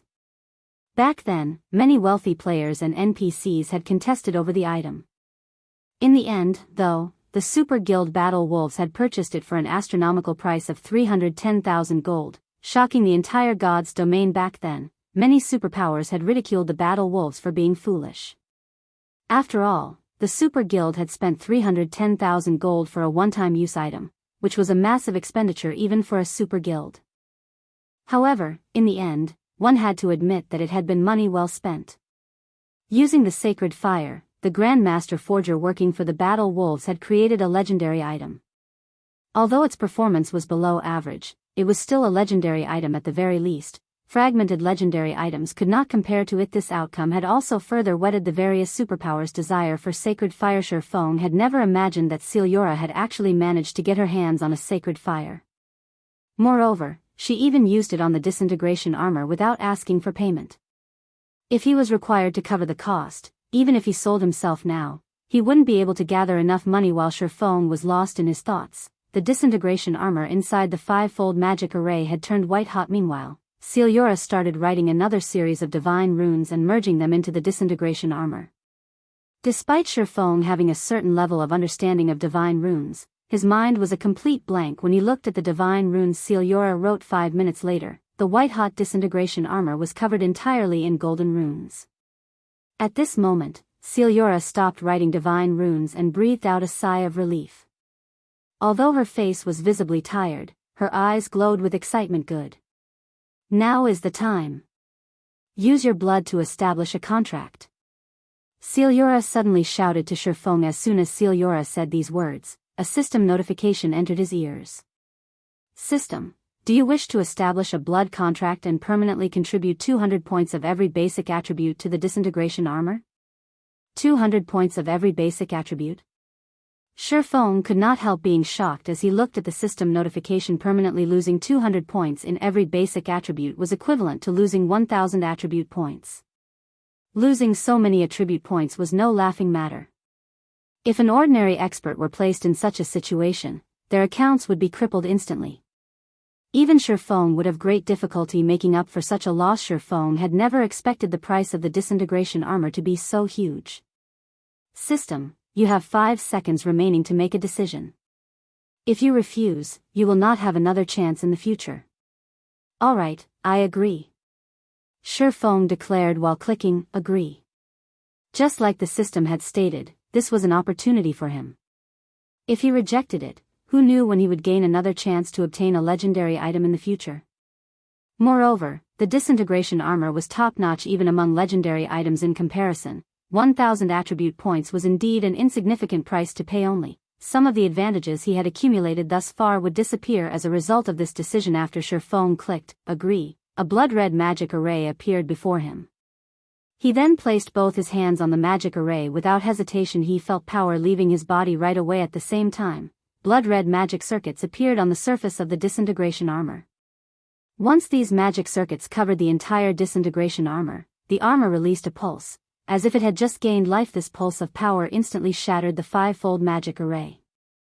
In the next moment, Feng felt an even more frightening aura coming from the disintegration armor. However, unlike before, the aura the disintegration armor exuded this time did not affect Feng whatsoever. On the contrary, he felt a sense of intimacy in this aura, as if the disintegration armor was an extension of himself. Meanwhile, as the disintegration armor's aura calmed down, another system notification entered Feng's ears. System, congratulations. You have completed the Recast the Disintegration Armor quest.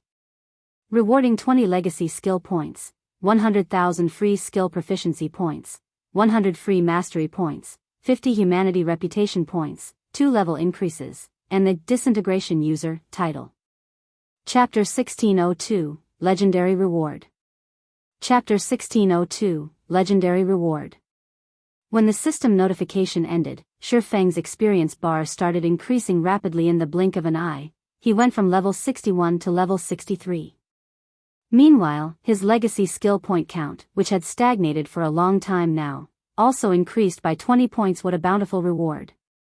Feng could not help getting a little excited as he looked at the quest reward. Normally, aside from completing special quests, players would receive only 1 legacy skill point for every 3 level ups. To put it simply, legacy skill points were extremely rare. Yet, now, he had obtained 20 points from a single quest, enough for him to exchange for 1 or 2 Tier 2 legacy skills in God's domain. Skill books for the Tier 2 standard and higher were extremely rare. Normally, players could obtain skills and spells at Tier 2 and above only by using legacy skill points. Hence, even after reaching Tier 2, players would not have a lot of Tier 2 skills.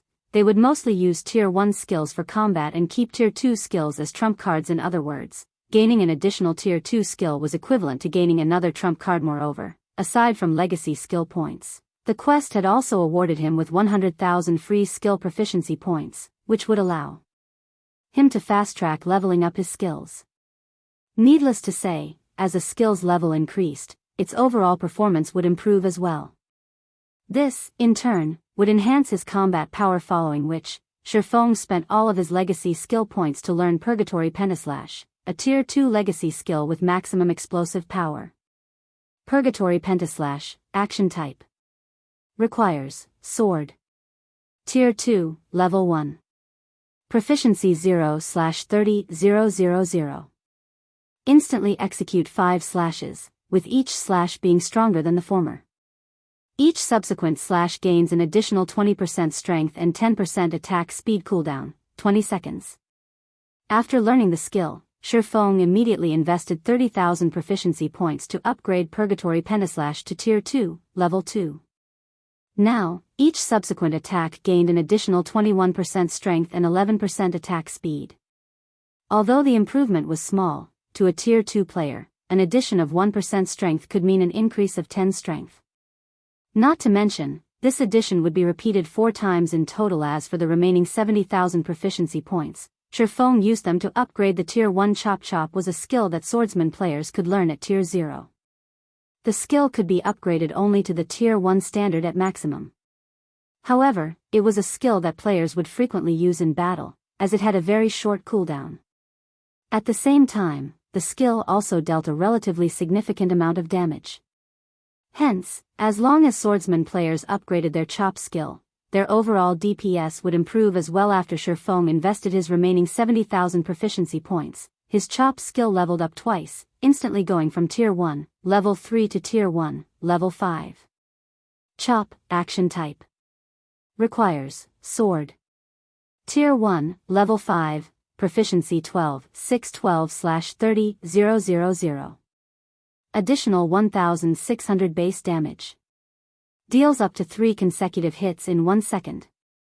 If attacks land in the same location, damage is increased by 60%. Attack range, 7 yards. Cooldown, 3 seconds. Compared to when the skill was at Tier 1, Level 1, after it reached Tier 1, Level 5, not only did the additional base damage it dealt increase by 1,000 points, but the bonus damage multiplier provided, if all 3 attacks landed on the same spot, had also risen from 50% to 60%. There was a significant improvement in damage. Most importantly, the attack range had also extended from 6 yards to 7 yards, which made it even more difficult for enemies to dodge the skill. Feng felt very satisfied with this outcome. In the past, level 60+ swordsmen normally managed to level up their chop only to Tier 1, Level 2, or Level 3. Very few had been able to level up the skill to Tier 1, Level 4, much less Level 5. After distributing his free skill proficiency points, Feng set his eyes on the Disintegration User title.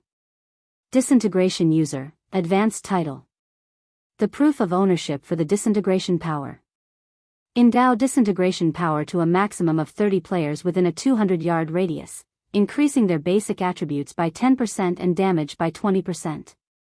The magic damage and physical damage they receive will also be decreased by 30% and 15%, respectively. Reading the introduction for the Disintegration User title stunned Feng. Titles were different from domain skills. In the case of domain skills, the simultaneous use of multiple domain skills would weaken their effects slightly. There might even be a counter-reaction. However, it was a different story for titles. The effects of titles could be stacked with the effects of domain skills without them interfering with one another. Although he could only endow Disintegration power to a maximum of 30 players, it was still plenty amazing.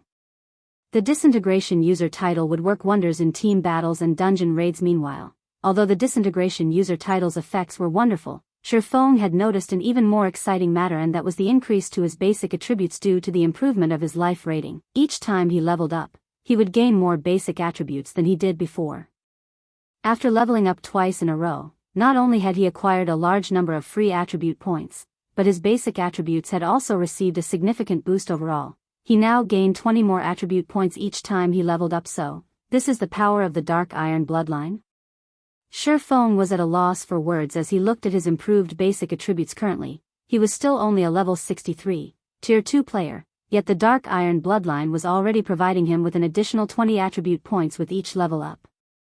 Moreover, this number would increase as he reached higher levels and tiers. He might even be able to recover the 1,000 attribute points he lost today before he got to level 100. Just as Feng was feeling shocked by the power of his bloodline, Celiora turned her gaze to him. "You're very lucky." The recasting this time was extremely successful. However, as you are too weak right now, despite having established a blood contract with the Disintegration armor, you still cannot fully control the Disintegration armor. Right now, all the blood contract is doing is preventing you from being affected by the armor's power. If you wish to fully control the armor, you'll need to become stronger, Siliora said as she turned her gaze back to the Disintegration armor, which was still sitting in the center of her smithy's magic array. However, you don't need to feel dejected. Although you cannot use the Disintegration armor now, since you've already established a blood contract with it, you can utilize a small portion of its power.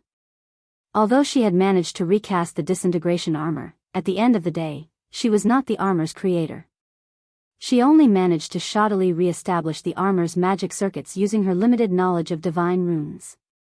The divine runes she drew simply could not compare with those of the Disintegration armor's creator. The final magic circuit she ended up forming still had many problems. The flow of energy in the armor also wasn't perfect.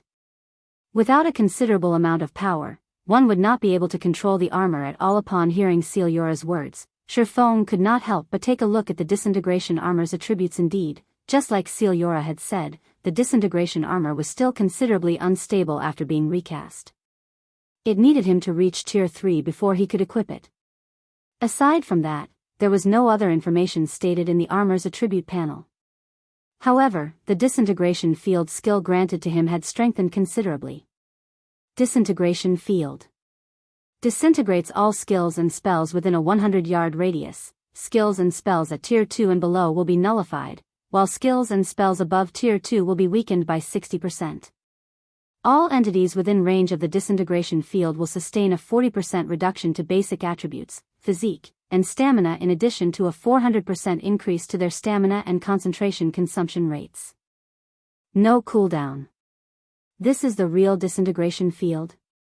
After looking at the new Disintegration field, Feng finally understood why legendary items could allow players to challenge opponents of higher tiers. Currently, he could use only a small portion of the Disintegration armor's power, yet the armor was already providing him with such great benefits. If he could equip the armor now, he would simply be invincible among the current players of God's domain. However, Feng only toyed with this thought. Legendary equipment was not that easy to equip, all the more top-notch legendary equipment like the Disintegration armor.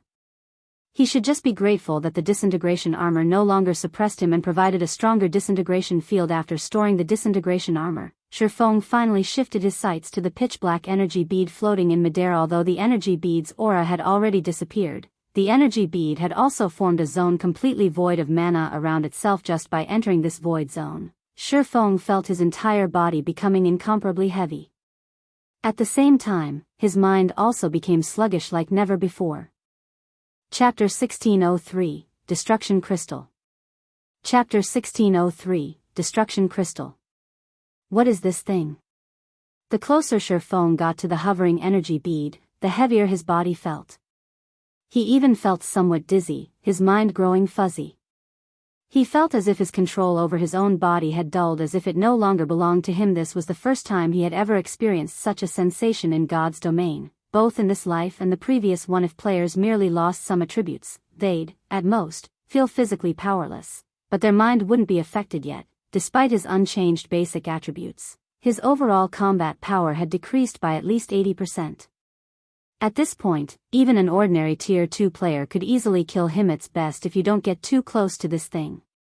When Feng was less than a yard from the energy bead, Siliora raised her hand to stop him. Hearing Siliora's warning, Feng obediently retreated from the energy bead. He only regained control of his body after he had left the void zone. He couldn't help but stare at the energy bead in shock. It was too strong. If he could wield this power, using it on the battlefield against other players, he'd become truly invincible. While the energy bead didn't suppress basic attributes, it significantly reduced players' control of their bodies, and regardless of how high a player's attributes were, they become a helpless child when subjected to the energy bead's mental suppression. This isn't something you can withstand at your current power. If you try to touch it, you'll lose your life on the spot. Even if you are a heaven-blessed individual, it'll still be some time before you can resurrect, Siliora explained when she noticed Feng's dumbfounded expression. Death upon touch? And the resurrection time is so long?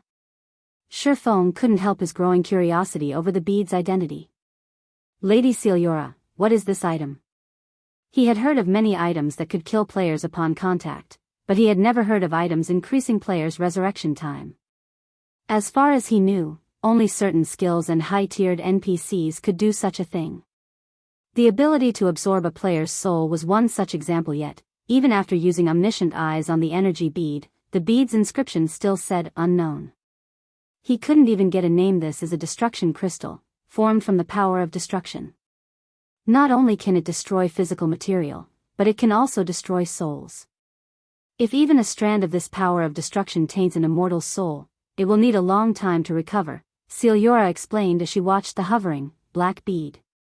Although the destruction crystal is currently inactive, even the weak energy it's radiating is dangerous to you. After her explanation, Celiora began to chant an incantation, writing several lines of divine runes in the air. As she did so in seconds, the divine runes encased the destruction crystal. With a wave of her hand, Celiora sent the hovering crystal to Feng. You can consider this destruction crystal as an unexpected reward. Use it during a crucial moment to save your life, but be careful when you do. If not handled properly, you might sacrifice your own life during the process, Celiora gravely warned Feng. Alright, you can leave now. I've gained a significant boon from recasting the disintegration armor, so I need to rest and process the information. Since I don't wish to be disturbed, I'll be leaving White River City for some time. Feng stored the destruction crystal and nodded to Celiora before taking his leave. Although it seemed as if Celiora hadn't done much, as a master forger, Feng was familiar with the delicacy of re-establishing the disintegration armor's magic circuits. The process would even exhaust a grandmaster forger like Celiora. After leaving Celiora's smithy, Feng could no longer bottle his curiosity as he inspected the destruction crystal in his bag. Destruction crystal, consumable. Sealed by Celiora. When unsealed, unleashes the power of destruction in a 1,000-yard radius. A 1,000-yard AoE? Feng's jaw dropped when he read the introduction text. The destruction crystal's AoE was even stronger than Tier 4 large-scale destruction spells, but unlike these spells, which could be cast from a distance, the disintegration crystal would explode the moment the seal was lifted. Even if a player threw the thing when they activated it, they'd be lucky to get it 100 yards away and would still get caught in the AoE. Meanwhile, the power of destruction would damage both the physical body and the soul. If this power killed a player, the consequences would be even more severe than if their immortal soul were absorbed. It was no wonder why Celiora warned him to take care when using the destruction crystal. I mustn't use this unless it's absolutely necessary. When Feng recalled the feeling of standing too close to the power of destruction, his heart skipped a beat. However, now that he had dealt with the disintegration armor, his basic attributes were free of its suppression. Moreover, he no longer had to worry about mutated orcs targeting him out in the fields. He could now execute his plans without worry. As Feng prepared to visit Zero Wing City to check on its situation, his system communicator rang. Phoenix Rain? Feng could not help his curiosity when he saw the caller ID. Phoenix Rain had been very busy lately. After gaining control of a portion of Thunder Island, she had quickly taken advantage of the opportunity to grow her faction's strength. In addition, she still had to keep an eye on Nine Dragons' Emperor. She should be busy as hell, without a minute to spare, yet she was contacting him naturally. Feng picked up the call. Feng, I've just received some important information. You should be very careful of Heaven's Burial, Phoenix Rain said somberly.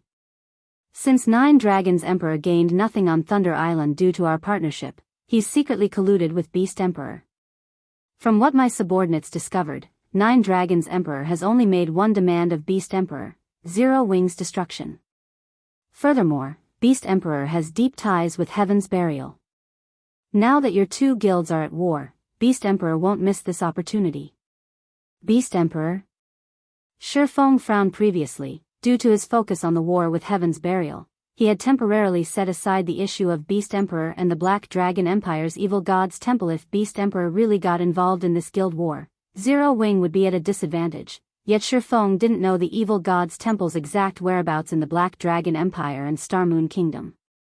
Beast Emperor also moved like a ghost, and right now, Feng had no way of dealing with the man. You should also be careful of Heaven's Burial's Lei Jingyang. Although Lei Jingyang only leads a workshop, the Thunder Legion under his command has quite a few refinement realm experts. Moreover, the Thunder Legion's members are extremely adept in field combat. When Crimson Emperor tried to contest Lei Jingyang's group over an ancient ruin, the guild actually lost. Even Cuttlefish, the commander of Crimson Emperor's trump card legion, died. It's best if you avoid small-scale field battle with Lei Jingyang's people, Phoenix Rain warned. Even Cuttlefish lost? Feng was surprised. Crimson Emperor was a super first-rate guild and in no way weaker than the Dragon Phoenix Pavilion. Naturally, Cuttlefish, who commanded the guild's trump card legion, was a powerful individual. Although he was not a domain realm expert, he had a wealth of combat experience. He was also the Guardian Knight and ranked 77th on the God's Domain Experts list, earning the nickname Iron Wall. In a one-on-one fight, even domain realm experts would struggle to kill him. Furthermore, Cuttlefish was constantly surrounded by his own experts. Feng found it hard to believe that Lei Jingyang had actually killed the main in any case. Just be careful, Phoenix Rain reiterated. If you lack manpower, I'll send Blue and a group of experts to help. I'm sure that Heaven's Burial will hold back from doing anything drastic with the Dragon Phoenix Pavilion's members around. Thank you for the offer, but we'll handle this ourselves. After all, I'm sure that you have your own issues to deal with.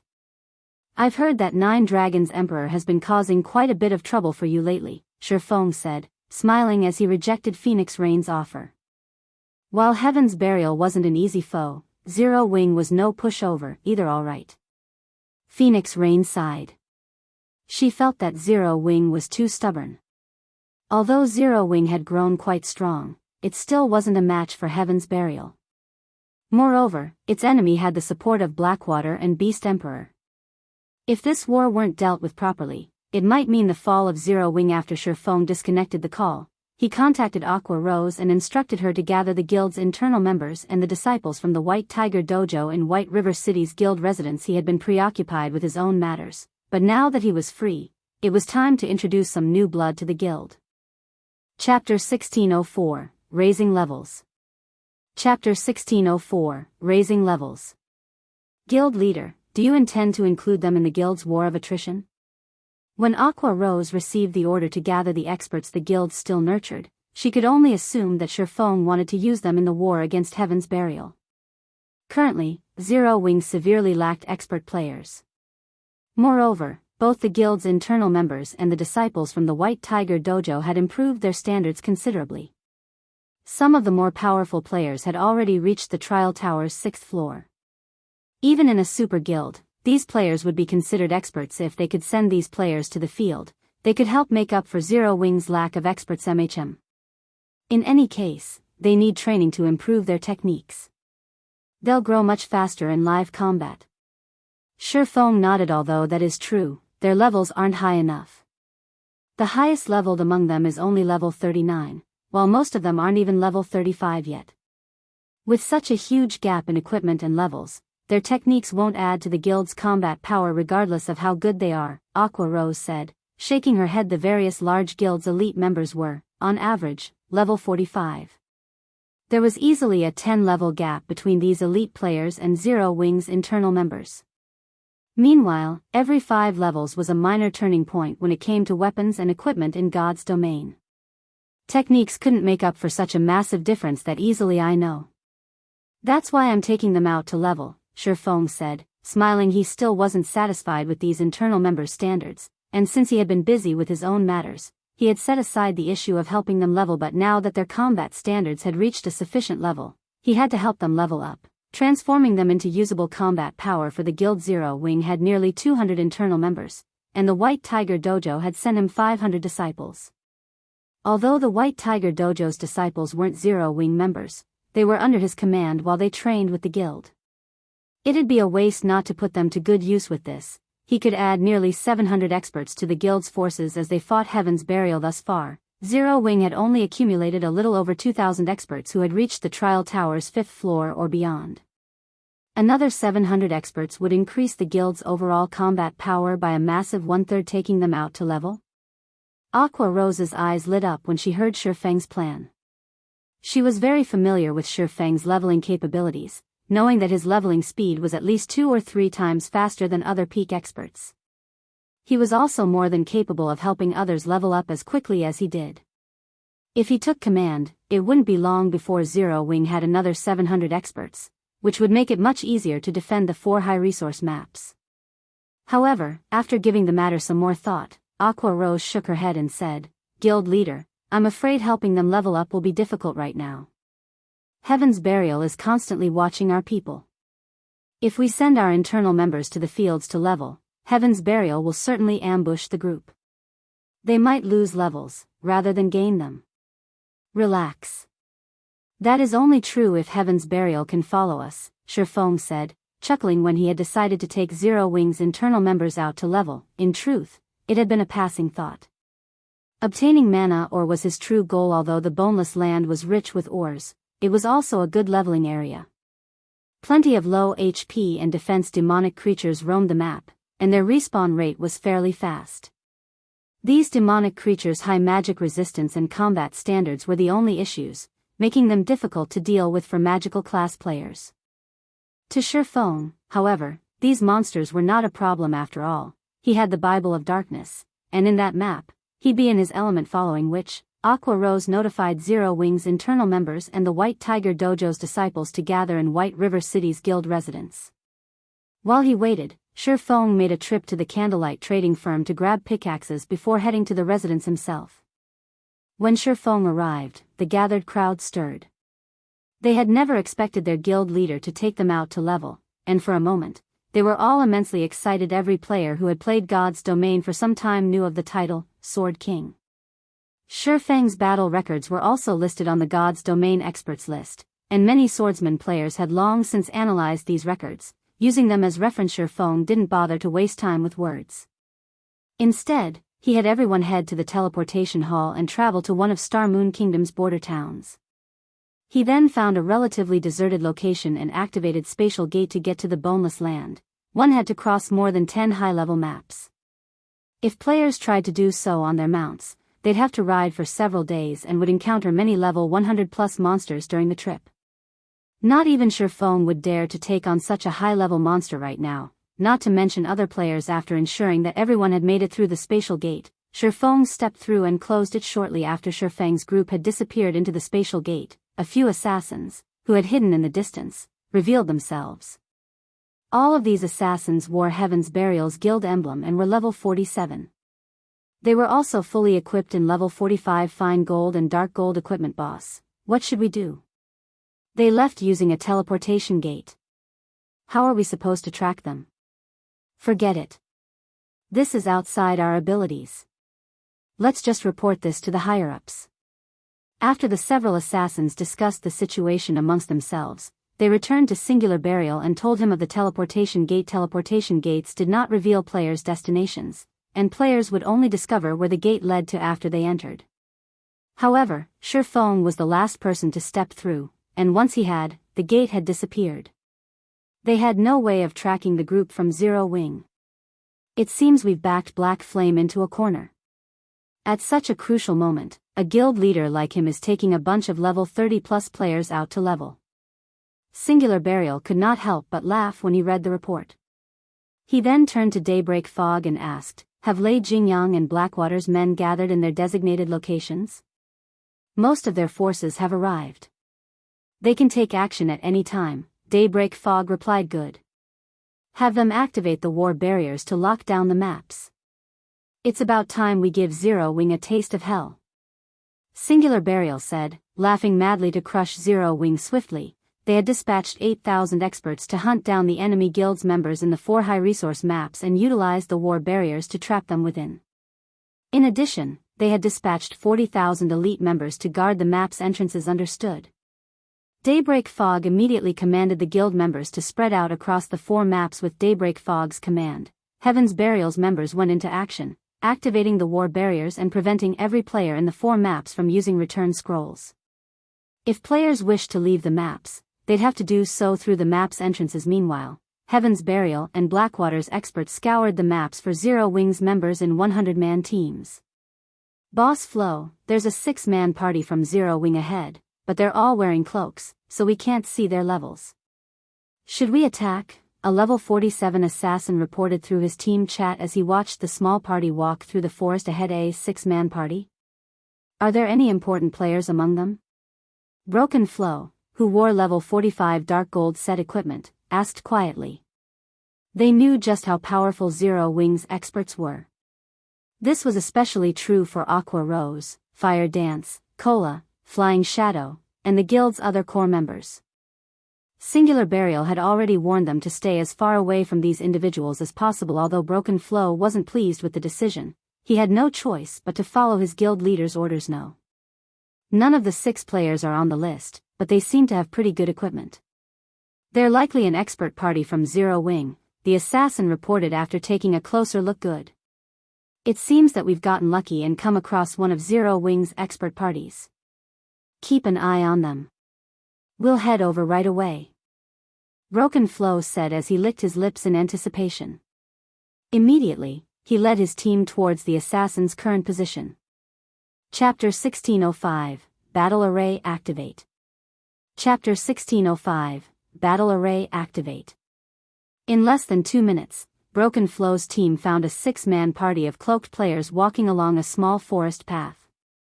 All 6 players wore Zero Wing's guild emblem. Go. Don't let any of them escape.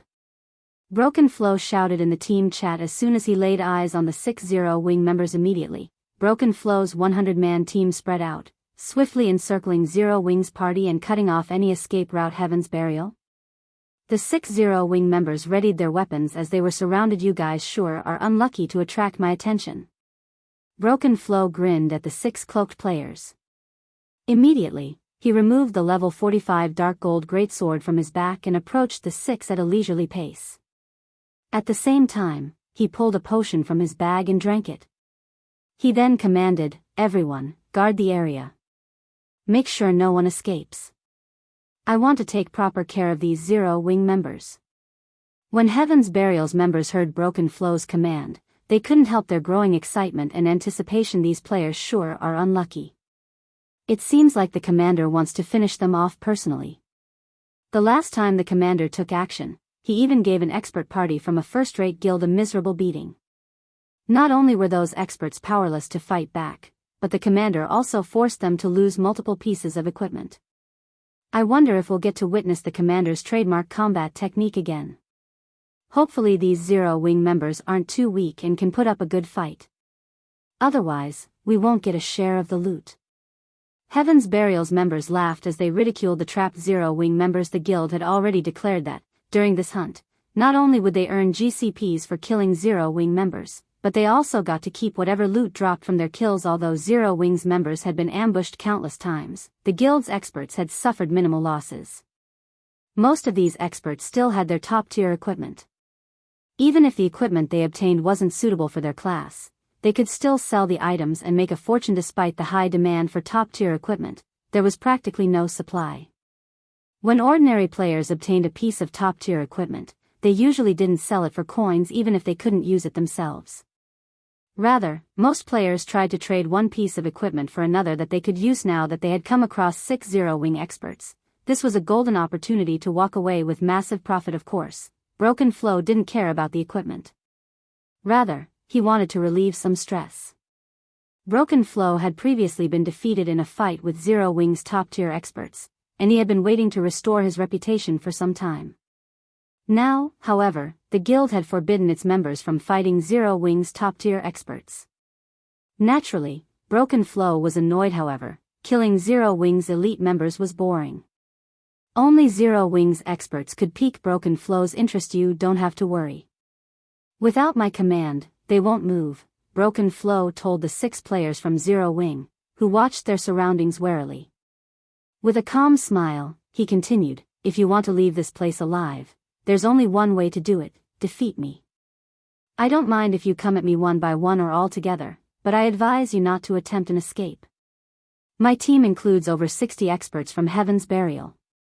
If we attack as one, none of you will survive. If you don't have any problems, let's begin." After saying so, Broken Flow continued towards the 6-man party before him. His lax attitude proved that he didn't view the 6 experts before him as proper opponents whatsoever. "Tiger, what should we do?" The cleric from Zero Wing asked the robust youth in front of the party in a hushed tone. "We're too outnumbered. There's no way we can break through this encirclement. It seems we have no choice but to fight this Broken Flow fellow." Infant Tiger, the party's leader, realized their situation had taken a turn for the worst. They might not have had an issue if they'd come across an ordinary expert team, but he hadn't expected them to encounter a team led by one of Heaven's Burial's top-tier experts. In a moment, I'll distract him while you guys find an opportunity to strike. Don't worry about hitting me. When the other members heard Infant Tiger's plan, they nodded silently. Their leader's decision didn't surprise any of them. Although they were strong, there was a considerable gap in strength between them and Broken Flow. Only the guild's core members, like Yi Wumian and Minor Wind, could go toe-to-toe with such an expert. However, Broken Flow did not give Zero Wings party much time to consider their options. Once he was within 30 yards of the party, he abruptly accelerated and pounced like a ferocious tiger as it was freed from its cage. Broken Flow saw no value in Zero Wings' ordinary experts. He currently wore level 45 Dark Gold set equipment and wielded a level 45 Dark Gold greatsword. With his equipment standards, he'd even rank among the top in a super guild.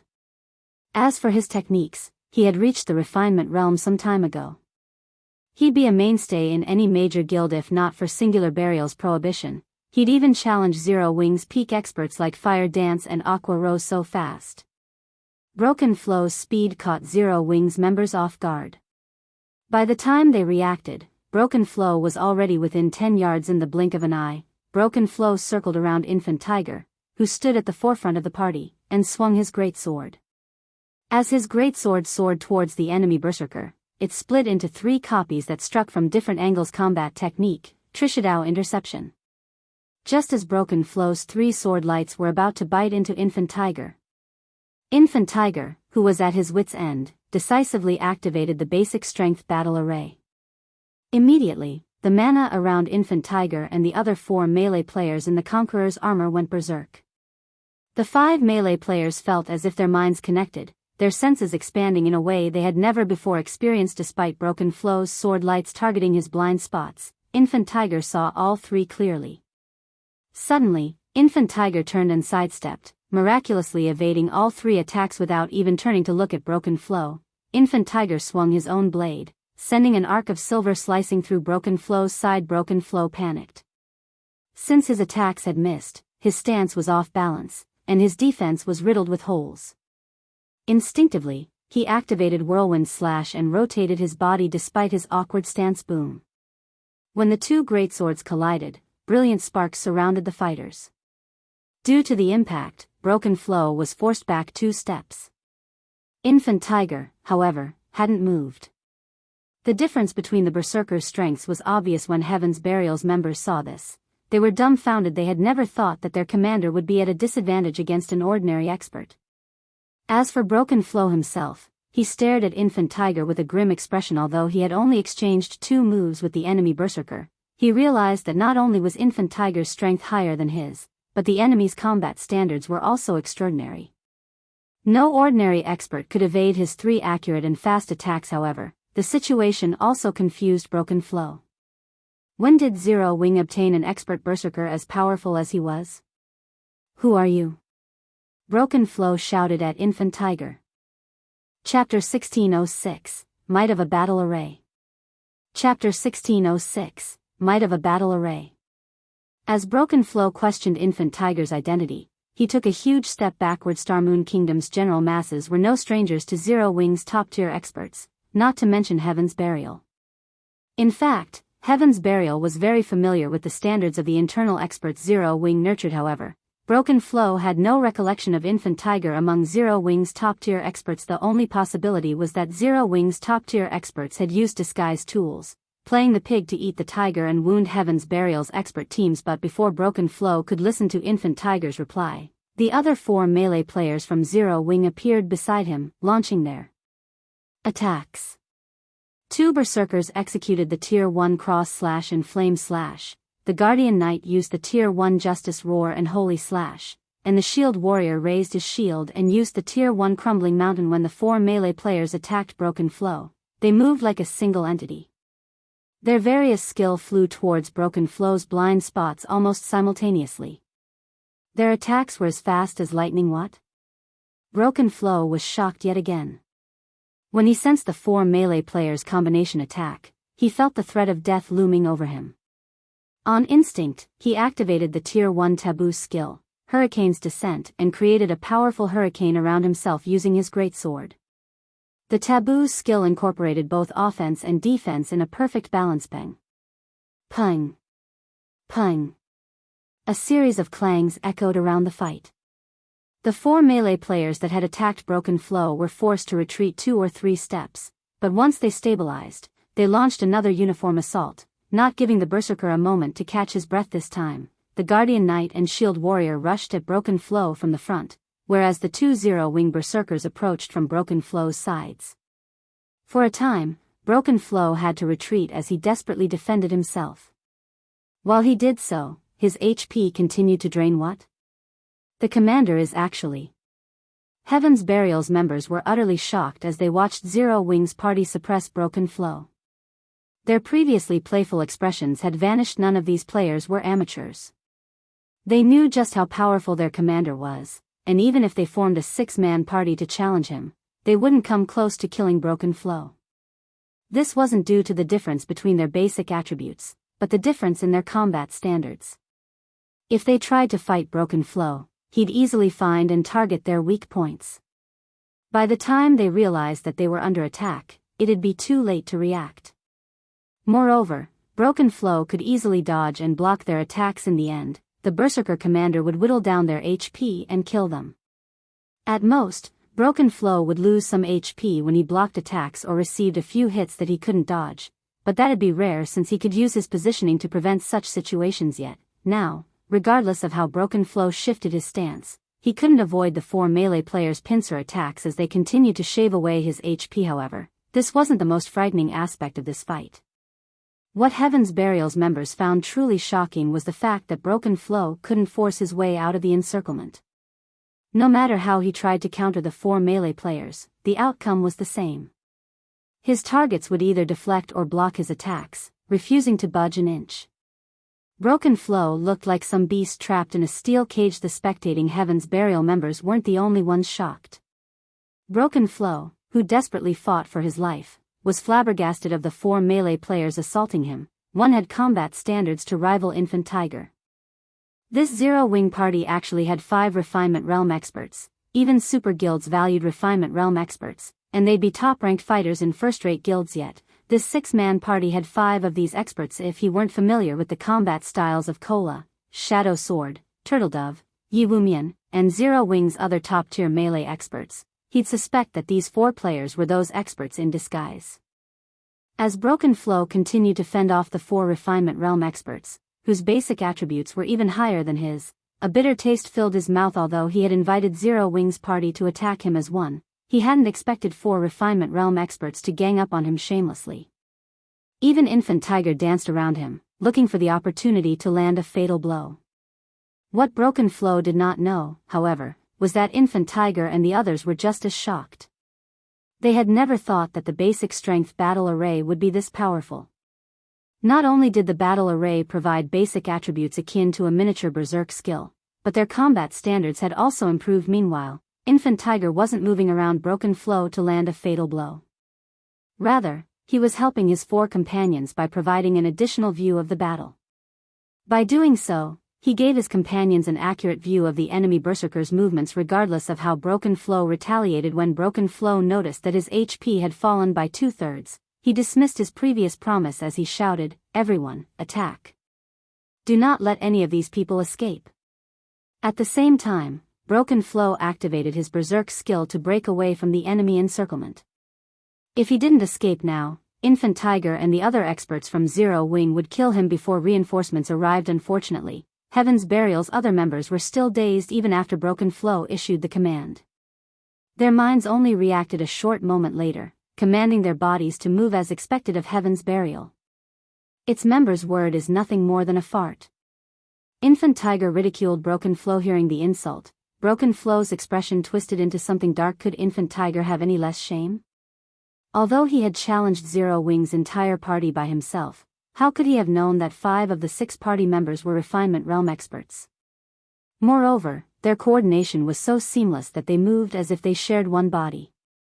Against such coordinated attacks, this team could even defeat a Flowing Water Realm expert, much less Broken Flow. However, Broken Flow's call for help prompted Infant Tiger and the others to activate Power of Darkness. Once their basic attributes soared, they launched another ruthless assault against the Berserker. This time, however, they held nothing back after Feng had upgraded the Bible of Darkness. The power of darkness he granted his allies had grown stronger as well. Although Broken Flow's berserk skill was powerful, it was subpar compared to the improved power of darkness. In addition, Broken Flow's basic attributes were already lower than Infant Tiger and his companions. When both sides had activated their berserk skills, the gap between them only widened before the healers from Heaven's Burial could get within range. Zero Wings Guardian Knight and Shield Warrior slammed their shields into Broken Flow, forcing the Berserker off balance. Infant Tiger and the other two Berserkers then appeared behind their target, launching a joint assault chop. Flame Slash. Cross Slash. Even under normal circumstances, Broken Flow would struggle to cope with these three simultaneous attacks. In the end, all three attacks landed squarely, draining his remaining HP. As his body collapsed, he dropped 3 pieces of level 45 dark gold equipment. Commander? How is this possible? Heaven's Burial's members were dazed when they watched their commander die. They had never dreamed that a peak expert like Broken Flow could be killed so easily. Moreover, Broken Flow had been slain by a bunch of Zero Wing members they had never even heard of. Chapter 1607, Difference in Teams. Chapter 1607, Difference in Teams. For a time after Broken Flow's death, Heaven's Burial's members were at a loss of what to do. However, Infant Tiger and his party members had no intentions of giving their enemies time to react. They immediately charged into the enemy ranks. They crossed the 30 yards to their targets in a few short seconds. Upon reaching the enemy frontline, the Shield Warrior and Guardian Knight slammed their shields into the enemy melee players, crumbling the battle formation. Meanwhile, Infant Tiger and the other two Berserkers nimbly weaved their way into the enemy lines before executing Whirlwind/3 powerful tornadoes instantly engulfed Heaven's Burial's members. Not only did the attacks push these players back, but they also lost a significant chunk of their HPs. Following which, the Berserker trio approached the nearest enemies and finished off their weakened foes in the blink of an eye. Several members of Heaven's Burial's team died there trying to break out of the encirclement. Kill them. Finally, some of Heaven's Burial's members reacted, moving to intercept Infant Tiger and his friends. Those with berserk skills promptly activated them as the healers and ranged DPS channeled and executed one spell and skill after another. However, Infant Tiger and the others paid the healers and ranged DPS no mind as they ruthlessly targeted players without berserk skills. With an overwhelming advantage in basic attributes and superior combat standards, they finished their targets off easily. Even half HP MTs fell after 2 or 3 attacks. By the time Heaven's Burial's healers had launched their healing spells, their team had suffered over a dozen casualties. Moreover, the majority of the players that had died were MTs.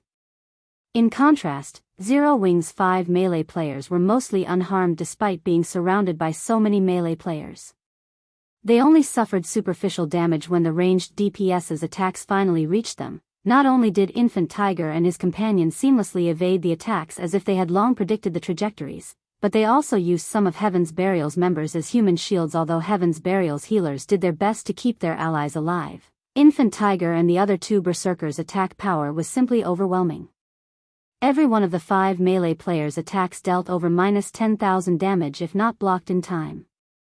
Furthermore, the 3 Berserkers were capable of launching multiple attacks per second elsewhere on the battlefield. Although Heaven's Burial's members attempted to kill Zero Wing's lone healer, Zero Wing's 2 MTs had already moved to protect their comrade.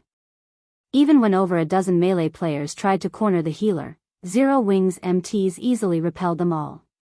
In the end, they could only watch as the healer maintained Infant Tiger and the other Zero Wing Berserkers' HP as the human meat grinders slaughtered their allies. As time passed, Heaven's Burial's 100-man team continued to lose members. In the face of Infant Tiger and the other 4 melee players from Zero Wing, Heaven's Burial's numerous experts were a joke. Just who are these people? When did Zero Wing find such experts? The more Heaven's Burial's members fought, the more frightened they became.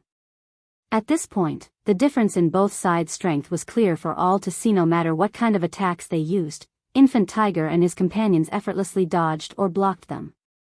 In contrast, the Zero-Wing Berserkers' attacks always slipped past their defenses, landing direct hits and causing significant amounts of damage, and the more Infant Tiger and the others fought, the more familiar they became with the battle array. The battle array was too strong. Once they activated the battle array, they basically had a 360-degree view of their surroundings as long as they maintained proper positioning. Moreover, their improved physiques made it easy to cope with incoming attacks. In their eyes, Heaven's Burial's members were little more than children waving toy weapons. They had no problems predicting their enemies' attacks. They finally understood how God's Domain's peak experts were so powerful. They hadn't understood where the difference lay between them and these experts in the past, but now, they saw it clearly.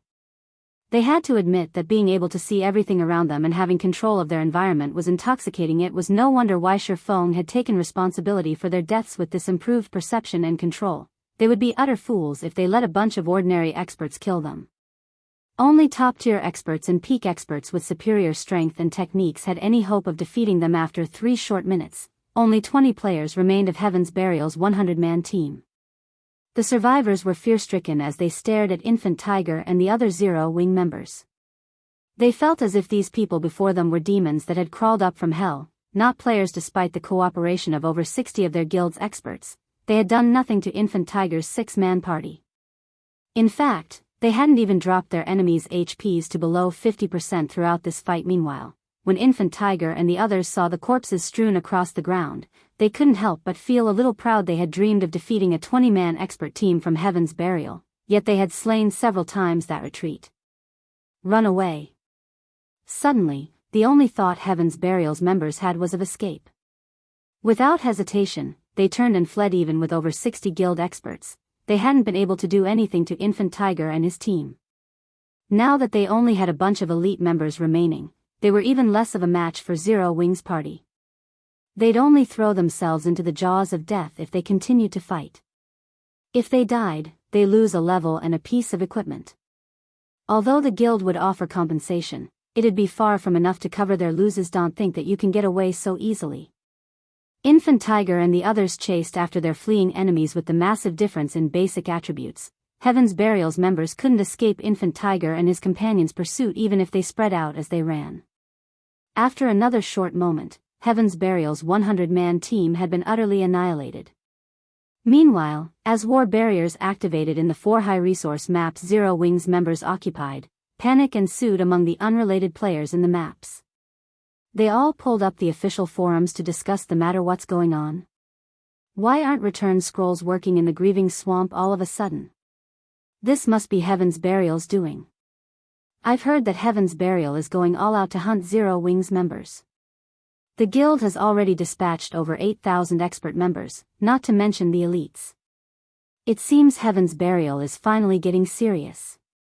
With 8,000 experts, they'll have no issues eliminating Zero-Wing. Crap. They're really fighting each other. There's a fight between Heaven's Burial and Zero-Wing's teams not too far from me right now. Heaven's Burial's 100-man team is amazing. It's completely overwhelming Zero-Wing's 100-man team. The public had become interested in Heaven's Burial's hunt. No one had expected the guild to dispatch 8,000 experts to slaughter Zero-Wing's members. Even a first-rate guild could, at most, field 3,000 experts. After all, the requirements to be considered an expert player in God's domain had become stricter than ever before. In the past, players would be considered experts once they reached the trial tower's 4th floor, but now, players had to reach the 5th floor. Some stricter guilds even required their experts to reach the 5th floor's middle stage. Yet, Heaven's Burial had nearly 3 times more experts than a first-rate guild. Guild leader, we've received a casualty report from Starmoon Kingdom. Daybreak Fog suddenly approached Singular Burial, who commanded the battle before them. Quietly, she said, thus far, we've killed 1,809 Zero-Wing members. That many? Didn't the battle start less than half an hour ago? Singular Burial nodded, satisfied, upon hearing the report. What about our casualties?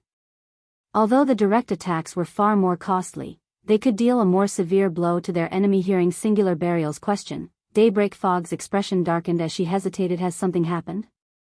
When Singular Burial saw Daybreak Fog's reaction, apprehension welled within him. We've lost 3,237 members thus far. Among them, 923 are expert players, Daybreak Fog said. How is that possible? Singular Burial was dumbfounded when he heard these numbers. Immediately, he demanded, what happened over there? They had sent over 8,000 experts over to Star Moon Kingdom, and Zero Wing only had around 2,000 experts. Even if Fire Dance and Zero Wing's other peak and top-tier experts took action, they could never make up for the massive difference. Chapter 1608, Indiscernible Zero Wing. Chapter 1608, Indiscernible Zero Wing. Daybreak Fog could only shake her head helplessly in response to Singular Burial's question. Even she had been confused when she received the statistics report, wondering if someone had made a mistake when compiling the information. However, although someone could have miscounted the enemy's casualties, how could they do so with their own death counts? In other words, Zero Wing had indeed killed 3,237 of their members in less than half an hour. Moreover, nearly one-third were the guild's experts. Has no one discovered the reason behind this yet? Singular Burial growled, his brows twitching slightly in anger. Over 10% of their 8,000 experts had died in less than half an hour. If the other major powers learned that they didn't even know the cause of this grievous loss, they become a laughingstock. Unlike guild elites, a guild expended all of its precious resources into nurturing its experts. They were incomparably more valuable than the guild's elite members. A loss of one expert was a much larger impact than losing 10 elites. If a first-rate guild suddenly suffered nearly 1,000 expert deaths, the loss would be severe enough to hamper the guild's development. After all, experts were a guild's main combat power when obtaining top-tier equipment and contesting for resource maps. They were also the foundation when competing with other guilds. We still don't have any information, but I've sent people to investigate the matter, Daybreak Fog said as she expressed her frustration over the situation. Just as Singular Burial was about to say something more, he received a call. The caller was none other than Broken Flow, one of the commanders tasked with hunting Zero Wing's members. Has something happened? Singular Burial asked, curious about Broken Flow's anxiety. When Singular Burial noticed Broken Flow's current level, he asked in surprise, how did you lose a level? Singular Burial clearly remembered Broken Flow being level 50 before they embarked on the mission, yet now, the Berserker was only level 49. Broken Flow was one of Heaven's Burial's top-ranked experts, and with the level 45 dark gold set equipment he wore, he could contend with any of the Super Guild's top-tier experts, yet he had lost a level. Why wouldn't Singular Burial be surprised? I died. Although Broken Flow hesitated, he revealed the truth, and he did so with an incredibly grim expression. You died? Singular Burial was even more shocked. Did you encounter Black Flame or the other experts I warned you about? He had planted over 30 spies in Zero Wing, and although they didn't have access to the guild's core secrets, they could discover its experts' identities. Hence, he knew that only a few people in Zero Wing were capable of killing an expert of Broken Flow's caliber. No. Broken Flow's expression darkened further. No? Then who killed you? Singular Burial demanded. Has Zero Wing received reinforcements from somewhere else? That shouldn't be possible. I haven't heard of any powers lending the guild aid. Zero Wing had formed a close relationship with both the Dragon Phoenix Pavilion's Phoenix Rain and the Secret Pavilion's Yuan Tianxin. If these two superpowers helped Zero Wing, he doubted that he could do anything to threaten the guild. The difference between Heaven's Burial's background and the two superpowers was just too massive. Moreover, Heaven's Burial lacked the home ground advantage in Star Moon Kingdom. He had paid close attention to the two superpowers, waiting to see if they would aid Zero Wing or not. However, he hadn't heard any news of either organization helping his enemy. This was one of the reasons that he had dared to hunt down Zero Wing's members. One of Zero Wing's expert parties killed me, Broken Flow explained after taking a deep breath. Zero Wing's expert parties? Realization dawned on Singular Burial. There were some capable players among Zero Wing's experts, and if Broken Flow were careless and underestimated them, he might get himself killed. Sighing and shaking his head disapprovingly, he continued, you are too careless. Well? Don't tell me that you only contacted me to tell me this? Emichim. Broken Flow nodded silently.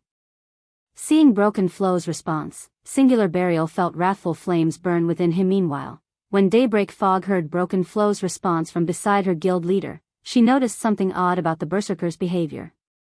He had contacted the guild leader about such a small matter.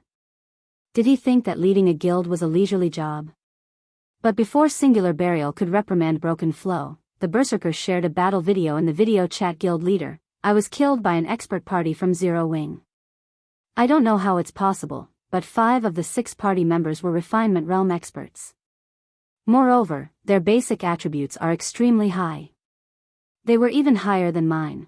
Broken Flow explained. Zero Wing still has 5 Refinement Realm experts we don't know about? How? Singular Burial and Daybreak Fog denied Broken Flow's claims almost simultaneously. Only one out of several hundred players in God's domain could reach the Trial Tower's 5th floor. Among these experts, very few could overcome their limits, achieving extreme control of their bodies and entering the Refinement Realm. Refinement Realm experts were practically VIPs in first-rate guilds right now. Even super guilds struggled to nurture such experts. Whenever a new player reached the Refinement Realm, the various superpowers rushed to recruit them. Yet, Zero Wing had introduced 5 such Refinement Realm experts to the battlefield. No matter how Singular Burial and Daybreak Fog looked at it, Broken Flow's claims sounded more like fantasy than reality. However, by the time they finished watching the battle video, their expressions had turned grim indeed. As Broken Flow had said, every one of the 5 melee players from Zero Wing was slightly stronger than the Berserker. If 5 such expert formed a party, said party would wield terrifying killing power. Throughout Heaven's Burial, only Lei Jingyang's forces could likely stand against such a party. As Singular Burial was about to say something, Lightning Blade, the chief MT of Heaven's Burial's main force, contacted him as well. Guild leader, look at this video. Not long ago, I encountered an expert party from Zero Wing with 5 Refinement Realm experts. My team was no match for them, and in the end, only a few of my brothers and I managed to escape. We need to notify everyone right away and tell them to be careful of this 6-man party. Lightning Blade urgently reported. As they listened to Lightning Blade's report, Singular Burial and Daybreak Fog's expressions darkened further. A trace of shock flashed in their eyes. What is going on? Singular Burial was even more confused after watching the battle video Lightning Blade had sent. Daybreak Fog struggled to comprehend the situation. As well, both Broken Flow and Lightning Blade led 100-man expert teams, but their teams operated in different maps. Although the Refinement Realm experts Broken Flow and Lightning Blade had encountered wore black cloaks, they hadn't bothered to hide their appearances. The Refinement Realm experts in each party were also different classes. It was certain that Broken Flow and Lightning Blade had encountered different Zero Wing parties. This proved that Zero Wing had gained an additional 10 Refinement Realm experts. If these experts were split and assigned to 100-man teams, they would pose a huge threat to Heaven's Burial's teams. But as Singular Burial tried to think of a countermeasure for these new Refinement Realm experts, the other commanders began to report back. All of these commanders reported the same situation that Broken Flow and Lightning Blade had encountered. Every one of these commanders mentioned a 6-man party from Zero Wing consisting of 5 Refinement Realm experts. Chapter 1609, Heaven's Burial retreats in defeat. Chapter 1609, Heaven's Burial retreats in defeat. Singular Burial's expression when he finished watching the battle videos a subordinate had sent was indescribably grim. It wouldn't be a major issue if Zero Wing had simply acquired a few more Refinement Realm experts with Zero Wing's capabilities. It wasn't entirely impossible, but based on the latest reports, Zero Wing had collected 100 new Refinement Realm experts. For a moment, Singular Burial wondered if he were in a dream.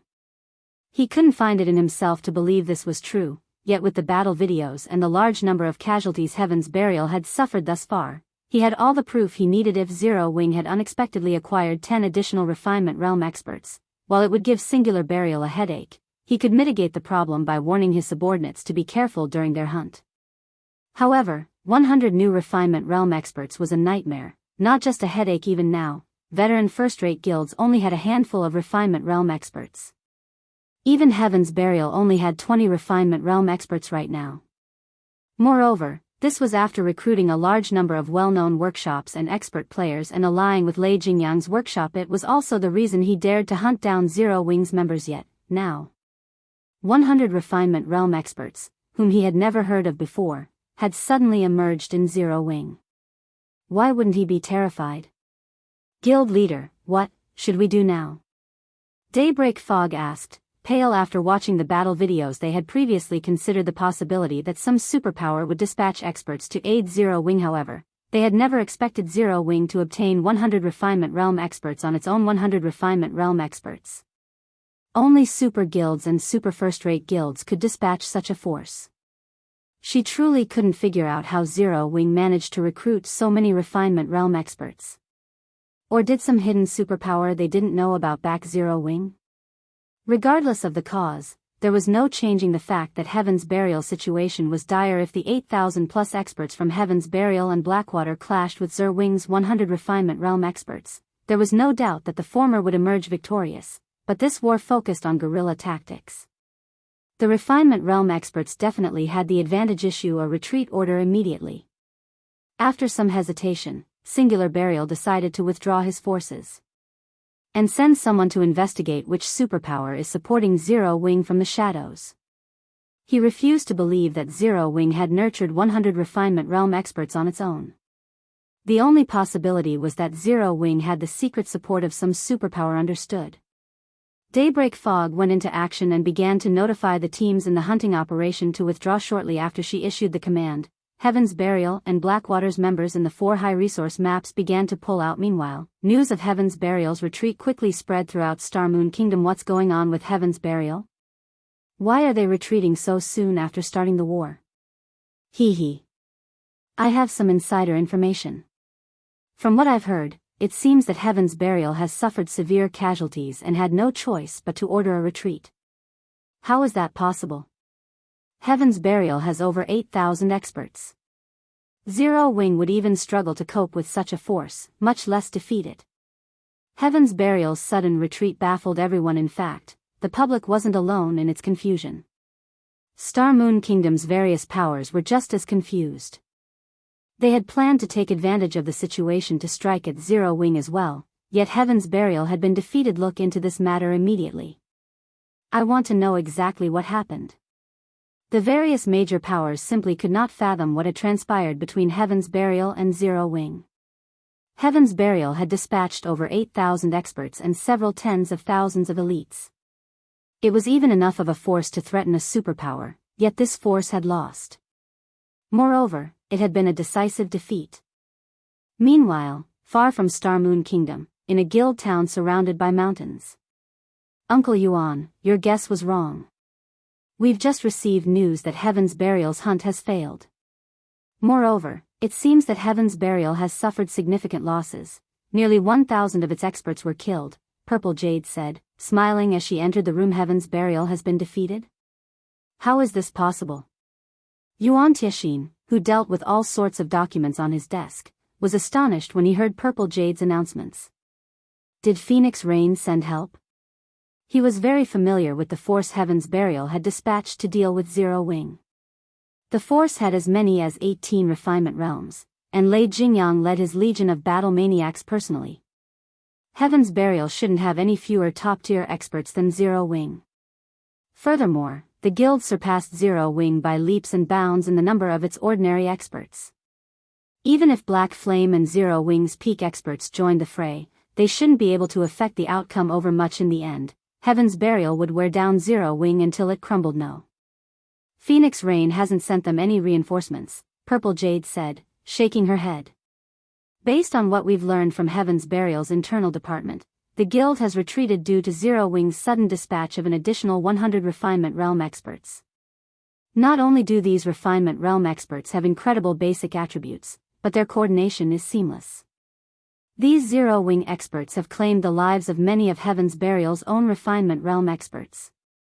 100 Refinement Realm experts? Yuan Tiexin abruptly stood. For a moment, he even thought he had heard wrong. Are you sure Zero Wing has obtained 100 Refinement Realm experts? Very sure. I even have a few battle videos to prove it. Purple Jade then sent the battle videos she had received to Yuan Tiexin. I've already watched all of them. These Zero Wing Refinement Realm experts are quite powerful. When they work together, they don't even have an issue defeating Flowing Water Realm experts. Have you found out which super guild or super first-rate guild has helped Zero Wing? Yuan Tiexin asked after looking through the battle videos. He could tell that these experts were extraordinary. They had no blind spots whatsoever. They could even block ranged attacks, which was difficult for ordinary Refinement Realm experts. When they cooperated, they moved as if they shared a single body.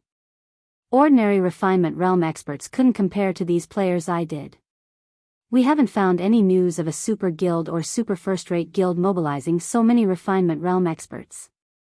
It's almost as if these experts had just joined God's domain, Purple Jade reported seriously. I've also had some of our people compare these Refinement Realm experts' appearances to the images we have of Zero Wings members. And? Yuan Tianxin asked hurriedly. 100 Refinement Realm experts were no trivial matter. Even superpowers like the Secret Pavilion would have to take such a force seriously. There's no doubt, these Refinement Realm experts were already Zero Wing members, Purple Jade said, her voice softening as even she struggled to believe it. They're all Zero Wings members? How is that possible? Yuan Tianxin stared at Purple Jade incredulously. Have we made some mistake? Chapter 1610, Shock. Chapter 1610, Shock. Yuan Tianxin couldn't believe what Purple Jade had just told him. Even the Secret Pavilion struggled to nurture Refinement Realm experts.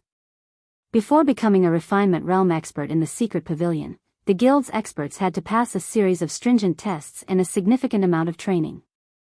Most people in the virtual gaming world couldn't even fathom the effort, talent, and resources required to become a Refinement Realm expert. Although God's domain's unique nature made it easier for players to reach the Refinement Realm, these players were still exceedingly rare. They were also considerably famous in God's domain. Zero Wing had only established a few months ago, and even if it had the support of some super guild or major corporation, it wasn't capable of nurturing so many Refinement Realm experts. There are no mistakes. All of those players are members of the Dark Gods Legion. I also read through the information we have on these players before I came here. Their combat standards were average at best before today. But for some reason, they've become frighteningly powerful, Purple Jade said, shaking her head. Honestly, she couldn't believe this either. However, she had no choice but to acknowledge that Zero Wing had more than 100 Refinement Realm experts after facing the facts before her. To think Zero Wing has hidden so much of its strength. Suddenly, Yuan Tianxin realized why Feng's reaction had been so calm when he learned that the Black Dragon Empire's evil god's temple had activated. Jade, notify our subordinates and tell them to learn everything they can about this situation. We must learn who has backed Zero Wing. Any superpower that could nurture 100 Refinement Realm experts so quickly was definitely extraordinary. Not even most ordinary super guilds were capable of such a feat, and the Secret Pavilion hadn't heard of a superpower that could. When Yuan Tianxin thought about it, a sliver of fear penetrated his heart. Although he knew that God's domain's waters were deep, he didn't realize how deep. They had already learned of quite a few guilds, which had only established after God's domain had launched, that had the support of powerful corporations. And now, there was even an organization like Zero Wing. God's domain was practically a bottomless swamp, with various powers hiding in its muck. The Secret Pavilion wasn't the only superpower to discover this. Many of God's domain's superpowers had learned about Zero Wing's sudden development. After this, they all started to see Zero Wing in a new light. Although Zero Wing still had a low member count and lacked in many aspects compared to first-rate guilds, the fact that it had nurtured over 100 Refinement Realm experts made it far more powerful than first-rate guilds. Zero Wing had a high chance of becoming a super first-rate guild and one of God's domain's overlords in the future. Meanwhile, in the Star Alliance's residence in Starmoon City, Galaxy Past read the report he had just received from the Secret Pavilion in his spacious guild leader's office. When he finished with the report, his mind went blank. Guild leader, has something happened? Purple Eye asked, curious about Galaxy Past's strange expression. Zero Wing truly is an endless abyss. If Heaven's Burial hadn't mobilized such a large force, Starmoon Kingdom's various guilds would still be clueless about Zero Wing's true strength, Galaxy Past said, smiling bitterly as he forwarded the Secret Pavilion's report to Purple Eye. 100 Refinement Realm experts. Zero Wing must have been laughing at us while we made fools of ourselves. This 100 Refinement Realm experts? Purple Eye's jaw dropped as she read the report. She wasn't as ignorant as she had been in the past, and she was very familiar with the power of a Refinement Realm expert. Although she acknowledged her own talent, she still couldn't cross the final threshold and reach the Refinement Realm, even with the Secret Pavilion's help. Yet, Zero Wing had just revealed 100 Refinement Realm experts. And to think that the Star Alliance had actually worked with other guilds to take down Zero Wing in the past. Had Zero Wing utilized its true power back then, the consequences would have been unimaginable. Purple Eye finally realized why her rival, Gentle Snow, had chosen to join an upstart guild like Zero Wing. Sea of Death, Thunder Island. 100 Refinement Realm Experts? Just how many secrets does Zero Wing have?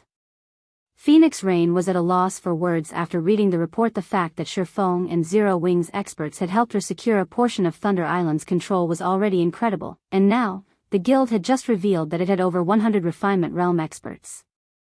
Although Zero Wing had nowhere near as many Refinement Realm Experts as the Dragon Phoenix Pavilion, a contingent of 100 Refinement Realm Experts could still pose a threat to her and Nine Dragons Emperor. If Nine Dragons Emperor had known that this upstart guild had such a background, he would never have tried to stop it out. Black Dragon Empire, Lakeheart City. What? Heaven's Burial retreated? What happened? Curiosity ravaged Gentle Snow when she heard Zhao Yueru's report. If Feng hadn't assured her that her people weren't necessary for the situation in Star Moon Kingdom, she would have returned with all of her spare forces long ago. Heaven's Burial and Blackwater had dispatched over 8,000 experts, including a few Refinement Realm experts. Without utilizing the guild's full power, defeating such a force would be nearly impossible. Yet, less than an hour after Heaven's Burial had attacked directly, the guild had ordered a retreat. I've heard that it's due to various six-man parties from the Dark Gods Legion. These Dark Gods parties slaughtered Heaven's Burial and Blackwater's 100-man expert teams. In less than half an hour, they killed nearly 1,000 guild experts. In contrast, none of our party members have died, Zhao Yueru explained. They've even killed quite a few of Heaven's Burial and Blackwater's Refinement Realm experts. A six-man party of Dark Gods Legion members defeated a 100-man expert team from Heaven's Burial? For a time, Gentle Snow couldn't process the information. She knew just how powerful the Dark Gods Legion members were. Even the strongest among them had only reached the half-step Refinement Realm standard. Even 6 of these players would be lucky to defeat a 20-man expert team from Heaven's Burial. After all, Heaven's Burial and Blackwater's experts were no noobs. They were all experts that had experienced numerous life-or-death battles. Yet, these Dark Gods Legion members had defeated 100-man expert teams with as few as 6 players. To Gentle Snow, this sounded like a fantasy. That's right. Everyone in the guild has been talking about it. I've watched the battle videos, as well. Those Dark Gods parties are quite powerful. If not for my promotion to Tier 2, they might even be able to defeat me. Zhao Yueru nodded. I never realized that our guild had hidden such strength all this time. The Black Dragon Empire's first-rate guilds will have to think twice before turning against us. Zero Wing had lacked experts that could turn the tide of battle in the past, and because of that, the Black Dragon Empire's large guilds hadn't been afraid of striking against their guild. This was especially true for the guild's 9 Dragons Emperor secretly backed. However, now that the public knew that the Dark Gods Legion had such powerful members, even the Empire's various first-rate guilds would have to tread lightly when dealing with Zero Wing. While everyone raised a commotion over the defeat of Heaven's Burial's army, Aqua Rose relayed the shocking news to Feng, who had long since left Star Moon Kingdom guild leader. What kind of magic did you use? How did you make all of these people so strong? Every one of them feels like they can take on a Refinement Realm expert of the same level right now, Aqua Rose asked curiously. She was quite familiar with the prowess of the Dark Gods members she had sent Feng, yet these players had grown so much stronger in the several hours since she had last seen them. If Feng claimed that he had nothing to do with it, she wouldn't believe him. Chapter 1611, Counterattack.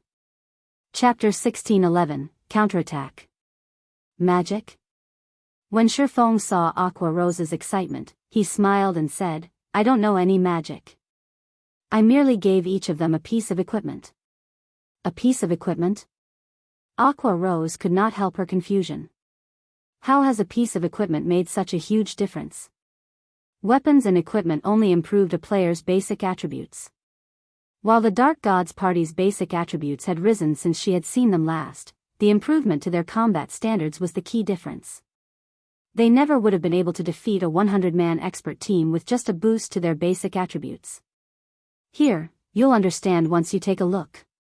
Feng then shared the Conqueror's armor's attributes with Aqua Rosius. Aqua Rose was one of Zero Wing's core upper echelons. He had no reason to hide the armor from her. Besides, as players reached higher levels, it'd only be a matter of time before the various large guilds learned about battle arrays. He had only had the Dark Gods members sign a confidentiality contract to hide the information from the various large guilds for as long as he could, but it was impossible to hide the battle arrays from the public forever. When Aqua Rose read the armor's information, she was dazed. She had never thought that God's domain had equipment like this. Not only did the Conqueror's armor improve its wearer's basic attributes, but it also allowed them to share their perception with other players wearing the armor. It could basically enhance players' perception range by a large margin, allowing these players to reach a simplified version of the Void Realm. Although ordinary experts wearing the Conqueror's armor still wouldn't be able to control their bodies as well as Refinement Realm experts, their overall combat standards wouldn't be any weaker than an actual Refinement Realm expert with the Enhanced Perception Guild leader. Where did you obtain so many pieces of this armor? Aqua Rose inquired. How could ordinary equipment possibly compare to such powerful battle array equipment? The Conqueror's armor offered even greater benefits than ordinary epic equipment.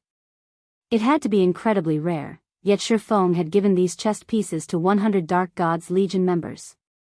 I made them, Feng answered truthfully. Seeing Feng's calm expression, Aqua Rose was at a loss. If Feng had said that he had been grinding and collected the armor during his long disappearance, she might be able to believe him, yet Feng claimed to have made all of the chest pieces. Her mind simply could not process the statement. With 5 pieces of Conqueror's armor, one could nurture 5 Refinement Realm experts. If they produced 1,000 pieces of the Conqueror's armor, they would have a 1,000-man army of Refinement Realm experts. Not even super guilds had such an army. Don't overthink it. I had to deplete the guild's stock of rare materials just to craft the 100 pieces. It won't be possible to mass-produce the armor in a short amount of time, Feng said, shaking his head. Naturally, he knew what Aqua Rose must have thought. The Conqueror's armor's material cost was only secondary. The crucial issue was acquiring the materials. Although the materials weren't super rare, the various large guilds purchased them. Even if Zero Wing spent a fortune to obtain these items, it could only acquire a limited amount. It definitely wasn't possible to gear an invincible legion with the Conqueror's armor. What a pity. If we had a few hundred more, we could flatten Heaven's Burial, Aqua Rose said, clicking her tongue. She had no idea how greedy she sounded. Several hundred. Feng's smile turned bitter. I'll give you a list of the necessary materials, so try to purchase as many as you can in secret. Once we have the materials, I'll try to forge as many as I can. I understand. Aqua Rose nodded eagerly, her eyes glowing with excitement. But guild leader, what should we do next? Although Heaven's Burial has retreated, the bounty is still in place. We really can't afford to let this situation continue. Although Heaven's Burial's forces had retreated, the high bounty it had offered still tempted many unrelated players to attack Zero Wing's members. Even though Zero Wing now had the Dark Gods parties, there was a limit to how much area 20 parties could cover. They couldn't limit the Dark Gods parties to patrols either, as it would severely impact their leveling speed. Heaven's Burial gave up quickly. Feng was slightly disappointed when he read the statistics report Aqua Rose had sent. He had assumed that Heaven's Burial and Blackwater would continue to clash with Zero Wing, relying on their numeric advantage. He hadn't expected Heaven's Burial to retreat so decisively. He had only managed to wear the enemy guild down slightly. However, Feng could understand their decision after giving the matter some thought. If one had sufficient understanding of Refinement Realm experts, they'd realize what kind of prowess 100 Refinement Realm experts could wield in guerrilla warfare. Moreover, these 100 experts were concentrated in a few maps. This was also why the various large guilds were so afraid of super guilds and super first-rate guilds. Ordinary players, elite players, and ordinary expert players. With enough money, a guild could recruit and nurture as many of these players as they wanted, but it was a slightly different story when it came to Refinement Realm experts and those who were stronger. Guilds couldn't necessarily recruit such experts just because it had the money to throw at them. Moreover, there was a qualitative difference between the power of a Refinement Realm expert and the power of an ordinary expert. Even in equipment with similar attributes, there would be a massive difference between the combat power Refinement Realm experts could display and that of ordinary experts without an overwhelming basic attribute advantage. Several, maybe more than a dozen, Ordinary experts would need to work together to take down a Refinement Realm expert. This granted Refinement Realm experts a massive advantage in field battles. Normally, guilds could only cope with these experts' ambushes by dispatching their own Refinement Realm experts or organizing their players into large groups.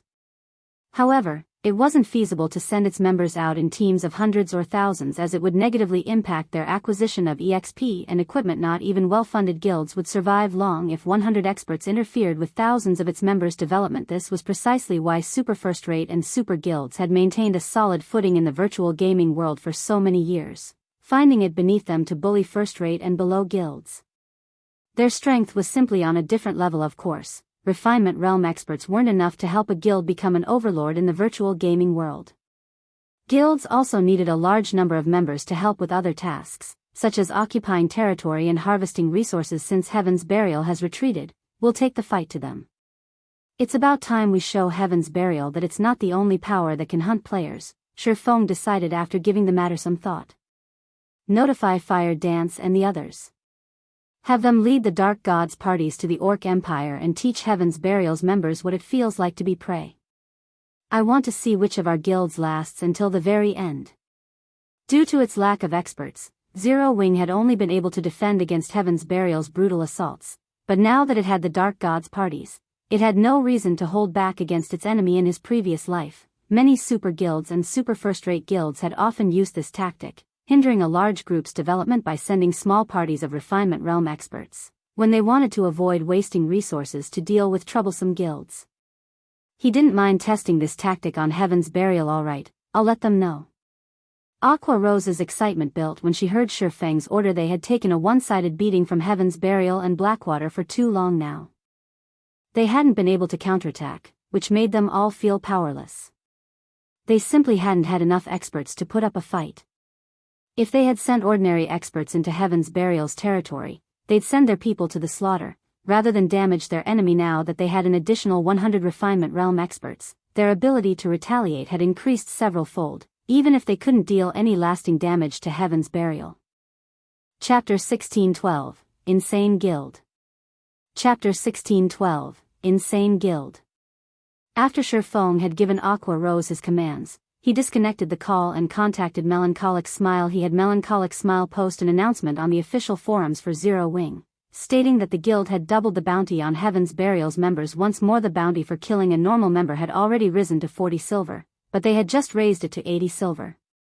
The bounty on elite members had also risen from 2 gold to 4 gold per kill, while the bounty on Heaven's Burial's expert players had risen from 20 gold to 40 gold. Moreover, Feng had Melancholic Smile use a provocative title for the forum post. Heaven's Burial, do you dare to face us? Now, players could instantly earn enough money to purchase a common mount from NPCs just by killing one of Heaven's Burial's experts. Even if they already had their own mount, they could afford an ordinary piece of level 45 fine gold equipment. Even expert players found the remuneration incredibly tempting. Even the expert players that broke their back to earn money couldn't earn 20 gold in a single day. Moreover, as long as they killed one of Heaven's Burial's experts, even their death would be a worthwhile exchange. Guild leader, have you lost your mind?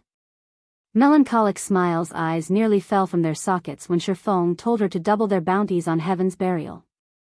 Where is our guild supposed to find that much money? If they posted this new bounty, it would definitely inspire a lot of expert players to kill Heaven's Burial's members, and the number of bounties Zero Wing would have to pay out would be no laughing matter. With Zero Wing's current income, it simply couldn't support such a high bounty. Doubling the bounty was a self-destructive move, and Zero Wing would become a laughingstock. Relax. I'll figure out a source. If we really can't afford to pay, sell a portion of the weapons and equipment the Dark Gods party obtained. Feng said the current bounty was quite a burden on Zero Wing, but it was only a small annoyance to Heaven's Burial. At this rate, Zero Wing's situation would only become more disadvantageous. Unfortunately, since there were too few of them, the Dark Gods parties weren't enough to deal a severe blow to Heaven's Burial, regardless of how many members they hunted down. Fortunately, the Dark Gods parties had reaped quite a harvest for the guild during its hunt.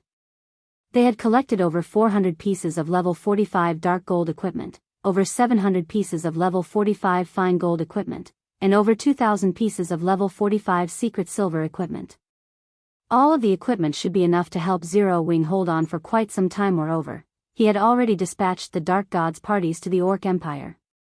If a large number of players joined the hunt for Heaven's Burial members, it would ease the burden on the Dark Gods parties.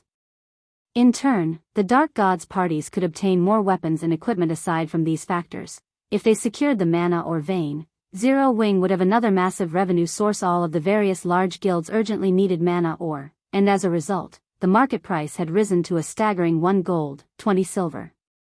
Originally, the ore had only been worth around 40 silver. Meanwhile, the Boneless land was rich in mana. Oregon. It would not be difficult to acquire a large amount of mana ore. I understand. Melancholic Smile could only nod helplessly in response to Feng's command. Although she was confident in Feng's abilities, she still could not help but feel that his decision was a little too crazy this time, following which, Melancholic Smile published the new bounties on Star Moon Kingdom's official forum. Star Moon Kingdom's players went mad over the news. All hail Zero Wing. How rich? Is this Zero Wing's true power? Crap. Is Zero Wing for real? 40 gold coins just for killing one of Heaven's Burial's experts?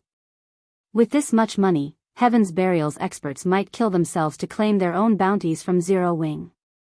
This is insane. Zero Wing has truly gone insane. Even top-tier experts would be tempted by this price. This won't do. I need to form a team to grind Heaven's Burial's members.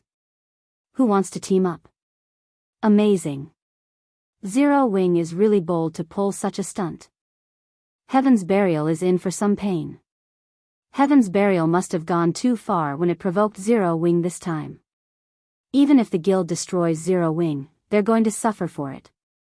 When everyone saw that Zero Wing had doubled its bounties, they couldn't help but feel some sympathy for Heaven's Burial's members.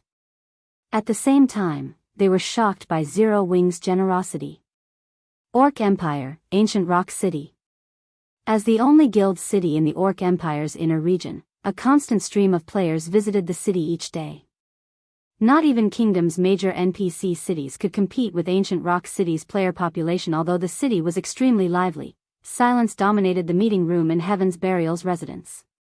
Despite the guild's upper echelons filling the room, no one made a sound as they stared at Singular Burial with somber expressions. Due to the previous hunting war, Heaven's Burial had lost a significant amount of equipment, and a large number of their experts had been killed. However, that wasn't enough to warrant a meeting of this scale. They had gathered in this meeting room due to Zero Wing's latest announcement. Because of that announcement, Heaven's Burial had suffered more casualties than ever before.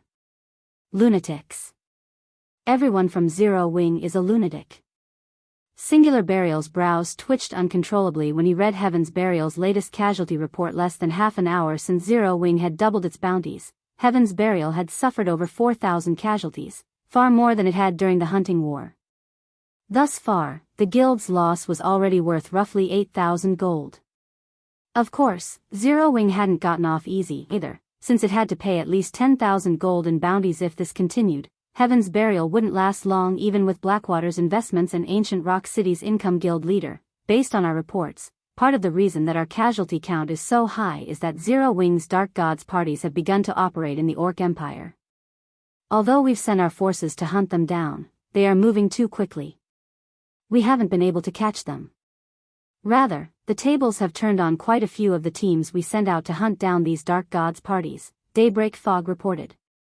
The guild's morale is incredibly low, and some elite members have begun to withdraw from the guild. Zero Wing. Black Flame. Singular Burial gnashed his teeth as he glared at the report in his hands. Since that is how you want to play it, I want to see which of us can last until the end. He truly hadn't thought that this war would develop to this point. Zero Wing's actions had also forced Heaven's Burial to raise its bounties correspondingly. The increased bounties added yet another significant expenditure for the guild. Now, they were forced to spend the funds they had saved for Ancient Rock City's development. However, Singular Burial was still confident that his guild's foundations were sturdier than Zero Wing's. He refused to believe that Heaven's Burial couldn't outcompete Zero Wing with the full support of Blackwater and the income from Ancient Rock City.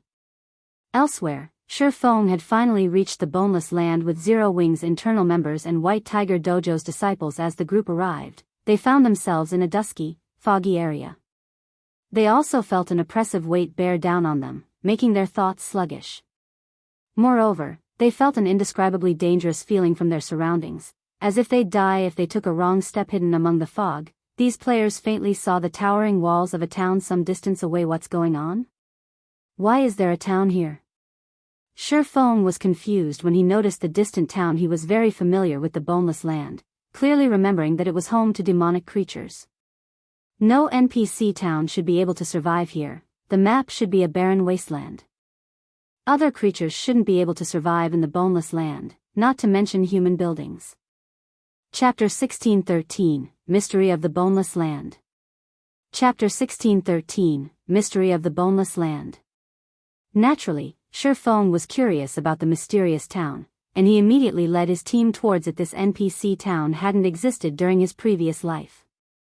In fact, he had never even heard of an NPC town in the Boneless land. The various guilds would never have spent so much effort to construct guild towns here in the past had this map had an NPC town. After all, the Boneless land was not a high-resource map. Its only benefit was its high drop rate of mana ore. God's domain had quite a few high-resource maps that spawned large quantities of mana ore. The Boneless land wasn't unique in this aspect. Furthermore, due to the Boneless land's special environment, very few players had been willing to come here. Among the guilds that had set their sights on the Boneless land, none had been a superpower. The strongest guild had only been a first-rate guild. These guilds had only bothered to build a guild town to ensure that their members had somewhere to rest and recover their spent stamina and concentration. A mysterious fog shrouded the Boneless land all year round, and any player that entered the map would have to endure several times the normal stamina and concentration consumption rates. The consumption rates were so high that players' stamina and concentration would decrease even if they stood there and did nothing. Players simply couldn't survive in the Boneless land for long periods, and players could only recover their stamina and concentration by resting in a hotel or guild hall. Moreover, unlike in other locations where players would be immobilized if they ran out of stamina or concentration, players would die if they ran out in the Boneless land. Because of this, Feng had only intended to visit the Boneless land after he acquired the Guild Magic Car. The Guild Magic Car was like a mobile hotel. With it, players could stay and mine mana ore in the Boneless land as long as they needed to. If not for Zero Wing's urgent need for mana ore and its increasing prices, Feng wouldn't have bothered to visit this area. As Feng's group inched closer to the fog-shrouded town, the pressure they felt increased. Their movements became stiff and sluggish, and they could feel a horrific power radiating from the town, their instincts screaming at them to avoid it. What an amazing town! Feng was astonished when he finally got a clear view of the town. He was a level 63. Tier 2 player, and very few things in the Boneless land could threaten his life. The Boneless land was, after all, a level 60 to level 80 map. It might be a dangerous map for other players at this stage of the game, but its difficulty was perfect for him. Moreover, the Boneless land was a barren wasteland, without forests or canyons. Despite the dense fog, visibility in the map was considerably good. One could easily spot roaming monsters from a long distance away. Guild leader, there are a lot of monsters moving outside the town ahead. It looks like there are several thousands of them. A level 32 ranger, who used eagle eyes to scout the town's surroundings, reported. The other team members couldn't help but tense when they heard the ranger. Although they had the combat standards of an expert, they were all still below level 40, yet the monsters here were all level 60 and above. With such a huge level difference, a handful of monsters would be more than enough to annihilate their team of several hundred. If not for Feng's presence, they would have likely turned tail and run by now. Why wouldn't they be worried after learning that thousands of level 60+ monsters awaited them ahead? Although their levels were low, they'd still need a considerable amount of time to recover the lost EXP if they died. Several thousand monsters? Feng was slightly surprised. Why are there so many?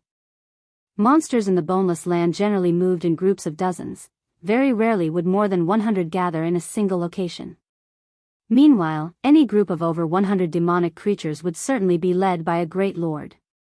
Even Tier 2 expert players would try to avoid such a high-ranked monster as a demonic creature dwelling. All sorts of demonic creatures lived in the Boneless land. Unlike ordinary field monsters, demonic creatures had much higher combat standards. Even the weakest among them would be able to reach the late stage of the Trial Tower's second floor. Ordinary players could only reach the Trial Tower's second and third floor with their combat standards.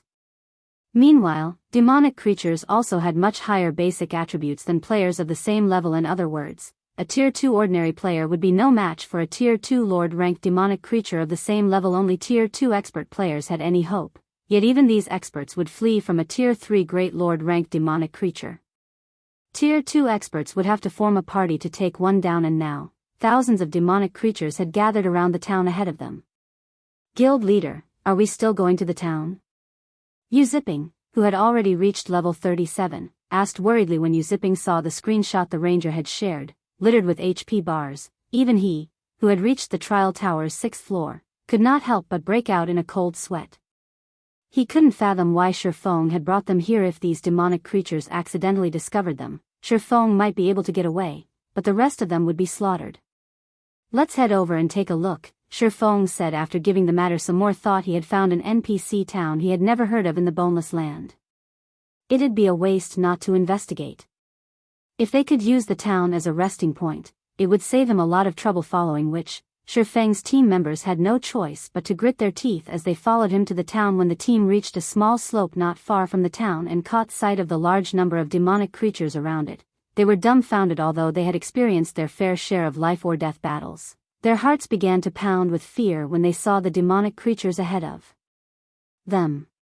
This was especially true when they saw the gigantic, demonic snake, which was over 1,000 meters long, guarding the town's main entrance. The snake's head alone was the size of a 5-story tall building. With a single breath, this serpent could create a powerful hurricane. Even from so far away, these players could feel the snake's breath push their skin. How does God's domain have such a creature? Is that really a monster? As these players stared at the massive snake, fear and despair welled within them. They felt powerless, paralyzed by their fear as they watched the demonic snake. They felt how insignificant humans truly were. For the first time in their lives, even running from the demonic snake would require a certain amount of courage, much less fighting it. Two-headed bird monster, demonic creature, chieftain. Level 62. HP 7000000/7000000. Demonic flame hound, demonic creature, lord. Level 64. HP 15,500,000/15,500,000.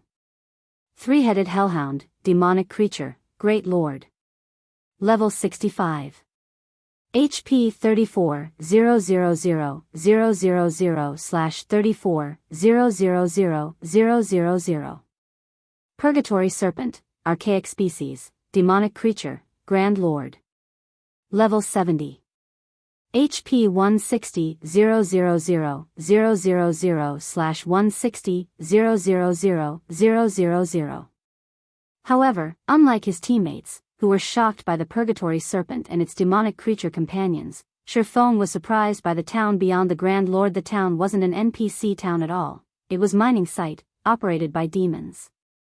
A large number of demons patrolled the town's walls, and inside the town, even more demon-kin descended into and emerged from a massive hole in the town center. This massive hole seemed like a bottomless abyss, and Feng could feel a heart-wrenching aura radiating from it. Meanwhile, among the various ores the demon-kin lifted out of the hole, Feng spotted the precious mana ore. Chapter 1614, Leveling Holy Land. Chapter 1614, Leveling Holy Land.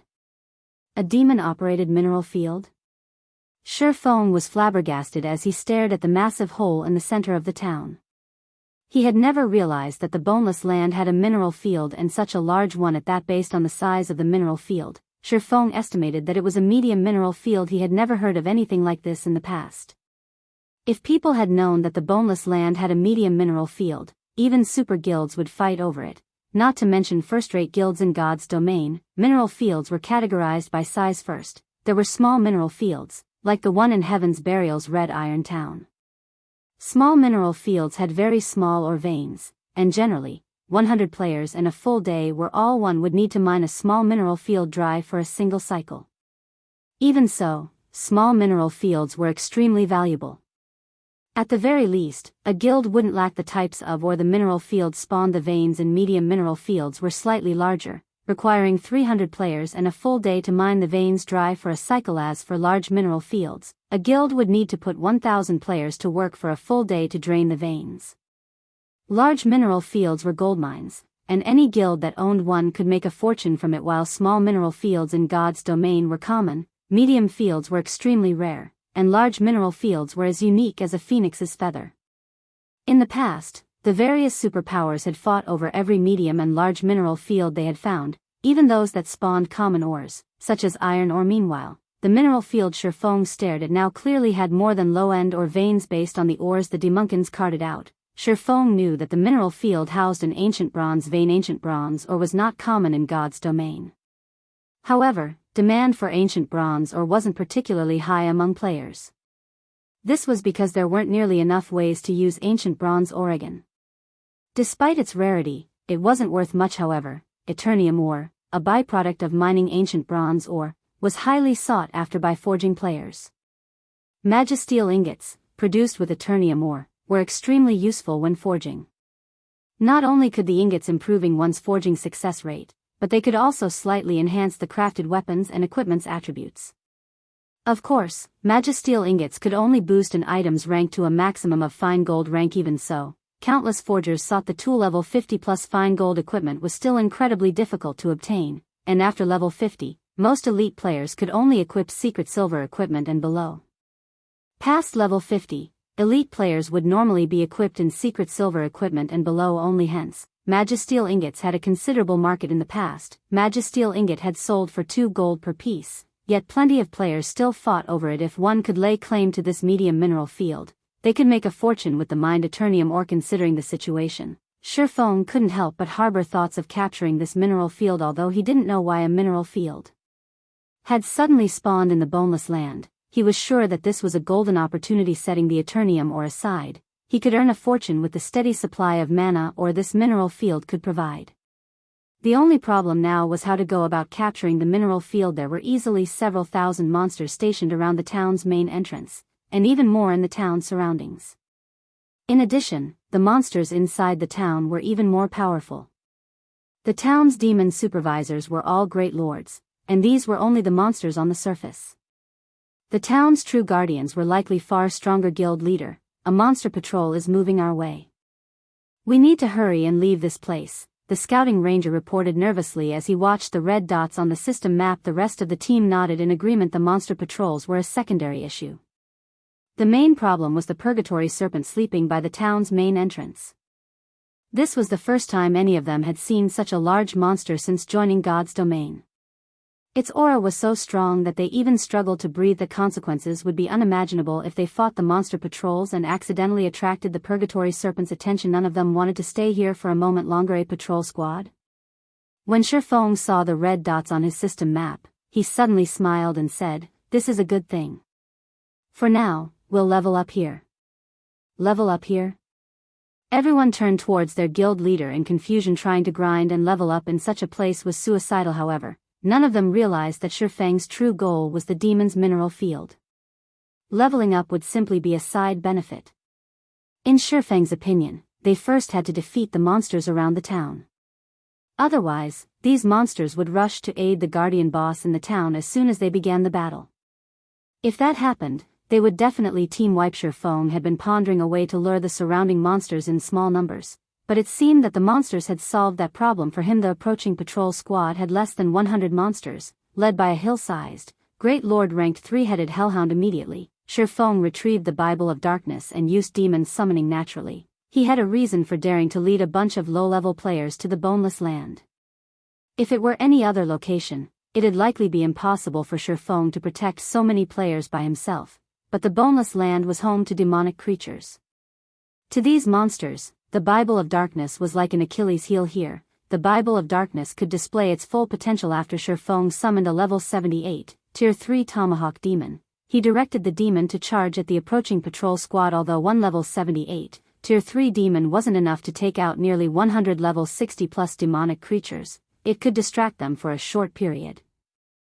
Furthermore, Demon Ruler's passive effect increased demonic creatures' attributes under Feng's command by 30%, while also weakening enemy demonic creatures' basic attributes by 30% in moments. The Tomahawk Demon slaughtered the patrol squad's weaker monsters. At the same time, its HP continued to decrease. In the meantime, Feng wasn't idle as he tried to use the demon ruler's active effect, granting him temporary control of up to 3 demonic creatures, on the 3-headed hellhound failure.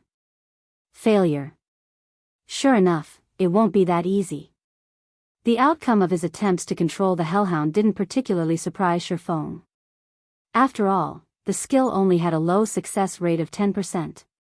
Fortunately, he had the Tomahawk Demon to occupy the patrol squad. Demon ruler's active effect could only be used once every 5 minutes. A congratulatory prompt only popped up in his notification window after Feng's 6th attempt. System, congratulations. You have taken control of the 3-headed hellhound. You have 2 hours of control.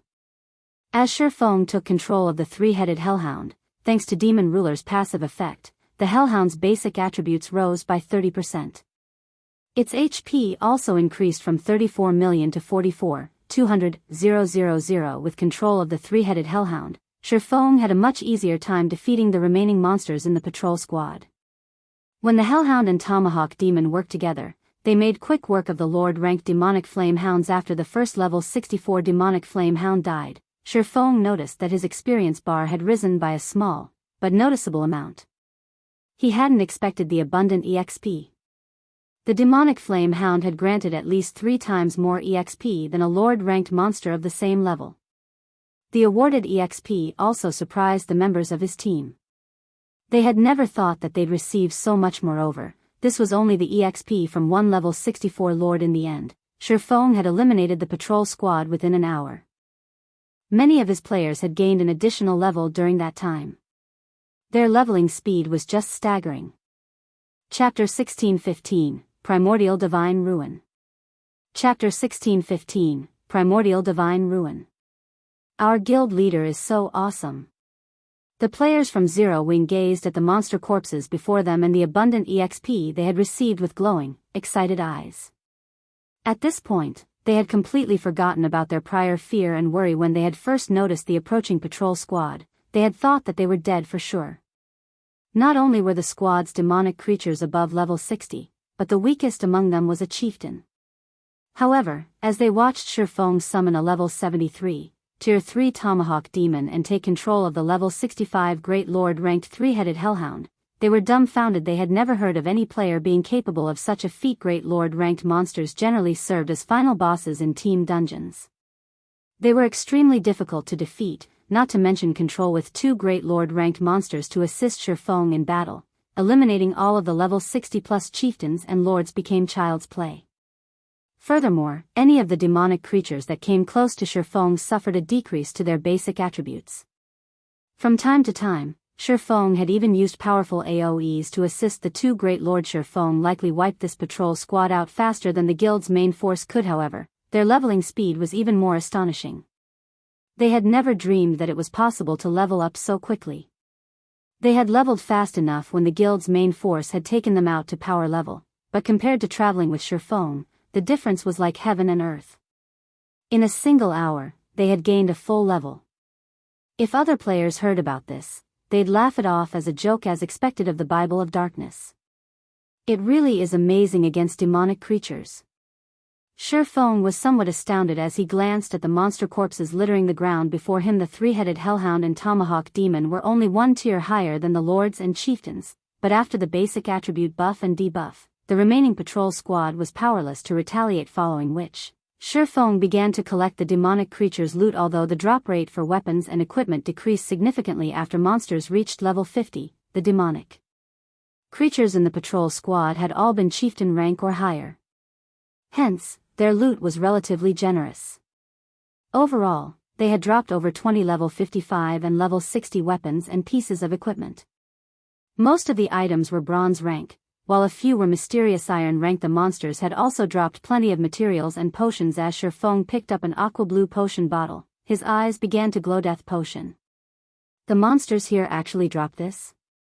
Feng was elated as he examined the potion. After players reached level 50, they needed a tremendous amount of EXP to level up, and combat against monsters in the fields became increasingly difficult, making it easier to lose one's life.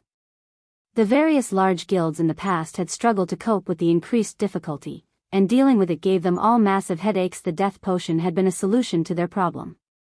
When consumed, it halved the death penalty players would suffer. However, the potion was a one-time use item. Once it was consumed, the potion would remain effective until the player died or logged out of the game. Hence, the various large guilds had fiercely contested over the death potion in the past. Unfortunately, the potion had sold for a whopping 5 gold due to its rarity and the fact that it only dropped in certain locations. Even so, it had become a must-have potion when hunting down powerful field bosses. The potion's only downside was that only level 50 and above players could use it. Feng had never thought that these demonic creatures would drop such a valuable consumable. Moreover, he had obtained 6 death potions after killing one patrol squad with less than 100 monsters. This drop rate was even higher than in the prime farming map he knew about. Excited, Feng controlled the 3-headed hellhound and his tomahawk demon to take out another patrol squad. The Bible of Darkness's demon ruler allowed him to control up to a maximum of 3 demonic creatures. Hence, Feng continued to use the skill and take control of more 3-headed hellhounds. By the time Feng finished with the 3rd patrol squad, he had 3 3-headed hellhounds under his control, and the moment demon summoning's cooldown ended, he summoned another tier 3 demon with 5 great lord ranked monsters under his control. Feng could slay the demonic creatures far faster. Every one of his teammates was stupefied. After grinding for half a day, he had cleared out most of the demonic creatures around the town. Meanwhile, his team members' levels skyrocketed despite having nearly 700 players on the team. Now, even the lowest level member had reached level 40, while the higher level players had reached level 42. Everyone had now caught up with mainstream players' levels. They only lacked weapons and equipment. Since Feng was the main DPS and his companions' levels were much lower, he received the majority of the EXP from the monsters he had killed. However, Feng did not rush to level up. Instead, he used the EXP to upgrade the 7 Luminaries Rings auras. Ever since evolving the 7 Luminaries Ring to Fragmented Legendary rank, the upgrading each aura required an astonishing amount of EXP. Even he didn't dare to upgrade the carelessly. However, now that his level had exceeded frontline players by a large margin, he wouldn't fall behind if he spent some of his EXP to upgrade the 7 Luminaries Ring. Without hesitation, Feng upgraded the auras of fire, time, and space by 1 level. Now, instead of dealing 1500% flame damage in a 60-yard radius, the aura of fire's flame domain inflicted 1800% damage in a 70-yard radius. The skill's cooldown hadn't changed, remaining at 5 minutes. As for the aura of time's forbidden domain, its AoE had increased from a 500-yard radius to a 600-yard radius. Its duration was still 30 seconds. The aura of time-space movement had increased from a teleportation distance of 600,000 yards to 700,000 yards, and Spatial Gate's teleportation distance had increased from 300,000 yards to 350,000 yards.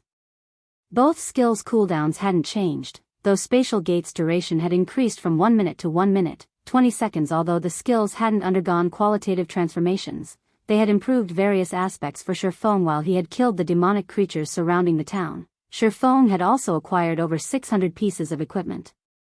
Unfortunately, the majority was bronze equipment, with only 50+ pieces of mysterious iron equipment. In addition, he had obtained 3 pieces of level 55 secret silver equipment and 1 piece of level 60 secret silver equipment after he had lost control of the 3-headed hellhounds and killed them. Although Feng had secured a lot of equipment, he didn't pay the items much mind. Rather, he was most interested in the 124 bottles of death potion he had obtained. He could either use them for the guild or sell them, and either way, he'd benefit. After spending most of the day killing demonic creatures, Feng opened a spatial gate and teleported his team to another map to rest. Despite the fact that his team members had simply followed him around the entire time, their stamina and concentration were nearly gone. If they did not leave the Boneless land now, they'd all die here. As Feng moved everyone to another map, Aqua Rose contacted, excitement and anxiety written across her face. Guild leader, something new has happened in the Orc Empire. I don't know who triggered it, but a massive tower has suddenly risen in the Empire's outer region. And elves are guarding it. Based on what we've learned thus far, it seems the tower is a primordial divine ruin. Apparently, it contains plenty of treasure and level 50 plus, top-tier equipment. Some players have even spotted epic treasure chests. Moreover, we've learned from the NPCs there that if we clear the tower, we'll receive a ticket to travel to the Primordial battlefield. Players can learn advanced combat techniques there. Starmoon Kingdom's various large guilds and those from other countries are frantically gathering at the Divine Ruin. Should we send some of our people over? As Aqua Rose spoke about the Primordial Divine Ruin, her eyes sparkled. Just the fact that players could earn a ticket to the Primordial battlefield was enough to tempt any guild or player, not to mention the various treasure and top-tier equipment one could earn in the Primordial Divine Ruin. After all, combat techniques were extremely rare, and players created most of them. Even if a guild had a combat technique, it wouldn't teach its members the technique lightly. Furthermore, the Primordial battlefield offered advanced combat techniques. Even if players failed to grasp an advanced combat technique in its entirety, the knowledge they gained during the attempt to learn it would still help them strengthen their combat standards. If Zero Wing missed this opportunity, it would fall behind the other guilds in its development. Furthermore, thanks to Zero Wing's new addition of 100 Refinement Realm experts, the various large guilds had learned how valuable top-tier experts were. Chapter 1616, Skyrocketing Levels. Chapter 1616, Skyrocketing Levels. A Primordial Divine Ruin in the Orc Empire? Feng revealed a confused expression when he heard Aqua Rose's words. How is that possible? Feng was very familiar with Primordial Divine Ruins. Unlike ordinary ruins and team dungeons, Primordial Divine Ruins tested players' survivability rather than their basic attributes and combat standards. They were similar to regional dungeons, only far more dangerous, but danger and opportunity stood hand in hand. Primordial Divine Ruins offered far more treasures than elsewhere, and even the loot in super large-scale team dungeons paled in comparison. Combat techniques, in particular, didn't drop in team dungeons. Among the many players that had grasped combat techniques in the past, a large majority had learned their techniques from the Primordial battlefield. In fact, 80% of the advanced combat techniques players had learned had originated from the Primordial battlefield. Whenever a Primordial Divine Ruin had appeared in God's domain, bloodbaths had followed. Primordial Divine Ruins were similar to team dungeons, as only a limited number of players could enter the ruins at a time. The number of players allowed to enter the ruins depended on the ruin size, which could range from several thousand to several tens of thousands. On top of that, Primordial Divine Ruins only opened once a day. Thus, to send as many of their members into the ruin as possible, the various large guilds would try to prevent others from going in. The simplest method was to wipe out any non-allied players in the designated area. If players weren't within the designated area when the Primordial Divine Ruin opened, they wouldn't be allowed in. Of course, if the number of players present in the designated area exceeded the limit, nobody would be allowed into the ruin. It would only open once the player population in the area decreased to the ruin's maximum limit, and the profits one could gain from raiding the Primordial Divine Ruin were extraordinary. The various large guilds had done everything in their power to monopolize the Primordial Divine Ruins in the past. Many had waged war against other guilds over the ruins, and one of these wars had even involved several super guilds. The Primordial Divine Ruins had only begun to spawn after the various large guilds had cleared level 50 super large-scale team dungeons in Feng's previous life. He had never expected to find one so soon. Guild leader, based on our current information, Heaven's Burial has turned its focus to this Primordial Divine Ruin. Singular Burial has even led Heaven's Burial's main force and a large number of experts to the ruin personally. By the looks of it, he seems adamant that he will secure the ruin. If we let Heaven's Burials take advantage of this opportunity to learn combat techniques, they'll become a much larger problem for us, Aqua Rose said worriedly. Currently, Zero Wing had an advantage over Heaven's Burial in field combat due to the Conqueror's armor.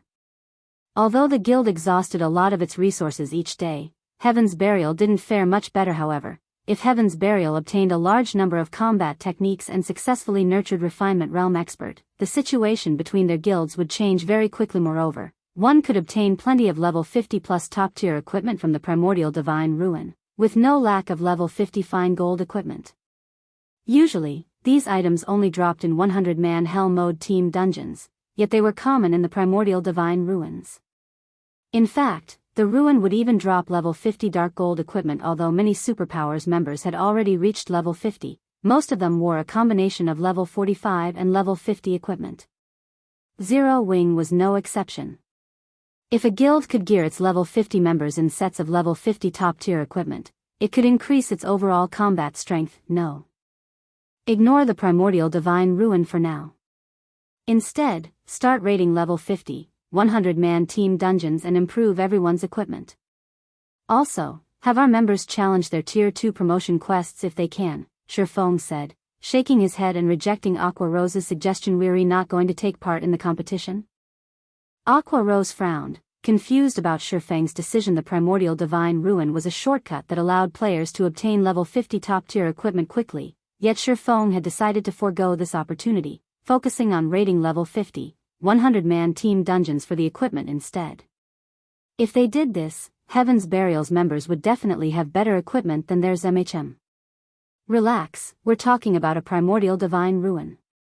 How could it possibly be that easy to raid? Even if we get inside, we'll have to fight off the other guilds. It's more practical to grind for weapons and equipment in team dungeons. Moreover, securing level 50 equipment is our priority right now.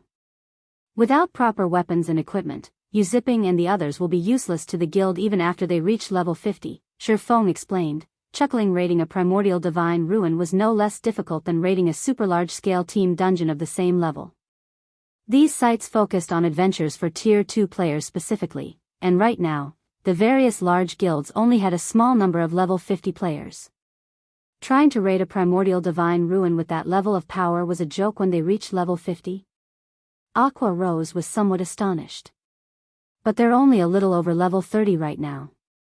Isn't it too early to prepare for this?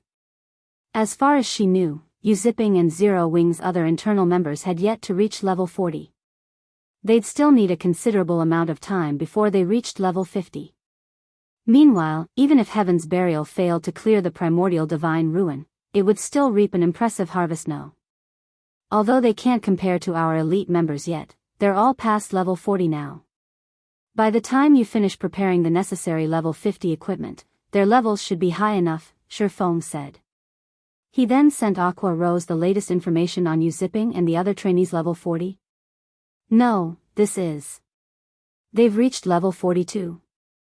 Aqua Rose's jaw dropped when she saw the latest statistics on Zero Wing's internal members and the White Tiger Dojo's disciples. She simply could not believe it. Guild leader, what did you feed them? How have their levels increased so quickly? She was very aware of Feng's capabilities. No other guild member could compare to his leveling speed. Even so, it'd be an impressive feat if Feng could help Zipping and his companions gain 2 levels in a day, yet, now. She remembered that these players had been far from level 40 the last time she had seen them.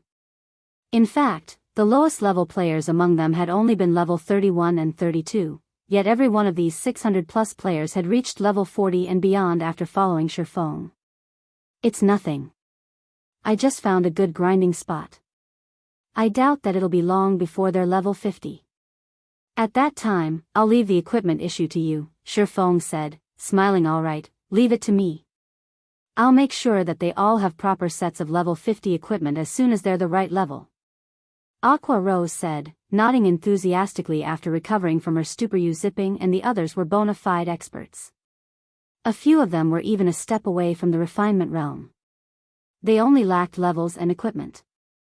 Once those issues were dealt with, they'd definitely elevate Zero Wing's strength to a whole new level. Aqua Rose was excited just thinking about it. She immediately disconnected the call and contacted the guild's main force members, having them redirect their focus to raiding level 50 team dungeons. A sense of urgency squirmed within Feng as well due to the Primordial Divine Ruin's appearance. After resting for a while longer, he activated Spatial Gate and teleported everyone back to their previous position outside of the Demon Mineral Field. After resting in tents for several hours, everyone's stamina and concentration had mostly recovered. Feng then summoned a Tier 3 demon and began to eliminate the demonic creatures around the town once again. Naturally, as everyone's levels continued to increase, their leveling speed slowed. Including the occasional breaks, the team had only cleared out the demonic creatures around the town after more than a day of fighting. Now, only the Purgatory Serpent remained, still guarding the town's main entrance. As for the team, the lowest level among them was now level 43, while many had reached level 45. Although Feng was not satisfied with the result, the rest of the team was ecstatic they had finally caught up with the guild's elite members. Now, they could participate in the guild's large-scale operations. However, before they could celebrate, the Purgatory Serpent, which had entrenched itself in front of the town's entrance, opened its eyes. A resplendent glow radiated from its eyes, and mesmerizing divine runes and curses began to cover the serpent's long body. A moment later, the Purgatory Serpent released a furious roar, and the players suddenly felt suffocated. How can this monster be so powerful? Guild leader, is that monster? As they watched the changes overcome the Purgatory Serpent, they thought of a possibility evolution. Chapter 16-17, Initial Display of Might. Chapter 16-17, Initial Display of Might. The Purgatory Serpent's body was starting to glow as well, its aura growing more intense. Even from over 1,000 yards away, the players from Zero Wing could feel the power of the snake's aura, and they couldn't help but shudder. At this moment, it felt as if the Purgatory Serpent was this realm's overlord. Everyone gulped nervously as they watched the serpent, fear flashing in their eyes. The confidence they had gained while leveling up had drowned in the Purgatory Serpent's terrifying aurates evolving. Feng's eyes twitched as he watched the 1,000-meter-long Purgatory Serpent before him. Monster evolution was common in God's domain, particularly in field maps. In fact, players oftentimes considered themselves lucky if they ran across a monster during its evolution. Normally, the various large guilds monopolized field bosses, not giving other players the chance to raid them. However, evolved monsters were a different story. Monster evolutions were random, and when a monster evolved and its tier increased, it would become the equivalent of a field boss. Moreover, when players killed a recently evolved monster, it would drop better loot than usual. However, an evolving Grand Lord ranked archaic species was no laughing matter. The Purgatory Serpent's combat standards had already been quite high originally. It was likely one of the strongest bosses in the Boneless land. Even a team of Tier 2 experts of the same level would struggle to defeat it, and they might even team wipe. If the Purgatory Serpent evolved into a Tier 4 mythic monster, it would definitely be the strongest boss in the Boneless land. It would become a taboo monstrosity, something that most players would avoid as an archaic species. If the Purgatory Serpent reached mythic rank, its combat power would even surpass an ordinary mythic monster. One such incident had occurred in Feng's previous life. A level 80 Grand Lord ranked archaic species had suddenly evolved, and with its evolution, its map had become a forbidden land to players. The map had only been liberated from the level 80 boss's tyranny after a super guild had sent a team of 1,000, level 100 experts in to raid it. The team had also included over a dozen Tier 3 experts. The Super Guild had only killed the Tier 4 mythic-ranked archaic species after sacrificing over 70% of the 1,000-man team and nearly half of the team's Tier 3 experts. Although this Purgatory Serpent was only level 70, if it evolved into a Tier 4 mythic monster, it'd likely be impossible to defeat until players reached level 100. Guild leader, should we retreat? Once this monster finishes its evolution, its perception range will definitely increase. We might not be safe here, Zipping suggested while he had witnessed Feng's prowess when working with 5 level 65+ Great Lords. He was no longer a noob. He knew that the most a Great Lord of the same level could do against a Tier 4 mythic monster was by some time. The 5 Great Lords under Feng's control had no hope against the evolved Purgatory Serpent. Retreat? Frustration flashed in Feng's eyes as he glared at the Purgatory Serpent. The demon mineral field waited for him, and it was even a medium mineral field that spawned ancient bronze Oregon. Although the mineral field was not as valuable as a manatite vein, it was worth enough. It would be especially helpful to Zero Wing, which currently lacked mana ore. However, he also had no way to defeat a Tier 4 mythic-ranked archaic species. This was nothing like his encounter with a Silvermoon Rat in the Dark Canyon. The Silvermoon Rat had only been a Lord-ranked monster with 18 million HP, killing it before its evolution had completed had been entirely possible. However, the Purgatory Serpent was a level 70 Grand Lord-ranked archaic species. It had a massive 160 million HP. The Purgatory Serpent was already a challenging foe in its original state. Now that it was evolving, it had become far stronger. Guild leader? Zipping asked again after Feng's long silence. No. We still have a chance. After watching the Purgatory Serpent for some time, Feng noticed that runes on the serpent's body progressed very slowly. Immediately, he commanded, "Everyone, get ready and follow me. Nothing ventured, nothing gained.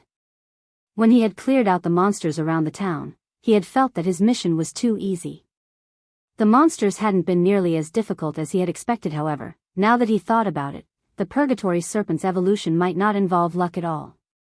Rather, it may have been organized by the system. This was an opportunity the system presented for the players. How else could he explain why the Purgatory Serpent had suddenly begun to evolve as soon as he cleared out the nearby demonic creatures?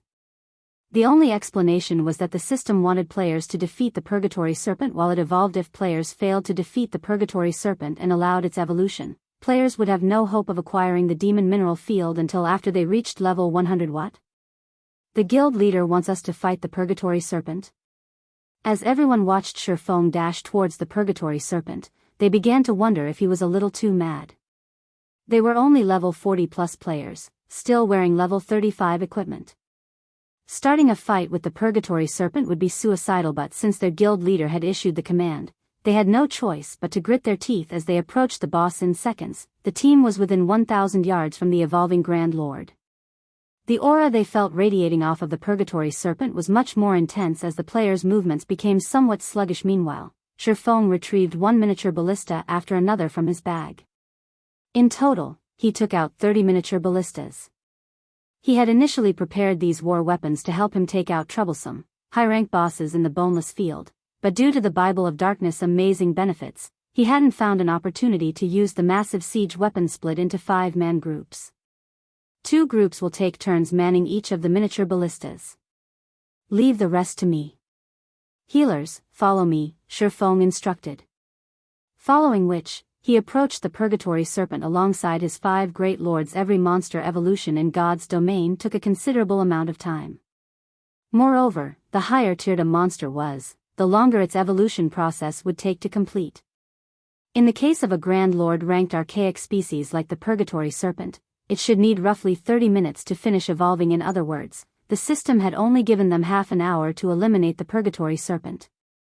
If they failed, they could return and challenge the boss again after reaching level 100. By then, however, the various superpowers would likely have discovered this area. When Feng's group was within 300 yards of the Purgatory Serpent, the evolving Grand Lord opened its amber eyes abruptly and glared at Feng and the others. It roared angrily, radiating a dense killing intent that even made Feng uncomfortable. However, despite its show of aggression, the serpent showed no intention of attacking. Instead, it diligently absorbed mana from its surroundings as it continued to evolve. It seems to be focusing on its evolution. Feng smiled, feeling that their chance of success had risen. Monsters could not move while they evolved. If they moved, their evolution would require more time. The process might even fail. Meanwhile, between dealing with them and continuing with its evolution, the Purgatory Serpent had obviously chosen the latter option. This gave Feng enough time to prepare. In a moment, I want every healer to focus on healing the Tomahawk Demon and pay attention to your positioning, Feng commanded. Following which, he and his 5 great lords charged at the Purgatory Serpent. As the rest of the team watched the swordsman charge towards the boss, they couldn't help but gape. They wouldn't have been overly surprised if Feng had used the great lords under his control as meat shields, but he had actually joined the assault. Moreover, he led the charge himself. He was simply insane. They were dealing with a level 70 Grand Lord ranked archaic species here. Even the strongest MT at this stage of the game would die after 2 or 3 hits. What they didn't know was that Demon Ruler's passive effect only had a 200-yard range. If Feng weren't within range of the Grand Lord, he wouldn't be able to weaken it. However, Feng didn't lead the charge due to Demon Ruler's range. Rather, he did so because he wanted to use Disintegration Field, which only had a pitiful range of 100 yards. The Disintegration Field was also why Feng thought that they had a chance of victory. He hadn't truly witnessed the Disintegration Field's power after recasting the Disintegration armor. He did not know how much the skill could suppress the Purgatory Serpent. Feng stood within 100 yards of his target in the blink of an eye. At the same time, the Purgatory Serpent opened its mouth, and mana began to gather within. It then fired a beam at Feng. It's time for you to show me your true power. Feng then took the Disintegration armor from his bag and activated Disintegration Field immediately. A dark gray energy rippled from the Disintegration armor, quickly reaching the Purgatory Serpent. Wherever the energy passed, space loosened, and mana vanished. The ground 100 yards around Feng even began to dry up and crack. Chapter 1618, Disintegration Armor's Power. Chapter 1618, Disintegration Armor's Power. As the disintegration field activated, the gathering mana in the Purgatory Serpent's mouth disintegrated. The serpent's basic attributes also began to decrease rapidly. So strong. Feng couldn't help his surprise as he watched the disintegration field form. The demon ruler's passive effect already weakened demonic creatures by 30%. Although disintegration field hadn't significantly weakened the Purgatory Serpent, it had further decreased the Grand Lord's basic attributes to 50% of their original values. As a result, the Purgatory Serpent's HP had fallen from 160 million to 80 million. The effects of disintegration field were even more powerful than world projection, which cost 5,000 magic crystals to activate. However, the disintegration field special effect was far more frightening than the basic attribute decrease. It was easy to silence someone in God's domain, but thinning the environmental mana was incredibly difficult. This was something the old disintegration field was not capable of doing. Silencing skills merely stopped a target's flow of mana. While silencing skills were useful against low-tiered players and monsters, most higher-tiered players and monsters could remove the debuff. Although these skills were godly during the game's early stages, they become increasingly less effective as one progressed through the game. Conversely, skills capable of decreasing mana density weren't much of an advantage. At most, these skills could weaken a target's skills or spells and their focus. However, such skills would play a larger role later in the game. Feng had even seen skills that could remove a target's mana entirely in the past. By doing so, not only could a player prevent their target from using skills or spells, but the skills would also dull a target's senses. Although the disintegration field wasn't powerful enough to remove all of the mana in range, only thinning it, it was still incredibly effective. At the very least, it was stronger than ordinary silencing skills against high-tiered monsters and players. What did the guild leader just do? How did the Purgatory Serpent's mana decrease so drastically? When they realized the Purgatory Serpent's aura and basic attributes had weakened, Feng's team members were shocked. They all knew that the stronger a monster was, the harder it would be to suppress its attributes. Even with an intermediate magic array, players would be fortunate to reduce a Grand Lord-ranked archaic species attributes by 20%, yet Feng had suppressed the Purgatory Serpent to 50% of its basic attributes. Moreover, none of them had seen Feng use any sort of magic array to suppress the boss. This was simply unheard of. Suddenly, the Purgatory Serpent spat massive, emerald fireballs at Feng, each the size of a small hill. They were incredibly fast, nearly impossible to dodge. Guild leader. The Zero-Wing players shouted as they watched the giant fireball surround Feng. Although the Purgatory Serpent's attributes had been significantly reduced, it was still an archaic species. As weakened as it wasn't an enemy low-level players like them could hope to defeat so fast. When Feng saw the incoming fireballs, he instinctively activated Heavenly Dragon's power and Void Shield. He then brandished his swords to block the attacks. Boom. Boom. Boom. As the fireballs descended, they shook the ground, and scorching flames filled the area. The powerful impacts formed one crater after another around Feng. As the emerald flames scattered, the Purgatory Serpent revealed a human-like sneer. Zero-Wing's members paled at the sight. The power each fireball contained could rival a large-scale destruction spell. Meanwhile, Feng was only a swordsman, not an MT. He could never survive such a bombardment. As the team began to believe that Feng had died, one player pointed at the team status window and shouted, "Huh? Guys, look at the guild leader's HP bar in the team window." What? The guild leader's HP bar is full. How is that possible? Everyone soon noticed Feng's HP bar in the team status window. His HP hadn't fallen in the least. As the flames and smoke subsided, they revealed a white figure standing among the numerous craters. This figure was none other than Feng. Not even the barrier protecting him showed any signs of damage as expected of an archaic species. Despite the reduction to its basic attributes, it can still execute such a powerful spell. Feng sighed ruefully as he examined the void shield around him.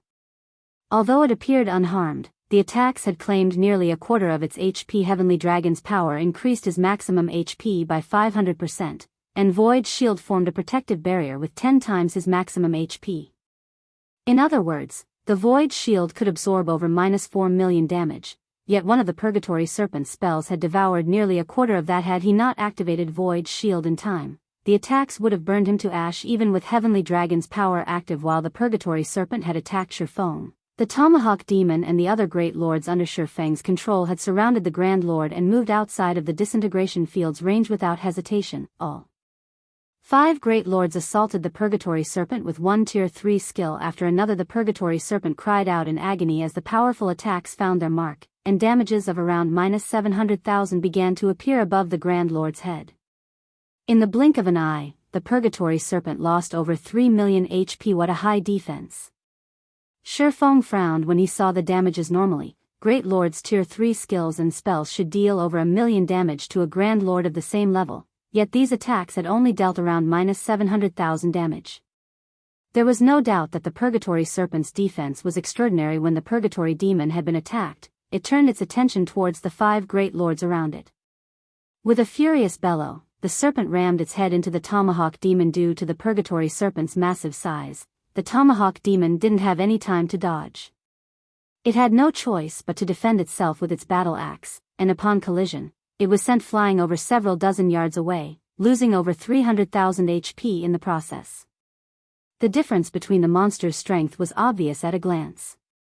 The Grand Lord's shifting body also struck the other Great Lords, though they didn't receive as much damage as the Tomahawk Demon. For a time, the Purgatory Serpent overwhelmed the 5 Great Lords, and they continuously lost HP. This snake's strength is really something.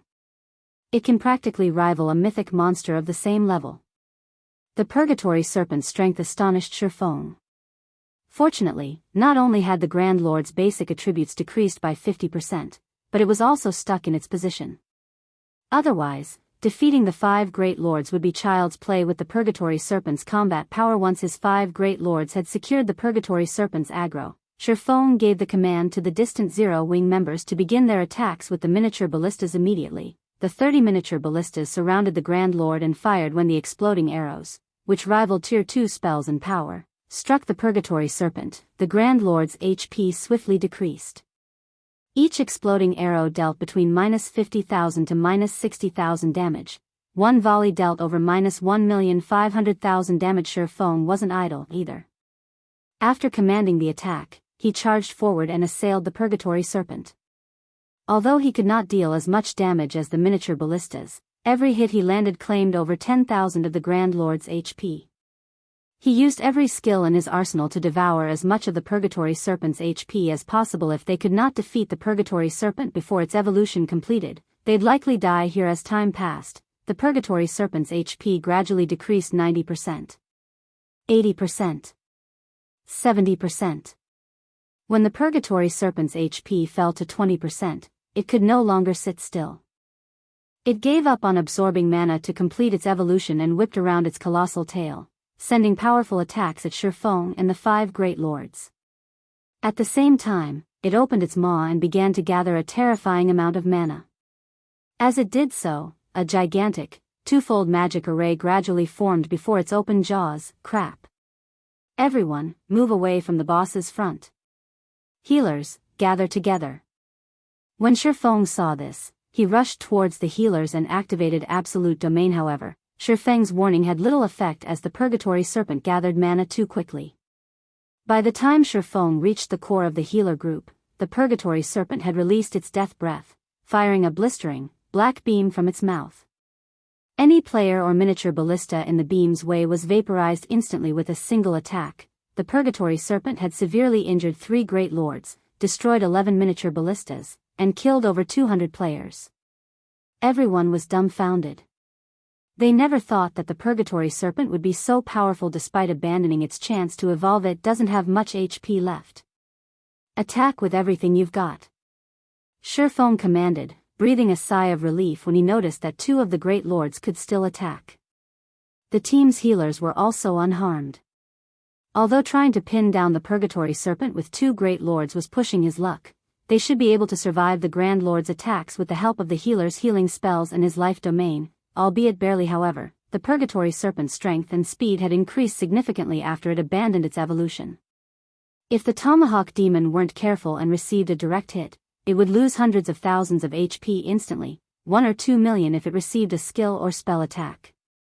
Despite life domain's healing, the Tomahawk demon still rapidly lost HP. In contrast, the Purgatory Serpent's HP decreased very slowly: 15%, 10%, 8%, 6%.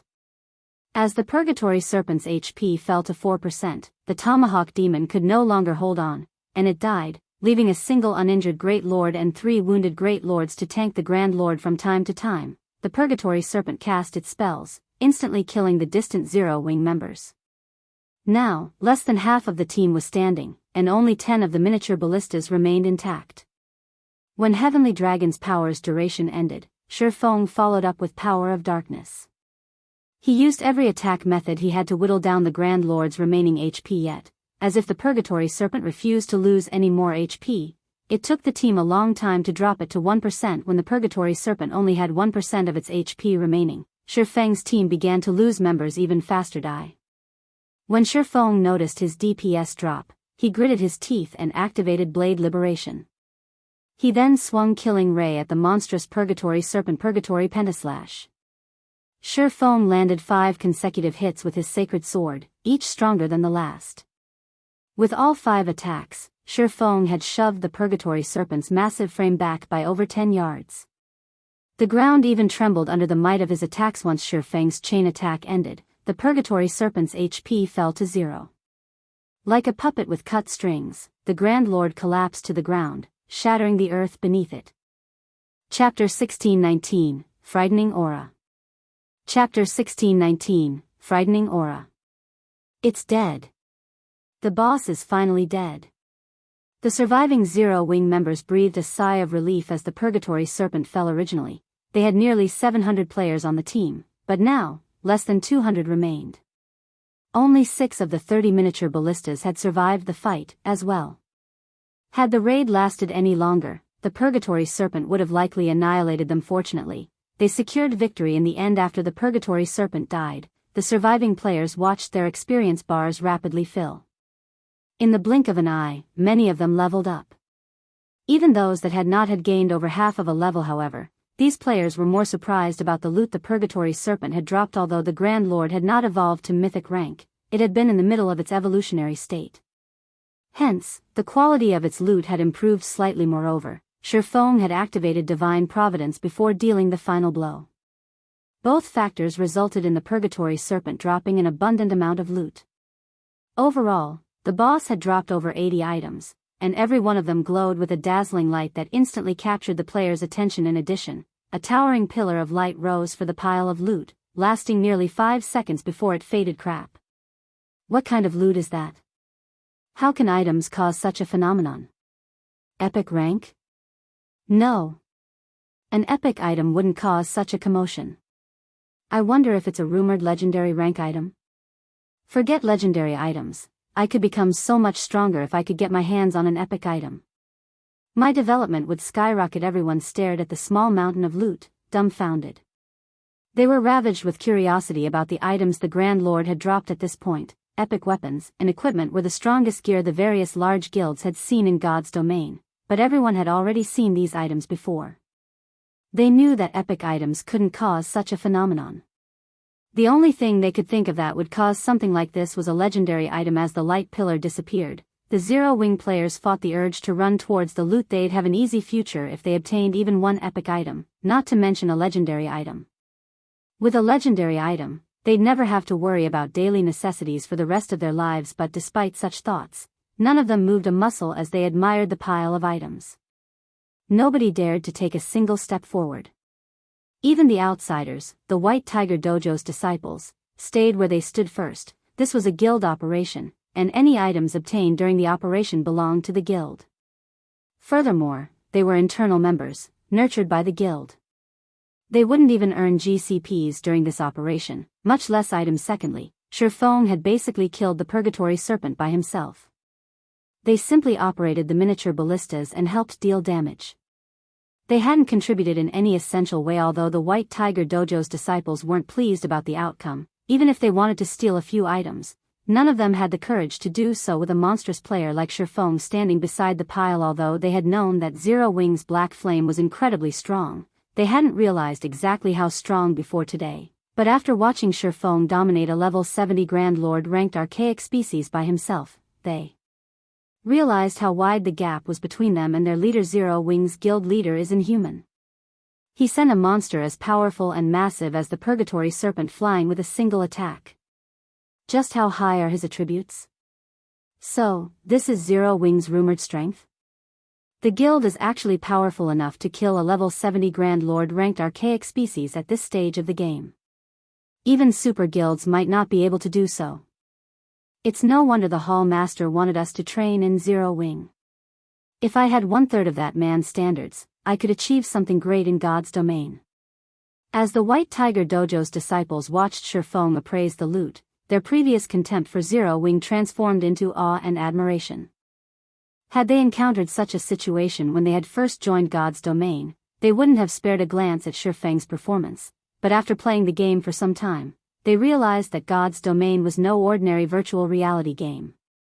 This game's experts were more impressive than those in other games, especially experts like Feng. Although it had seemed as if Feng's movements and attacks had been random throughout the battle, every one of his movements had been carefully calculated. Feng had constantly guided the Purgatory Serpent during the battle, reducing the risk of the Grand Lord damaging the team as much as possible. Had Feng not been there to guide the Purgatory Serpent's attacks, they'd likely be lying on the ground right now. Meanwhile, as Feng reached the small mountain of items, he began to collect and appraise the loot. The Purgatory Serpent had dropped a total of 84 items. Among them, 31 were precious epic materials, such as the Purgatory Serpent's skin and scales, 16 potions, 11 Tier 2 magic scrolls, 1 Tier 3 magic scroll, and 3 Tier 2 skill books. All 3 skill books contained considerably rare Tier 2 skills. One offered the Tier 2 skill, Divine Shield, for Guardian Knights, one offered the Tier 2 skill, Fire Snake Dance, for Elementalists, and one contained the Tier 2 skill, Titan's Hand, for Berserkers. Titan's Hand was the rarest of the 3 skills, one which all Berserkers dreamed of wielding. The skill was neither a damage skill nor did it over some heaven-defying defensive ability.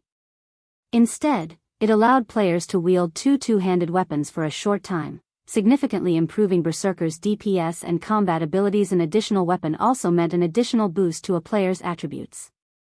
Moreover, wielding 2 weapons allowed players to use more complex attack patterns. In addition, Berserkers didn't have to worry about a lack of strength in their attacks like dual-wielding swordsmen due to the nature of two-handed weapons. Hence, Titan's Hand was a highly sought-after skill for Berserkers. In fact, the skill's market value was on par with Tier 3 skills. Of the remaining loot, there were 9 pieces of level 60 secret silver equipment, 4 pieces of level 60 fine gold equipment, 2 pieces of level 60 dark gold equipment, 1 pair of epic ranked cloth shoes, 2 mana stones, 1 engineering design, 1 alchemy recipe, and 1 forging design. The last item, however, was a blood-red stone engraved with glowing, golden divine runes. Sure enough, the Demon Mineral Field's guardian boss was quite extraordinary. Feng was clearly ecstatic when he saw the blood-red stone. Even he had wondered what kind of item would cause such a phenomenon, releasing such a powerful aura, but even after appraising most of the loot, he hadn't found any particularly special items.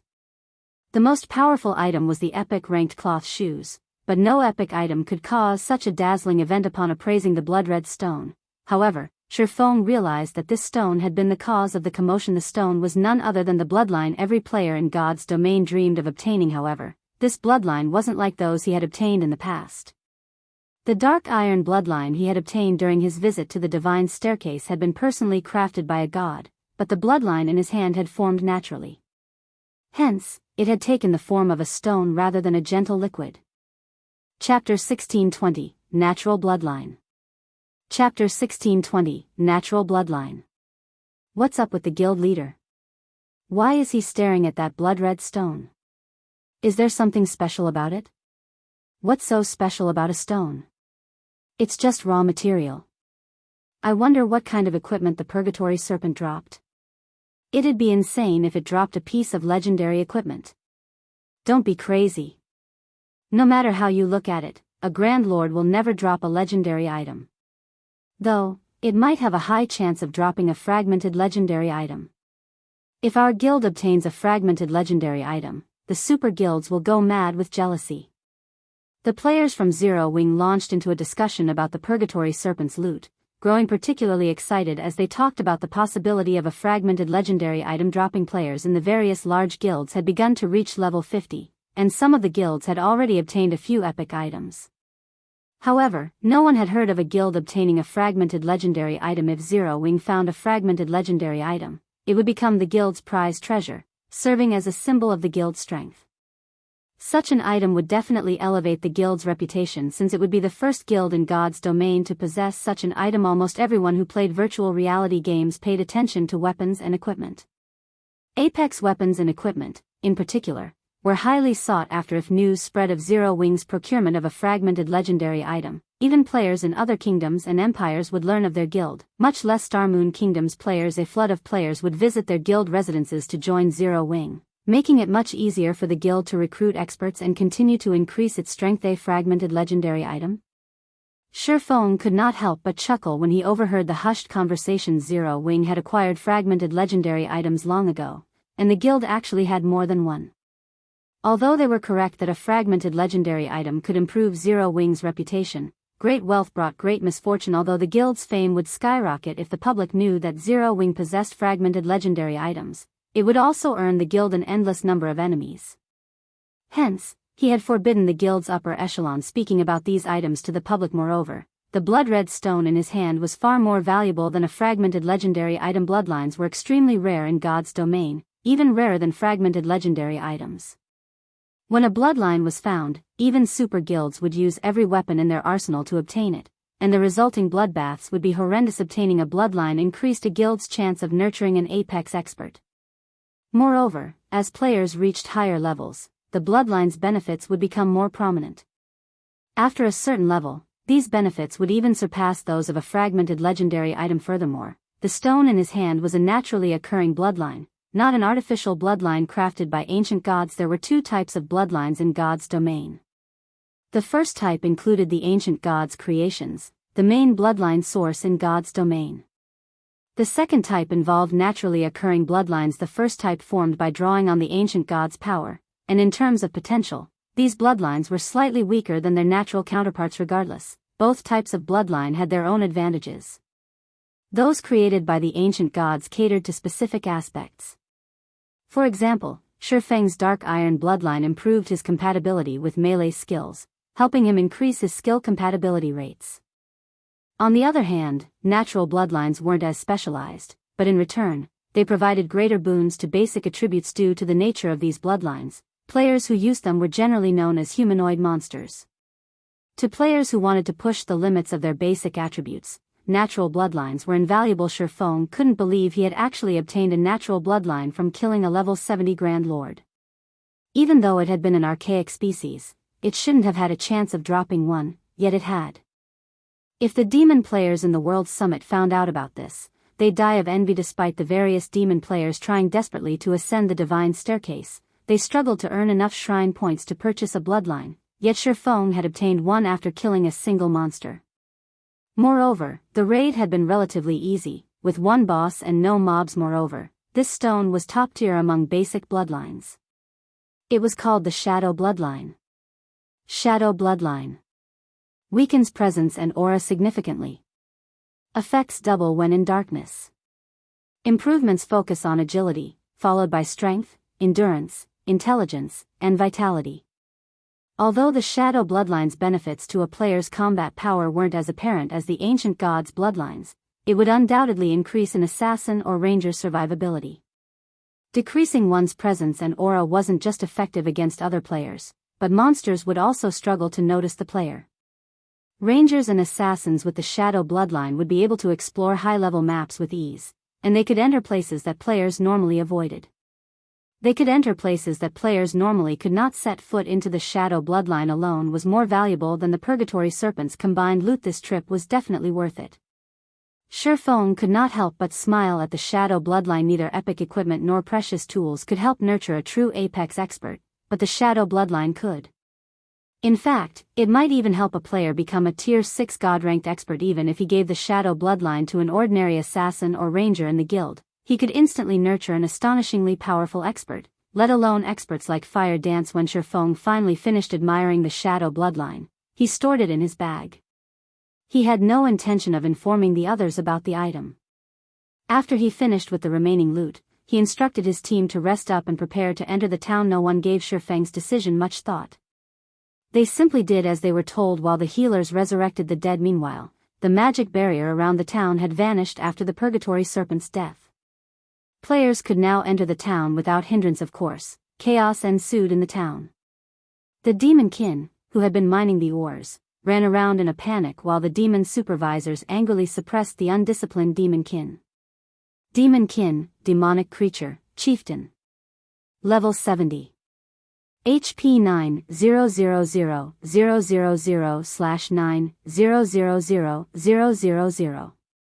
Demon supervisor, demonic creature, great lord. Level 72. HP 38, 500 000/38, 500 000. To Feng, this chaos was an opportunity. There were easily more than 10,000 monsters in the town, and if they moved like an organized army, capturing the town's mineral field would likely be impossible. However, he could take advantage of the fight between the demon kin and the demon supervisors, slowly clearing out the monsters in the town. Feng didn't hurry to enter the town after his slain team members resurrected. Instead, he activated a spatial gate and sent them out of the Boneless land to rest and recover. His team's stamina and concentration had almost depleted during the previous battle, and there was no doubt that they were in for a long, arduous battle once they entered the town. They had to recover their stamina and concentration. First time passed quickly. Once everyone had recovered, Feng led them back to the town's perimeter. Everyone, get ready. Once my great lord secure the monsters aggro, you'll attack with the remaining miniature ballistas. Do not let any of the demon kin or demon supervisors get close. Feng ordered. He then took a deep breath before pushing open the town's steel gates. The instant Feng entered the town, a horrific killing intent washed over him, shocking him awake. A series of system notifications then bombarded his ears. Chapter 1621, Lost Town. Chapter 1621, Lost Town. When the demon town's rune-covered gates opened, it felt as if some seal on the town had been removed as a chilling aura of killing intent surged out of the town's gate. What kind of town is this? Why does it have such a powerful aura? Crap. My attributes are decreasing. As the players from the White Tiger Dojo and Zero Wing prepared for battle some distance away, they couldn't help but shudder the moment Feng opened the gates. There was a massive difference between the aura they felt as the gates opened and the aura they had felt while looking at the demon town from the distant hillside. If the aura they had felt before was air, the aura they felt now was as heavy and dense as sea water. Not only did the powerful aura bring with it an intense mental pressure, making it hard for them to think, but their attributes had also begun to spiral downward. In the blink of an eye, their basic attributes had decreased by 30%. Feng, who had already entered the town, wasn't surprised by the sudden change. However, he was surprised by the system notifications he had received. System, congratulations. You have discovered a lost town. System, congratulations. You have triggered the epic ranked main storyline quest, Demon's Nest. System, do you wish to accept this quest? If you abandon this quest, the lost town will disappear due to its broken seal. You have 1 hour to consider. If you do not make a decision within the hour, the quest will automatically be abandoned. Why is there a lost town here? Feng looked at the system notifications in confusion. Aside from its kingdoms, empires, and neutral towns and cities, God's domain had towns that had been left behind by ancient civilizations. Unfortunately, these towns didn't have official names since their history had been lost, leaving them with the title of Lost Town. Lost towns weren't like ordinary towns. All of the lost towns contained power and abilities, which other towns didn't have, that their ancient civilization had left behind. These abilities had different levels of strength. Some could even help a first-rate guild develop into a super first-rate guild in a short amount of time, although even lost towns with weaker abilities could tempt a superpower into action.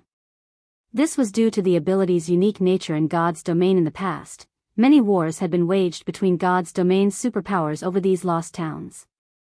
There had even been one instance involving over 10 superpowers. Feng had never expected to find a lost town in the Boneless land.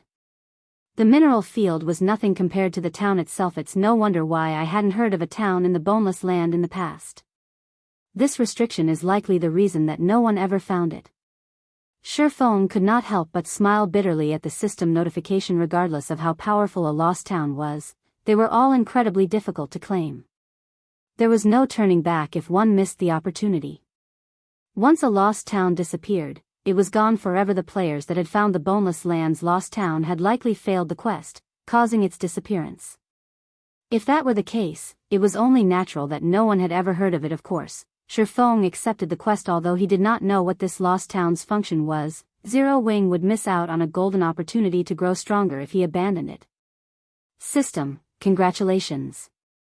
You have accepted the epic ranked main storyline quest, Demon's Nest.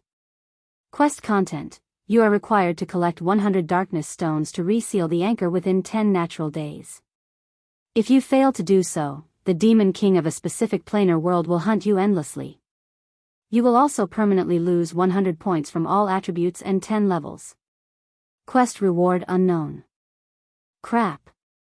Feng nearly spat blood when he read the quest content. He finally understood why the players who had discovered the Boneless Land's lost town had failed the quest to acquire it. This quest was beyond difficult. It was a joke. Darkness stones were like mana stones. They contained a frightening amount of power of darkness, which demon players could use to improve the power of darkness within. In the past, demon players had even spent up to 500 gold per darkness stone. Yet, this quest required him to gather 100 darkness stones within 10 natural days. This quest was asking for the impossible. Darkness stones were immensely rare, and normally, on mythic ranked dark creatures had a chance of dropping them. Even if he were extremely lucky, and every mythic dark creature he killed dropped one, he'd still have to kill 100 of them. With his current standards, killing one mythic dark creature would be impossible, let alone 100. Not even super guilds could accomplish such a feat. Mythic monsters weren't easy to find, and mythic ranked dark creatures were an even rarer sight. Hunting down 100 mythic ranked dark creatures in 10 days would be nearly impossible. When Feng saw the penalty for failing the quest, he was speechless. The penalty was extraordinarily ruthless. While he could accept losing 10 levels and 100 points in every attribute, dealing with a Tier 5 Demon King's tenacious hunt was no laughing matter. Meanwhile, he wasn't nearly powerful enough to kill a Demon King. Every Demon King had the power to engulf a kingdom in flames. Even Tier 4 players would be little more than ants before a Tier 5 Demon King, much less a Tier 2 player like Feng. Guild leader, has something happened? Zero Wing's members asked curiously when they realized that Feng hadn't moved for some time. Forget it. Let's just secure the town and get the mana Oregon. Feng shook his head to clear his mind. There was no point in pondering the quest since he didn't have a solution for obtaining the 100 darkness stones. Following which, he commanded, everyone, prepare for battle.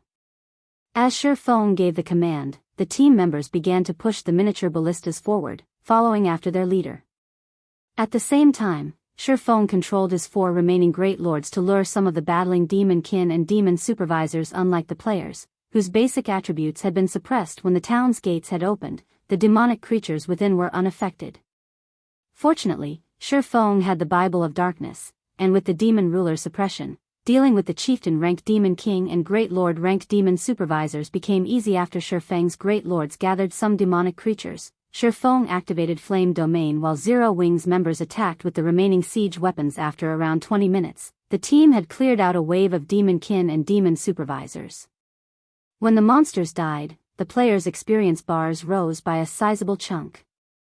However, these monsters granted considerably less EXP than the demonic creatures they had killed outside of the town. In fact, they had awarded even less EXP than ordinary monsters of the same rank and level. Even so, these players' leveling speed was multiple times faster than peak experts. As for the demon kin and demon supervisors' loot, it simply couldn't compare to the loot the demonic creatures had dropped.